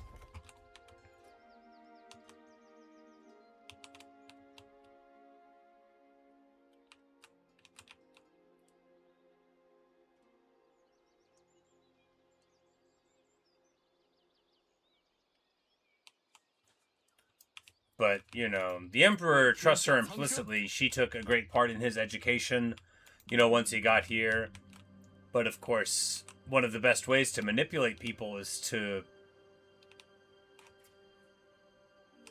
be kind to them. Give them what they want. She could be setting him up to become perceived as arrogant. And seeking of titles, you know, too early, you know, be unseemly behavior, you know, trying to trade on his father's reputation. Because her children haven't grown up yet, right? So she hardly wants to see the children of the Chancellor of Qin. Although, of course, he's moved on to greater things, you know, getting this, you know, she wants her children to be able to be the ones getting it. Need to brainstorm. It'll be so good to get this armor, craftsman. I love the faction-wide bonuses. And so much the better that Lu Ji can be the one to secure it.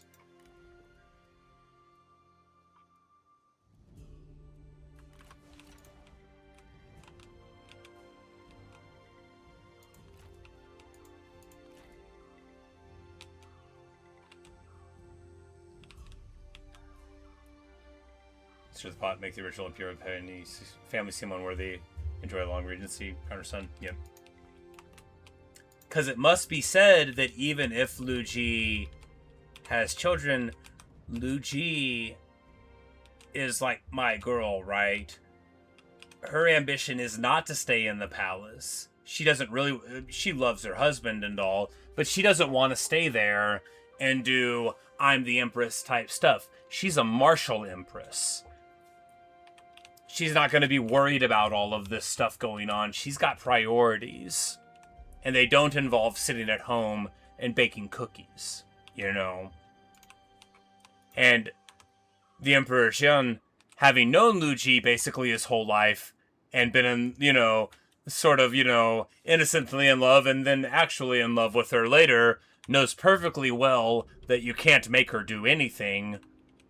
Once they suggested that Lu Ji should have a bodyguard, and they said, why? Are you worried somebody could hurt him? She could save him from that.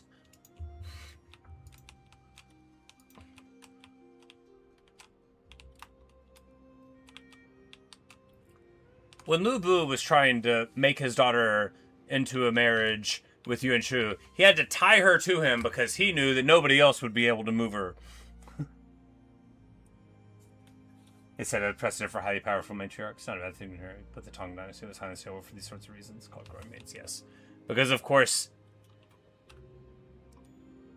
as we know structurally, it is not that women are not capable of ruling. That is a farcical idea. It is, however, that existing power structures, when they are already very against women ruling, will use the fact that it is a woman to criticize what happens and as a wedge politically everywhere you're going. You know, Catherine the Great,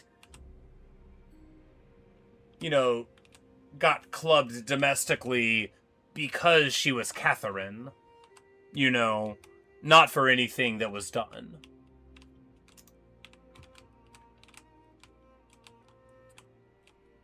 But, you know, having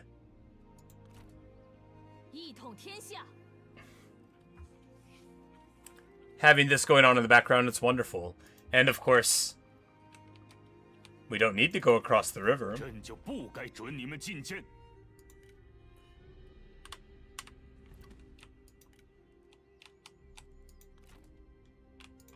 Nope. The Emperor has expressly forbidden us to go across the river, in fact, as we all recall.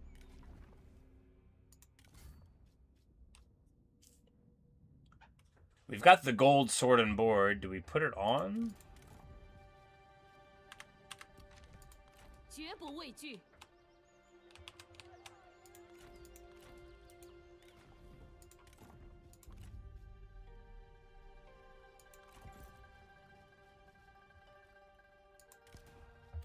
We give him the tribal recurve bow, and I mean, I guess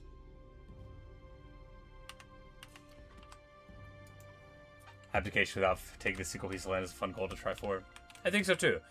And because of our strategic position before the war started, right, we can just defend the passes, defend the river, and I love that. I love it. You know, if Wu would have been like way stronger and declared, that would have been a super cool thing. Obviously, Ma Teng, I mean, we could have let him try to pop off a little bit, but, you know. Speaking of let him try to pop off a little bit, he's clearly on his way in right now. But, you know, he can...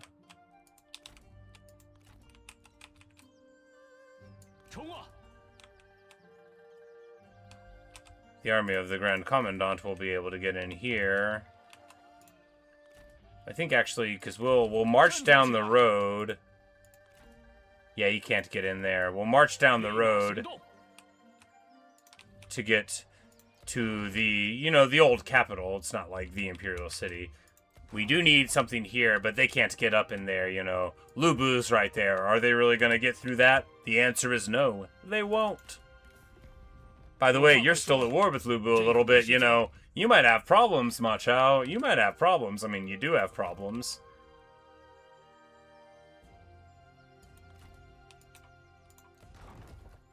We don't have a granary here. We don't have a granary here. No, they wouldn't. I don't think they would siege so long as to need the supplies to roll out anyway. Didn't even build a granary. No, I was probably thinking about it and then noticed a building slot and said to myself, oh, a building slot. We should build a tax building there.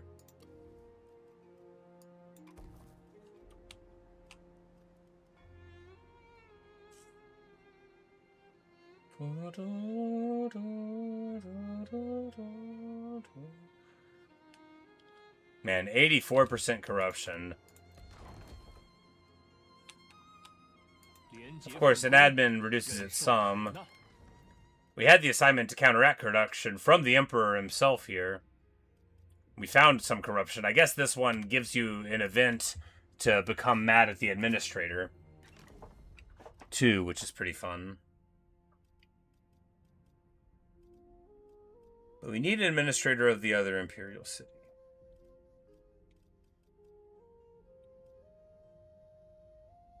It can't be Liu Chong, that's inappropriate.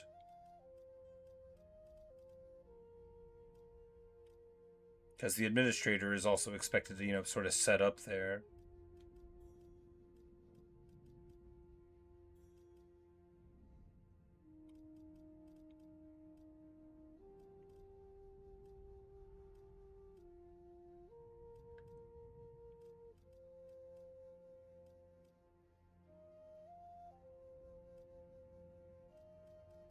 We'll brainstorm on it.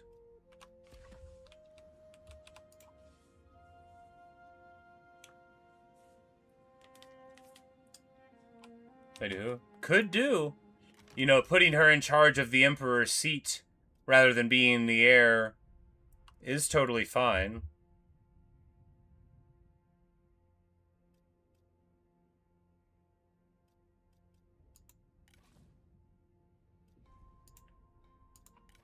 But, maybe...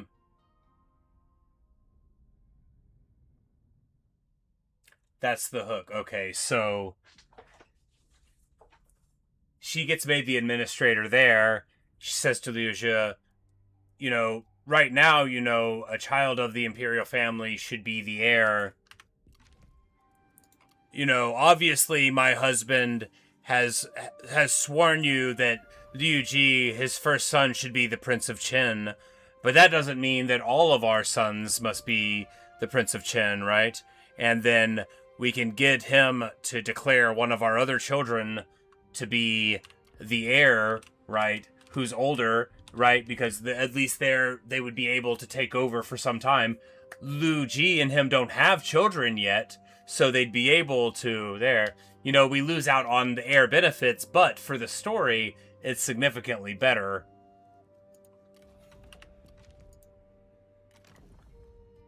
Lu Ji, not Lu Ji, my wife. Lu Ji would be pleased with this plan, right? Because, after all, this woman being the heir to the Han is wholly inappropriate. This is not a Min-Maxing campaign, indeed. Is wholly inappropriate for her to be there, and he's been trying to get her out of there for a while. The son of the prince that is not a prince himself is not an unsuitable candidate to be, adopted by the emperor. If it was, we made him prime minister, I'd just go, indeed. Indeed.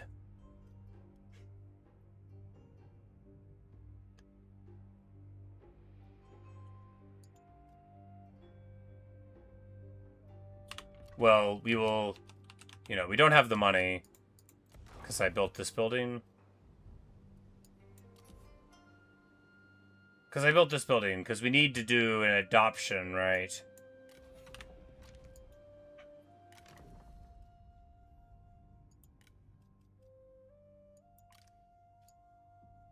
Move from faction heir to the administrator of Wudu.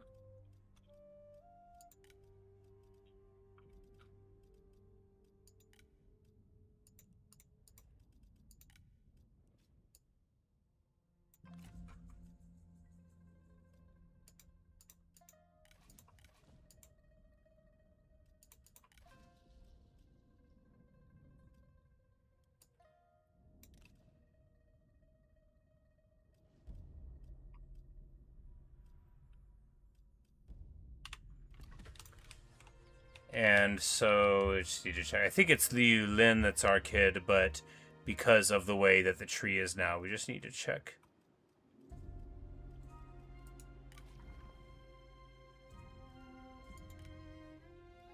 Yes.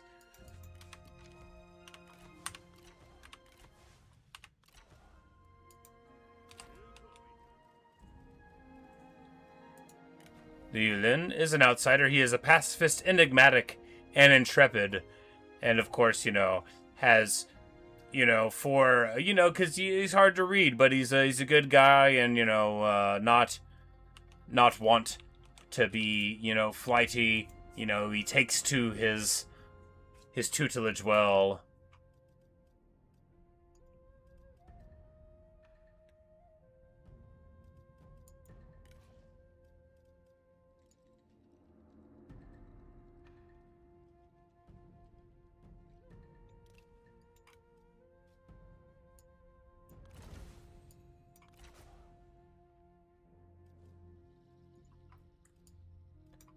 And of course, rather than being literally the adopted son here, it's really just, you know, him being formally adopted as the heir.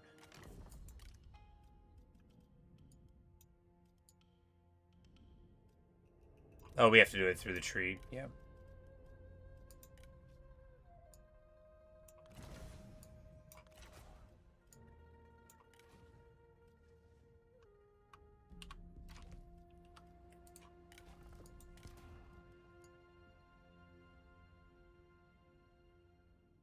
And although the things probably don't work,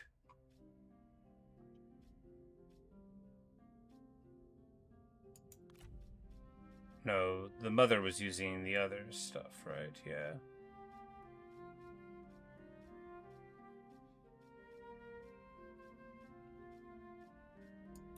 Yes, the scholar of the future.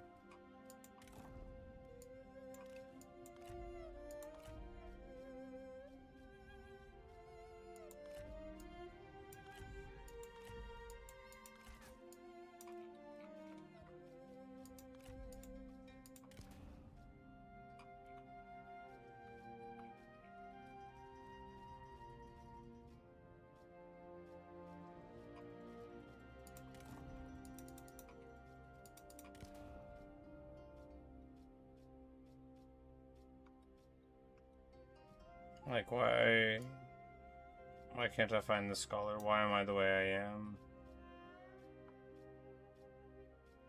Oh, because we took him off and he's down there? I don't know.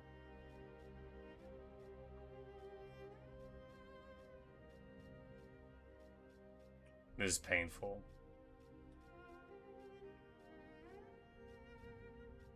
Oh, because he's right there. Jeez. Anyway, I don't think that the effects go on before they're born, but you know.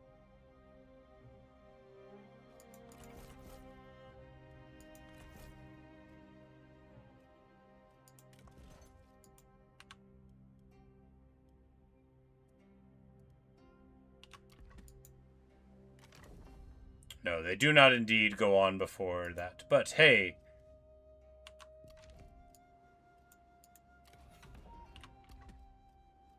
a wonderful time, and, you know, now the lady who is no longer the heir of the faction, which pleases Lu Ji greatly.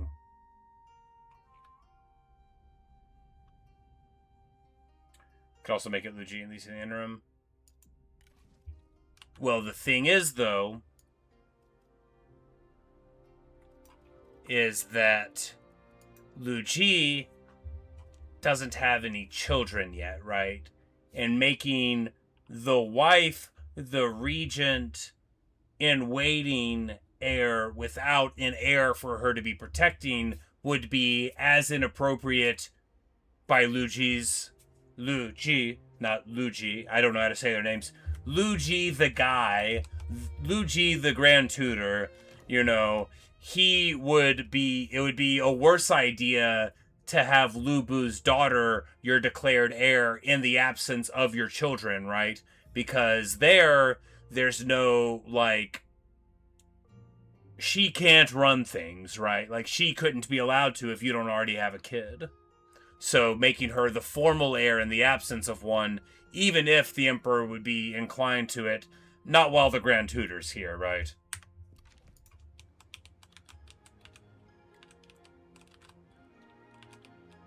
And he's not too worried about these machinations because, of course, there should be a proper heir, a proper Liu heir, one that can be brought up under the wise tutelage of, well, I guess, the current Grand Tutor. I mean, sure, he's 70, but, I mean, obviously he's still capable of doing a good job.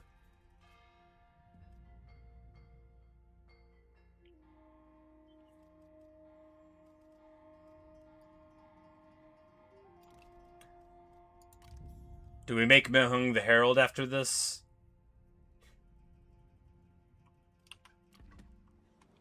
And then we'll have to make a move later if and when Lu Ji actually has a son. Indeed.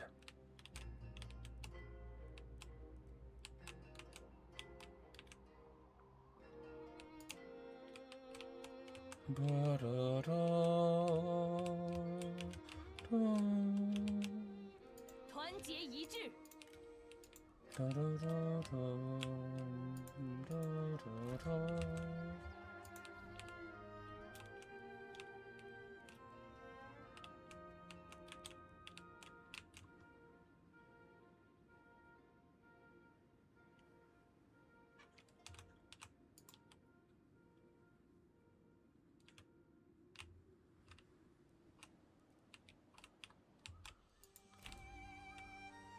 But Lu Ji cares not for any of these things, of course. What she cares for, principally, above all other things, is the retrieval of the Imperial Seal.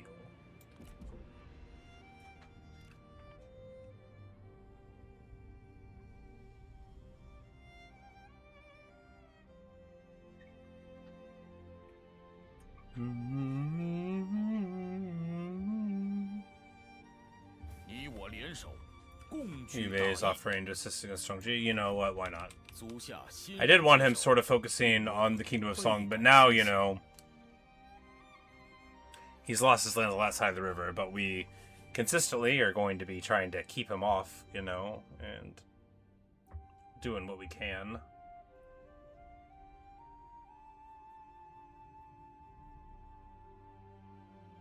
See what his follow-up is after a humiliating defeat.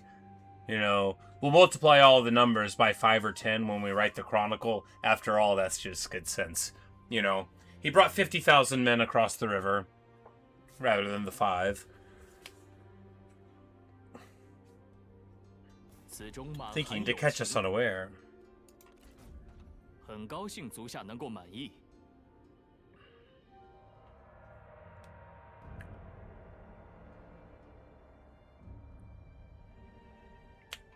And how funny it would be, right, if Lu Ji has a bunch of daughters. Which, you know me, Luke. I'm sure you've seen how much happier I get when our characters have daughters than sons.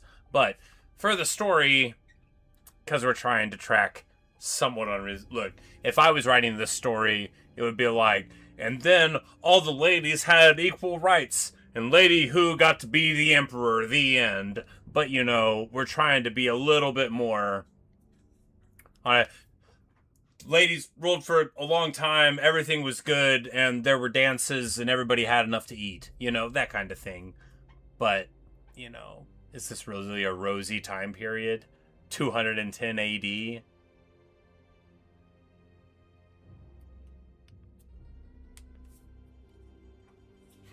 This game needs to turn into Attila, needs to turn into... You can pretend that he doesn't have any sons, even he does. Ah, yes, because after all, Lu Ji is often not around. Although that's a scurrilous rumor, it is, after all, one that could be believed. Lu Ji doesn't act like a regular empress. Lu Ji is in the company of all sorts of men all the time. Lu Ji is a warrior, a braggart. Lu Ji drinks wine in public, you know. Lu Ji has shot an apple off of someone's head before. And this ties back to the seal exactly. Because if we...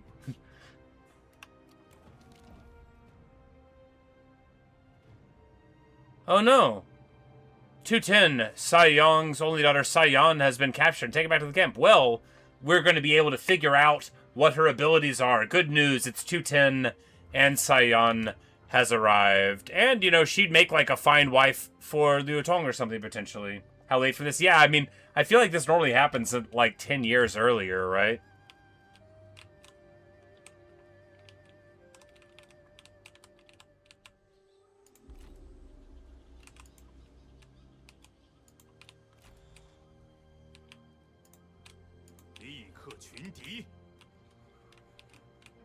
Does anybody have eyes on Sun Jian? Oh, that's Sun Quan. And old Chen Pu, but where is the big guy? For I much desire to speak with him. And there we get the thing that I desire more than anything except the seal. Me, the player, I mean, in campaign we need the seal, but here we get armor faction-wide. I love a faction-wide benefit. If y'all know two things about me, got a mustache, I love a faction-wide benefit. 发动农民。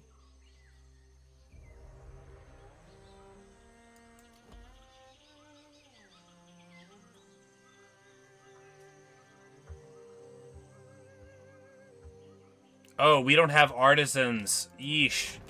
Alright, how do we get artisans?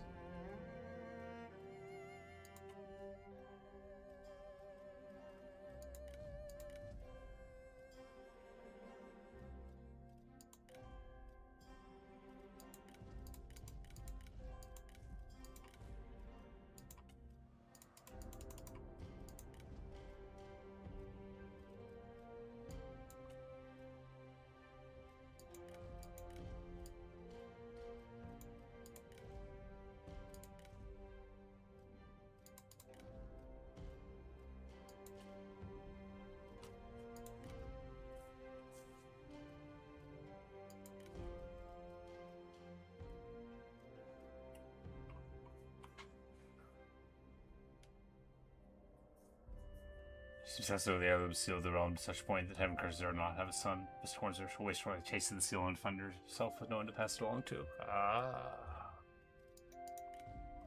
Perfection. Alright, so this is...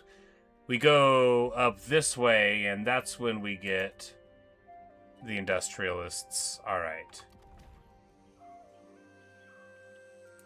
Because one side gives you the copper thing, or no, requires copper but doesn't unlock that. Well, we need to get that before we can upgrade that. That's okay, we're on track to do it.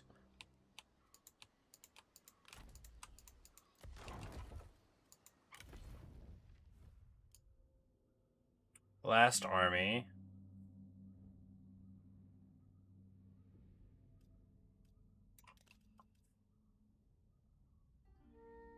Hello, Dao-chan.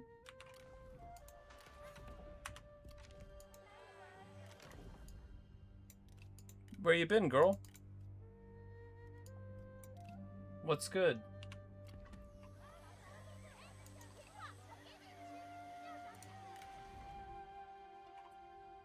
Now, Dao-chan is, of course, a deadly beauty, and may well be a spy, but that doesn't mean we're getting rid of her. After all, she has blossoming beauty, which is very good.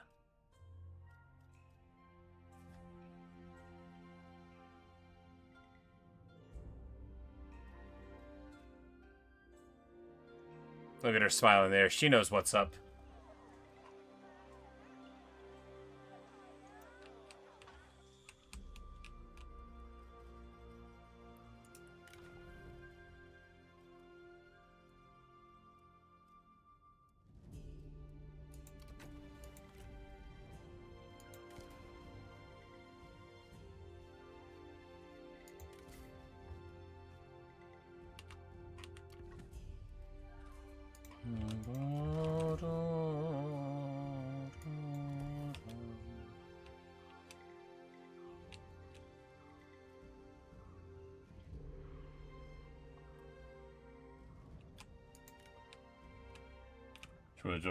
Lu Ji doesn't probably like Lu Ji at all. Yeah, that's what I was thinking too, because, well, why would he? Lu Ji is not the kind of guy who wants any of these non-traditional people around, right? And no sooner did he send off for her than his best laid plan.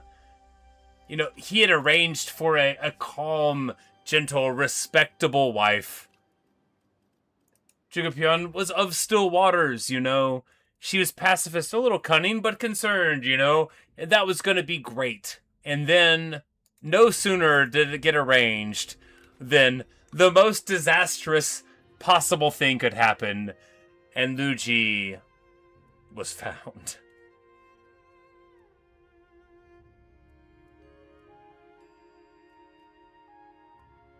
I kind of like this faction-wide line of sight, and that's what we're taking.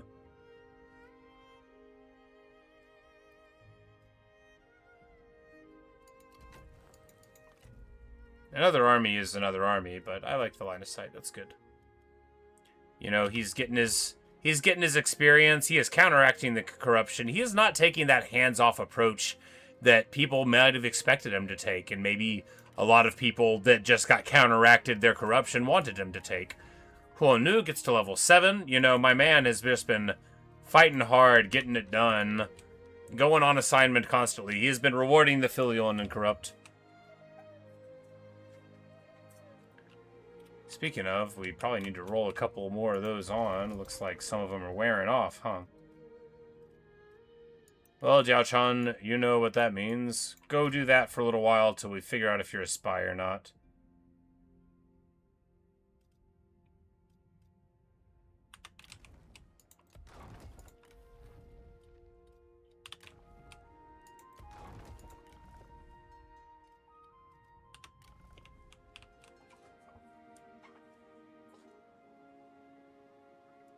Funny to be writing the Downfall of Dynasty almost familiar around our favorite character. Yes, exactly. Well, that's the thing. You know, we needed a hook, and we're finding it. She's also been cool and rad, and so everything is her fault. Yeah, because again, how classical, right? How classical. We found a way to find somebody to blame, and you'll never guess who it is. Is it the Emperor? Oh, no. It's, of course, the scheming wife and the bad advisors. I'm like, oh, yeah. Bet they never heard that before. We want to go all commerce here, right? Yeah.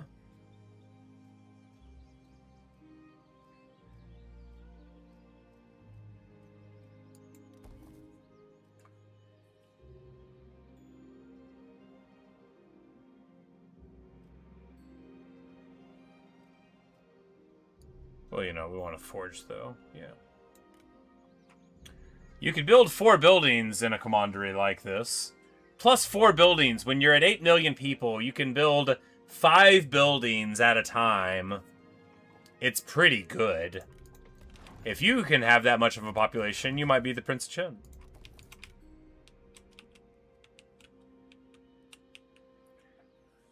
This gives the scheming wife and the never scheming wife.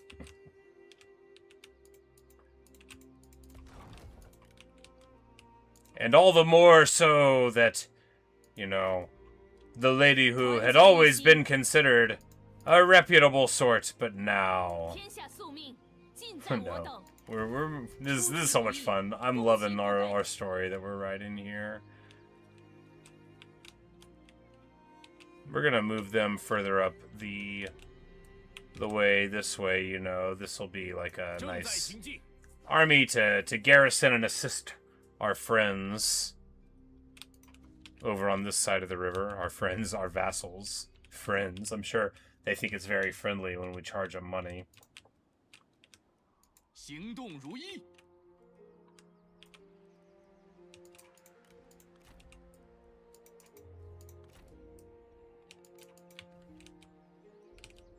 挽弓欲射，则屏息凝神，正在行进。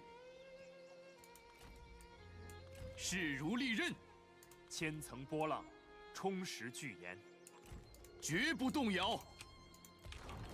Move up there and there. 领教我的力量，护国讨贼，拿起武器。 And the prince very happily runs up here, and we get a weapon crafter. I love these things. They're hard to get depending on where you're at on the map, right? That's the thing, you know. In the Central Plains, you don't get these very cool faction-wide bonus buildings that give you the cool stuff, but you have all this density of commanderies, because, I mean, that's good and bad, right? But having, you know, 4 cities, 5 cities right here, you know, all within a season of each other is just a world of difference than being over here in Shu, where you can take, you know, 4 turns to walk from Langzhong to Zhangzhou. Private workshop for the artisans, yes.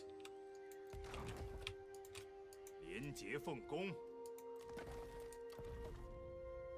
The provincial workshop. No, that's industrialists. Private workshop. Ah, there you go.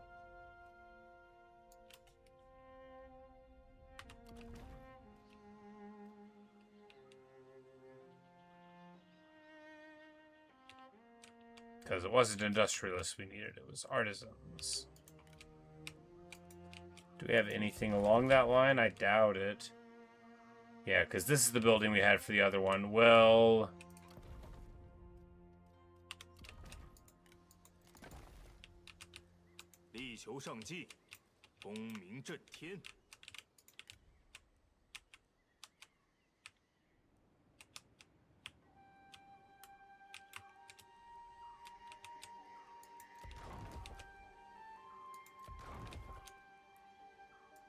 I'm like, nope, that's that workshop too. I'm like, I don't think I would have even kept that one because it would have been a percentage that I wasn't aiming for. Is there one in Wudu maybe? Nope. If there was, I might have broken it already. Huzzah!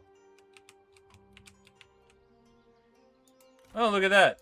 It looks like Lu Bu did run out and smash him.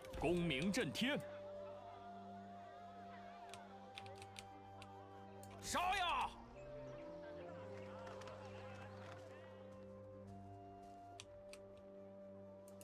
一统天下。 And of course, now they're like very much rocking a hard placing it. They're very hurt. They can't get this right away. And anyway, Hukui has got a 6 stack of Chen Royal Guard in here. And of course, what I'm seeing here is no shields, right? I'm a man that sees no shields.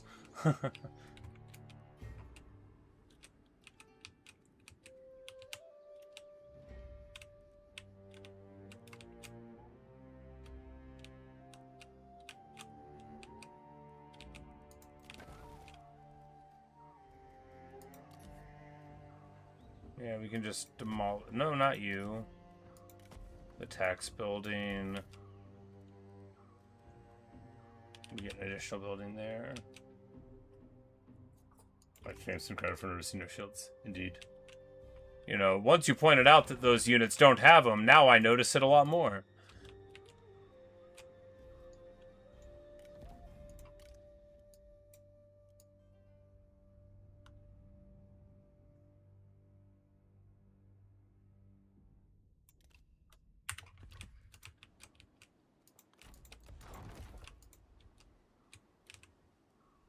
You know, now that Yan Baihu's been pacified, there's a lot less for the people to do here. Well, anyway.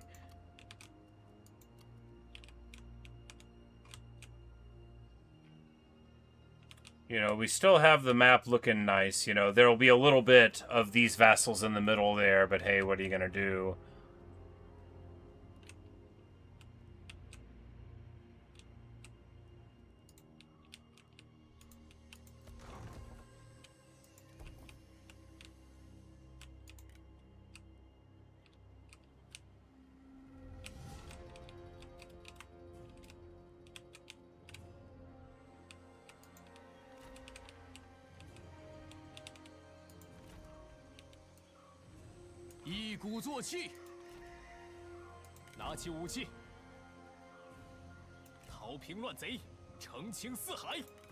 We're just gonna see if they're gonna walk in that. We're still rocking like G militia in this setup. It's all right.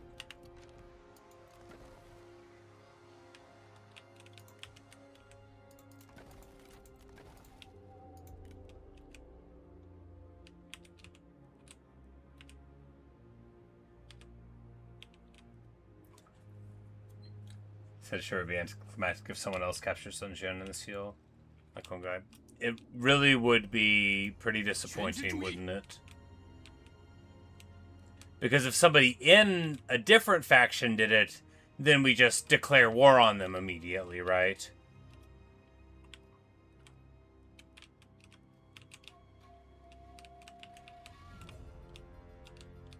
Oh, what a world.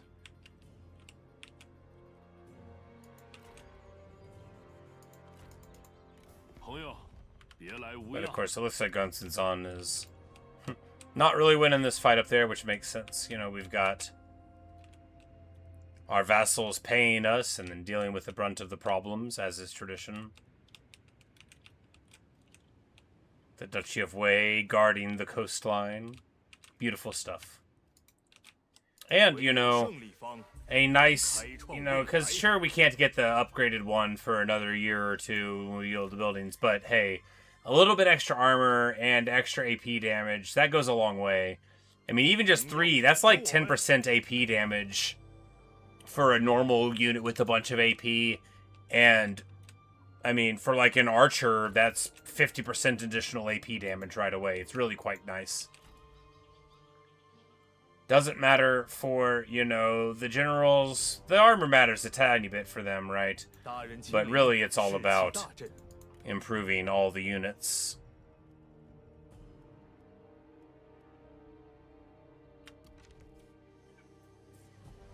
Gosh, is gonna give this Zhao Yun. Wouldn't that be... If Zhao Yun can wear the Avengers a symbol item, because he can get cooler weapons than a Sentinel normally can, right?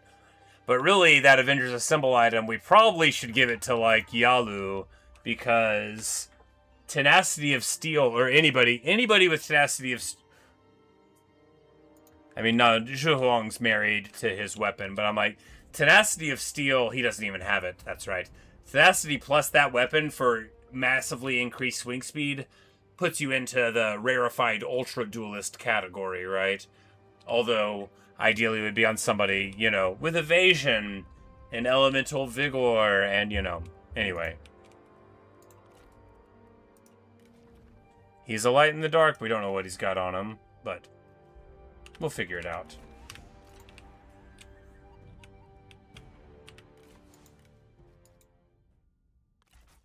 It's the summer of 210. And all is well in China. Li Zhua, of course, has a little bit of land that I would like, but hey, he's doing his best. And you know, we might never confederate him. It is what it is.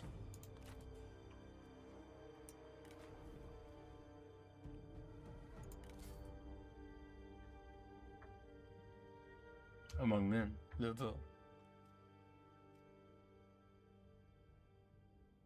Lubu, give me your horse. I want to let your daughter ride it around.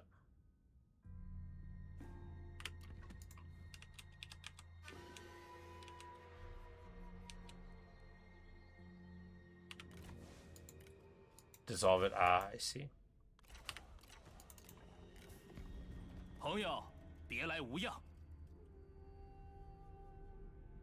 Leave the coalition.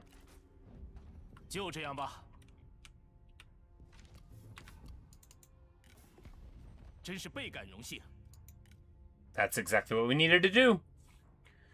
Alright, we don't have the army slots, though. Alright, so what we need to do is find them.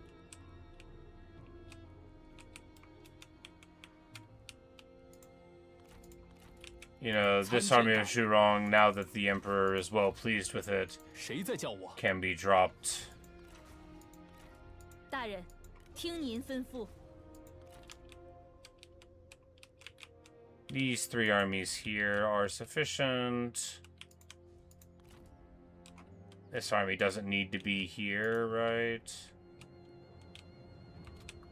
No, this army doesn't need to be here. This army is totally extraneous because she's not going to come across the river here.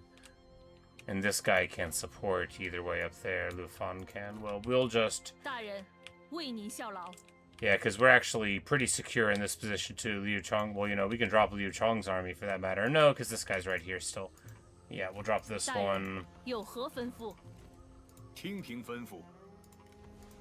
力求上进，大人召我，荣幸之至。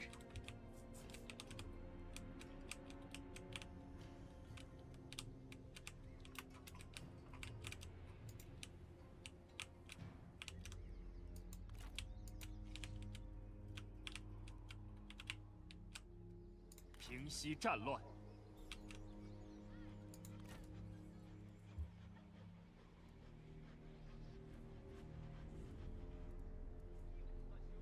我已准备好作战了。 So now we have 3 slots. We had vision on all of them. It's just, well, they've got 4 armies, don't they? Alright, we just need to drop 1 more army then. This army. 参见大人。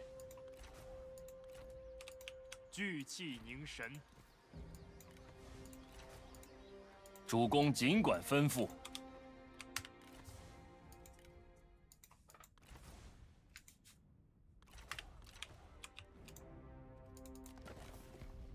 朋友，别来无恙。 Liu Shao, welcome to the family. This, of course, gives us the gate passes, gives us the silks, and makes the map very beautiful there. And 但愿这样能够带来安定。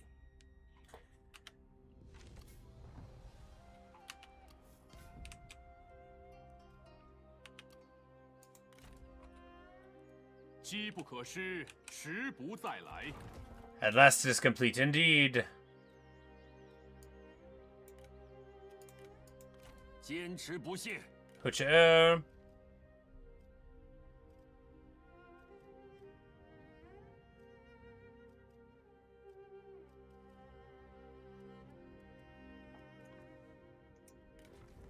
Hong Fu Chi, who is a special sentinel who has a sentinel with a commander tree. Perhaps an oversight, perhaps not. She is satisfied and content, though. But yeah, this is 100% just a commander tree.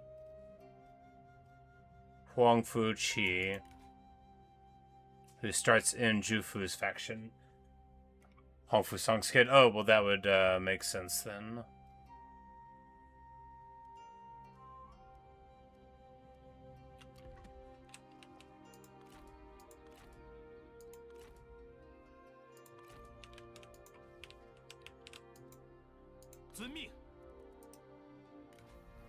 It's a girl!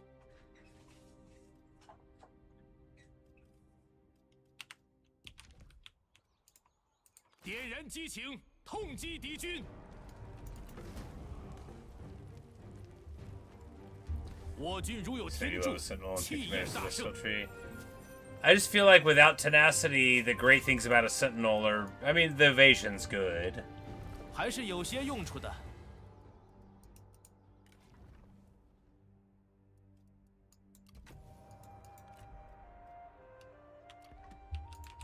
一统天下。 威加海内，乱世遂定。 This guy's got terror for his own retinue, which is crazy. That's so stinking good.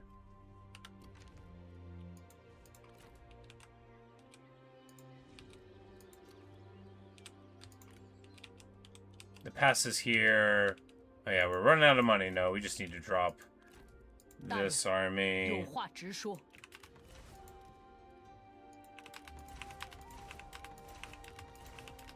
大人有何打算？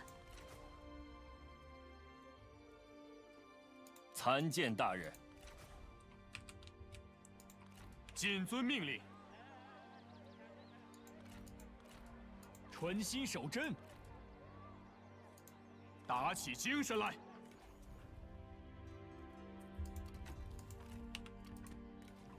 Zhang Liao, who has lost his unique weapon, said, he's a brawler, right? If Resolve of the Righteous is on. And he has Roar, and I love a Sentinel with Roar. 25% all damage for all forces when defending own local forces in commandery. Yeah, nice.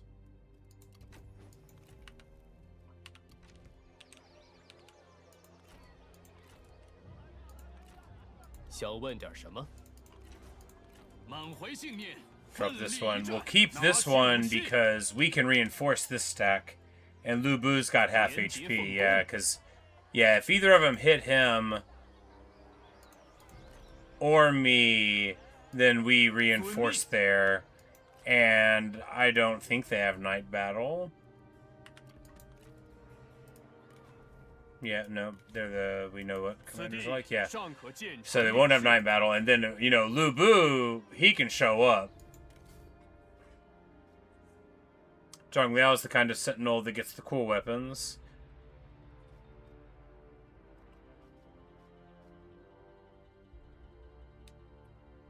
Liu might have it since he couldn't use the later Zhang Yu. Oh, yeah.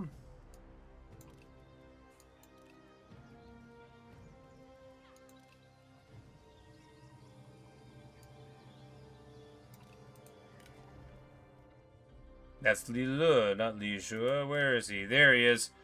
He has the G of Heavenly Mandate. Well, that's if you get the gold gilded turtle, that's that great thing. He has the black dragon bow. It's not tied to him. Oh, this is the gold bow, or the set bow that goes with the set item for them. So he's got a couple of nice set things. Well, you know, buddy, you don't really need them, do you? Yep, no sign of his sword.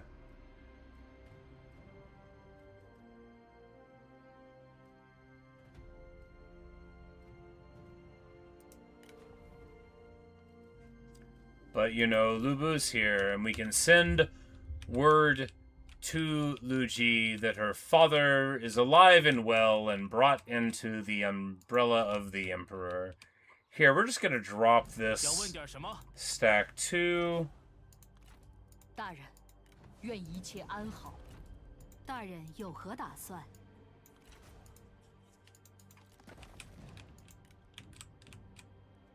Guess we need to have positive income. How expensive is Lu? So, I mean, 3K. Well, I mean, I guess.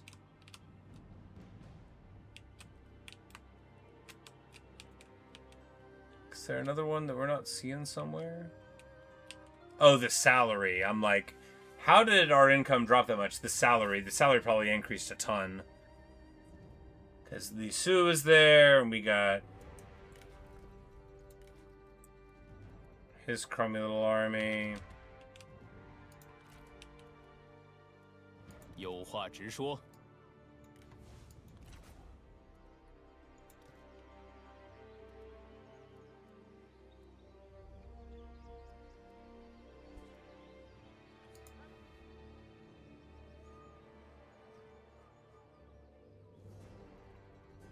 And the trade agreement, yeah. Don't you feel a little bad about this? Excuse Nong Pashan. That was the Chong and Liu Biao, right? Exactly. And, you know,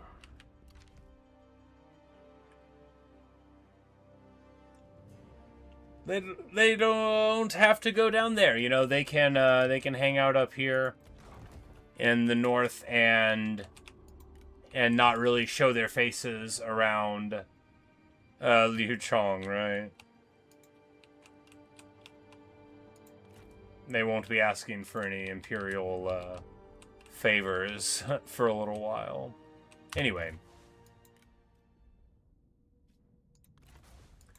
That's all I've got right now. I'm going to eat some food before bed. So this is a good time to end the video. 52 million population.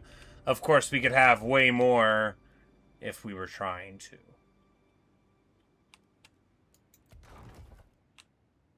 But still, it is quite nice to see the booming of it all.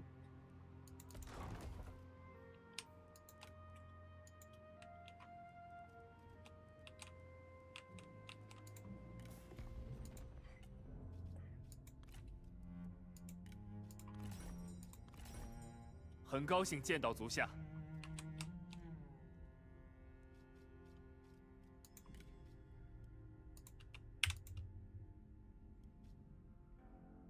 It's like, give me all your money. Well, you know, once we give him the trade agreement, he'd be able to pay us more.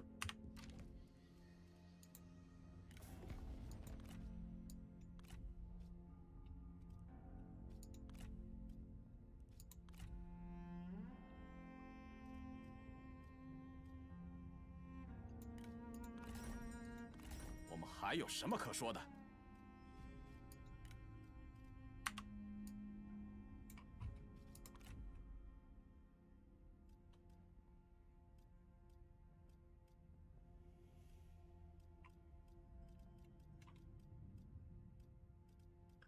You know, for all that Liu Zhong hasn't wanted peace this whole time, I bet that'll change as soon as we punch him in the mouth.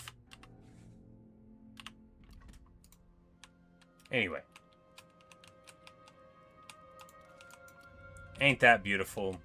I mean, this little part in here with Huangzu and Cai Mao was hardly so good, you know. If I'd been thinking about the border of the map, we would have just taken that from them.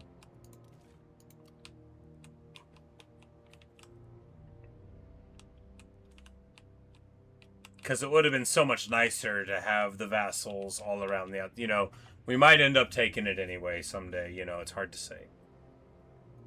Being a reasonable lord might get boring for the Emperor Dong before too long.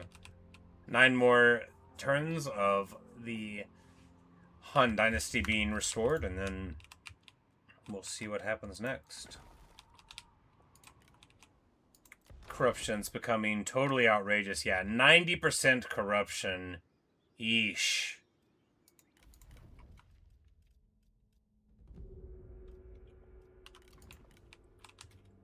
You know, we've got too much land. We're going to have to deal with that. That's the thing, too. That we probably lost a ton in corruption there. Because going from 80 to 90% corruption, yeah, we don't make any money anymore.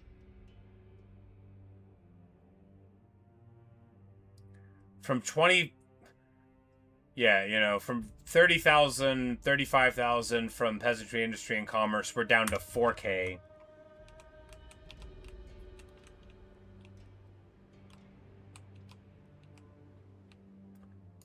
Make sure food's stable once we can't maintain taxes.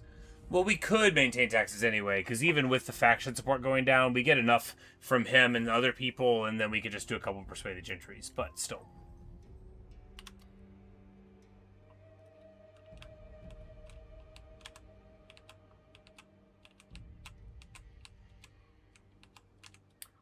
Start selling land to vassals, yes.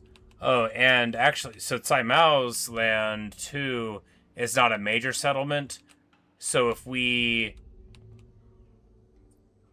were to, say, give him Changsha, which would be too much, you know, we need to get something worse to give to him that's a major settlement, and then we can grab those from him.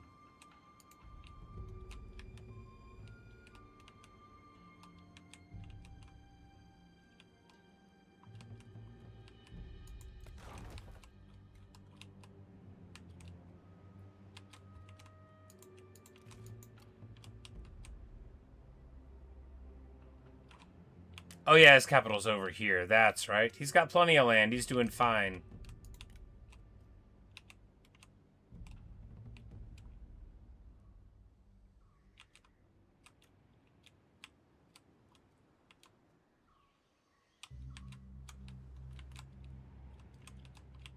Yep, he's got it here in Zhangzhou.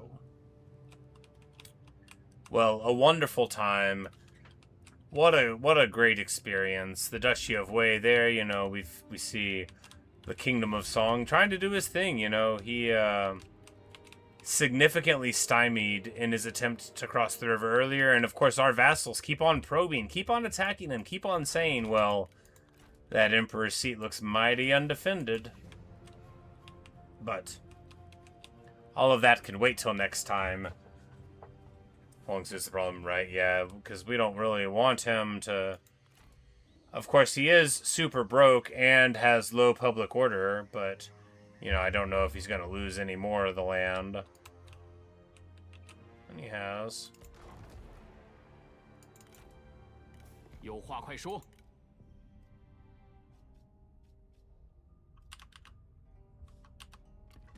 I mean, of course, if we wanted, we could just liberate him and then later on down the line pop him, but...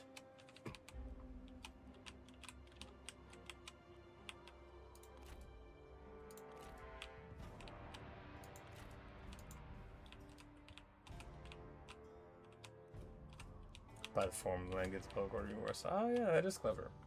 But anyway, that's all I've got for you right now. We were the king in the year 207, you know.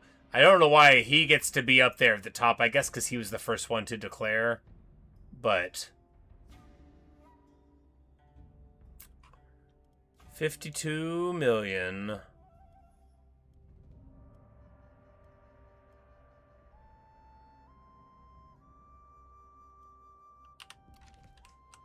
He's also in our side, you know, fair enough. That's the most up of all directions. Yeah. The Han Empire. And, you know, doing better all the time.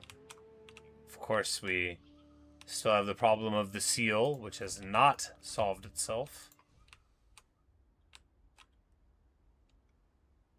But all of that's for another time. Thanks for watching. Thanks for listening. I really hope you've enjoyed. I know I have. And thanks, Luke, for your assistance in writing this wonderful chronicle. Of course, this is just the brainstorming session, except for that part that you actually wrote, which was awesome. But, you know, I hate to think of me in the future coming back and listening to myself, my own crazy, stupid voice, to try to see if I said anything cool and poetic while we were smashing the foe. 29 vassals. You love to see it, right? You absolutely love to see it. It's perfect. And there's still so much to do. Very exciting stuff. Of course, with all this corruption going on, and now we're going to have to trim things down. Lu Bu has just arrived onto the scene, so there's going to be that, you know. He and Lu Ji sort of have to travel together. And, you know, that'll only increase suspicion of her because Lu Bu, although he hadn't done anything wrong, is not like a trustworthy cat as far as these guys are concerned. So we'll have to see how it all shakes out. Interesting stuff. Anyway, thanks for watching. Thanks for listening. Hope you enjoyed. Good night, everybody. Good night, Luke. Always a pleasure. Ellie, if you're still here, good night. Tahu Masood. Chase, so good to see all of you guys. Having a blast. Hope you did too. And good night. Good luck out there. We'll probably play a little bit in the morning, but I might play something else. Coming in on another work week. We'll get to it. But, you know, in 3 weeks... In 3 weeks, I'm going on vacation. Very exciting. Where am I going, you might ask? Not outside of my door, I'll tell you that. I'll be seeing plenty of y'all then, and I'm looking forward to it very much now, although it is 3 weeks away. Anyway, good night, everybody.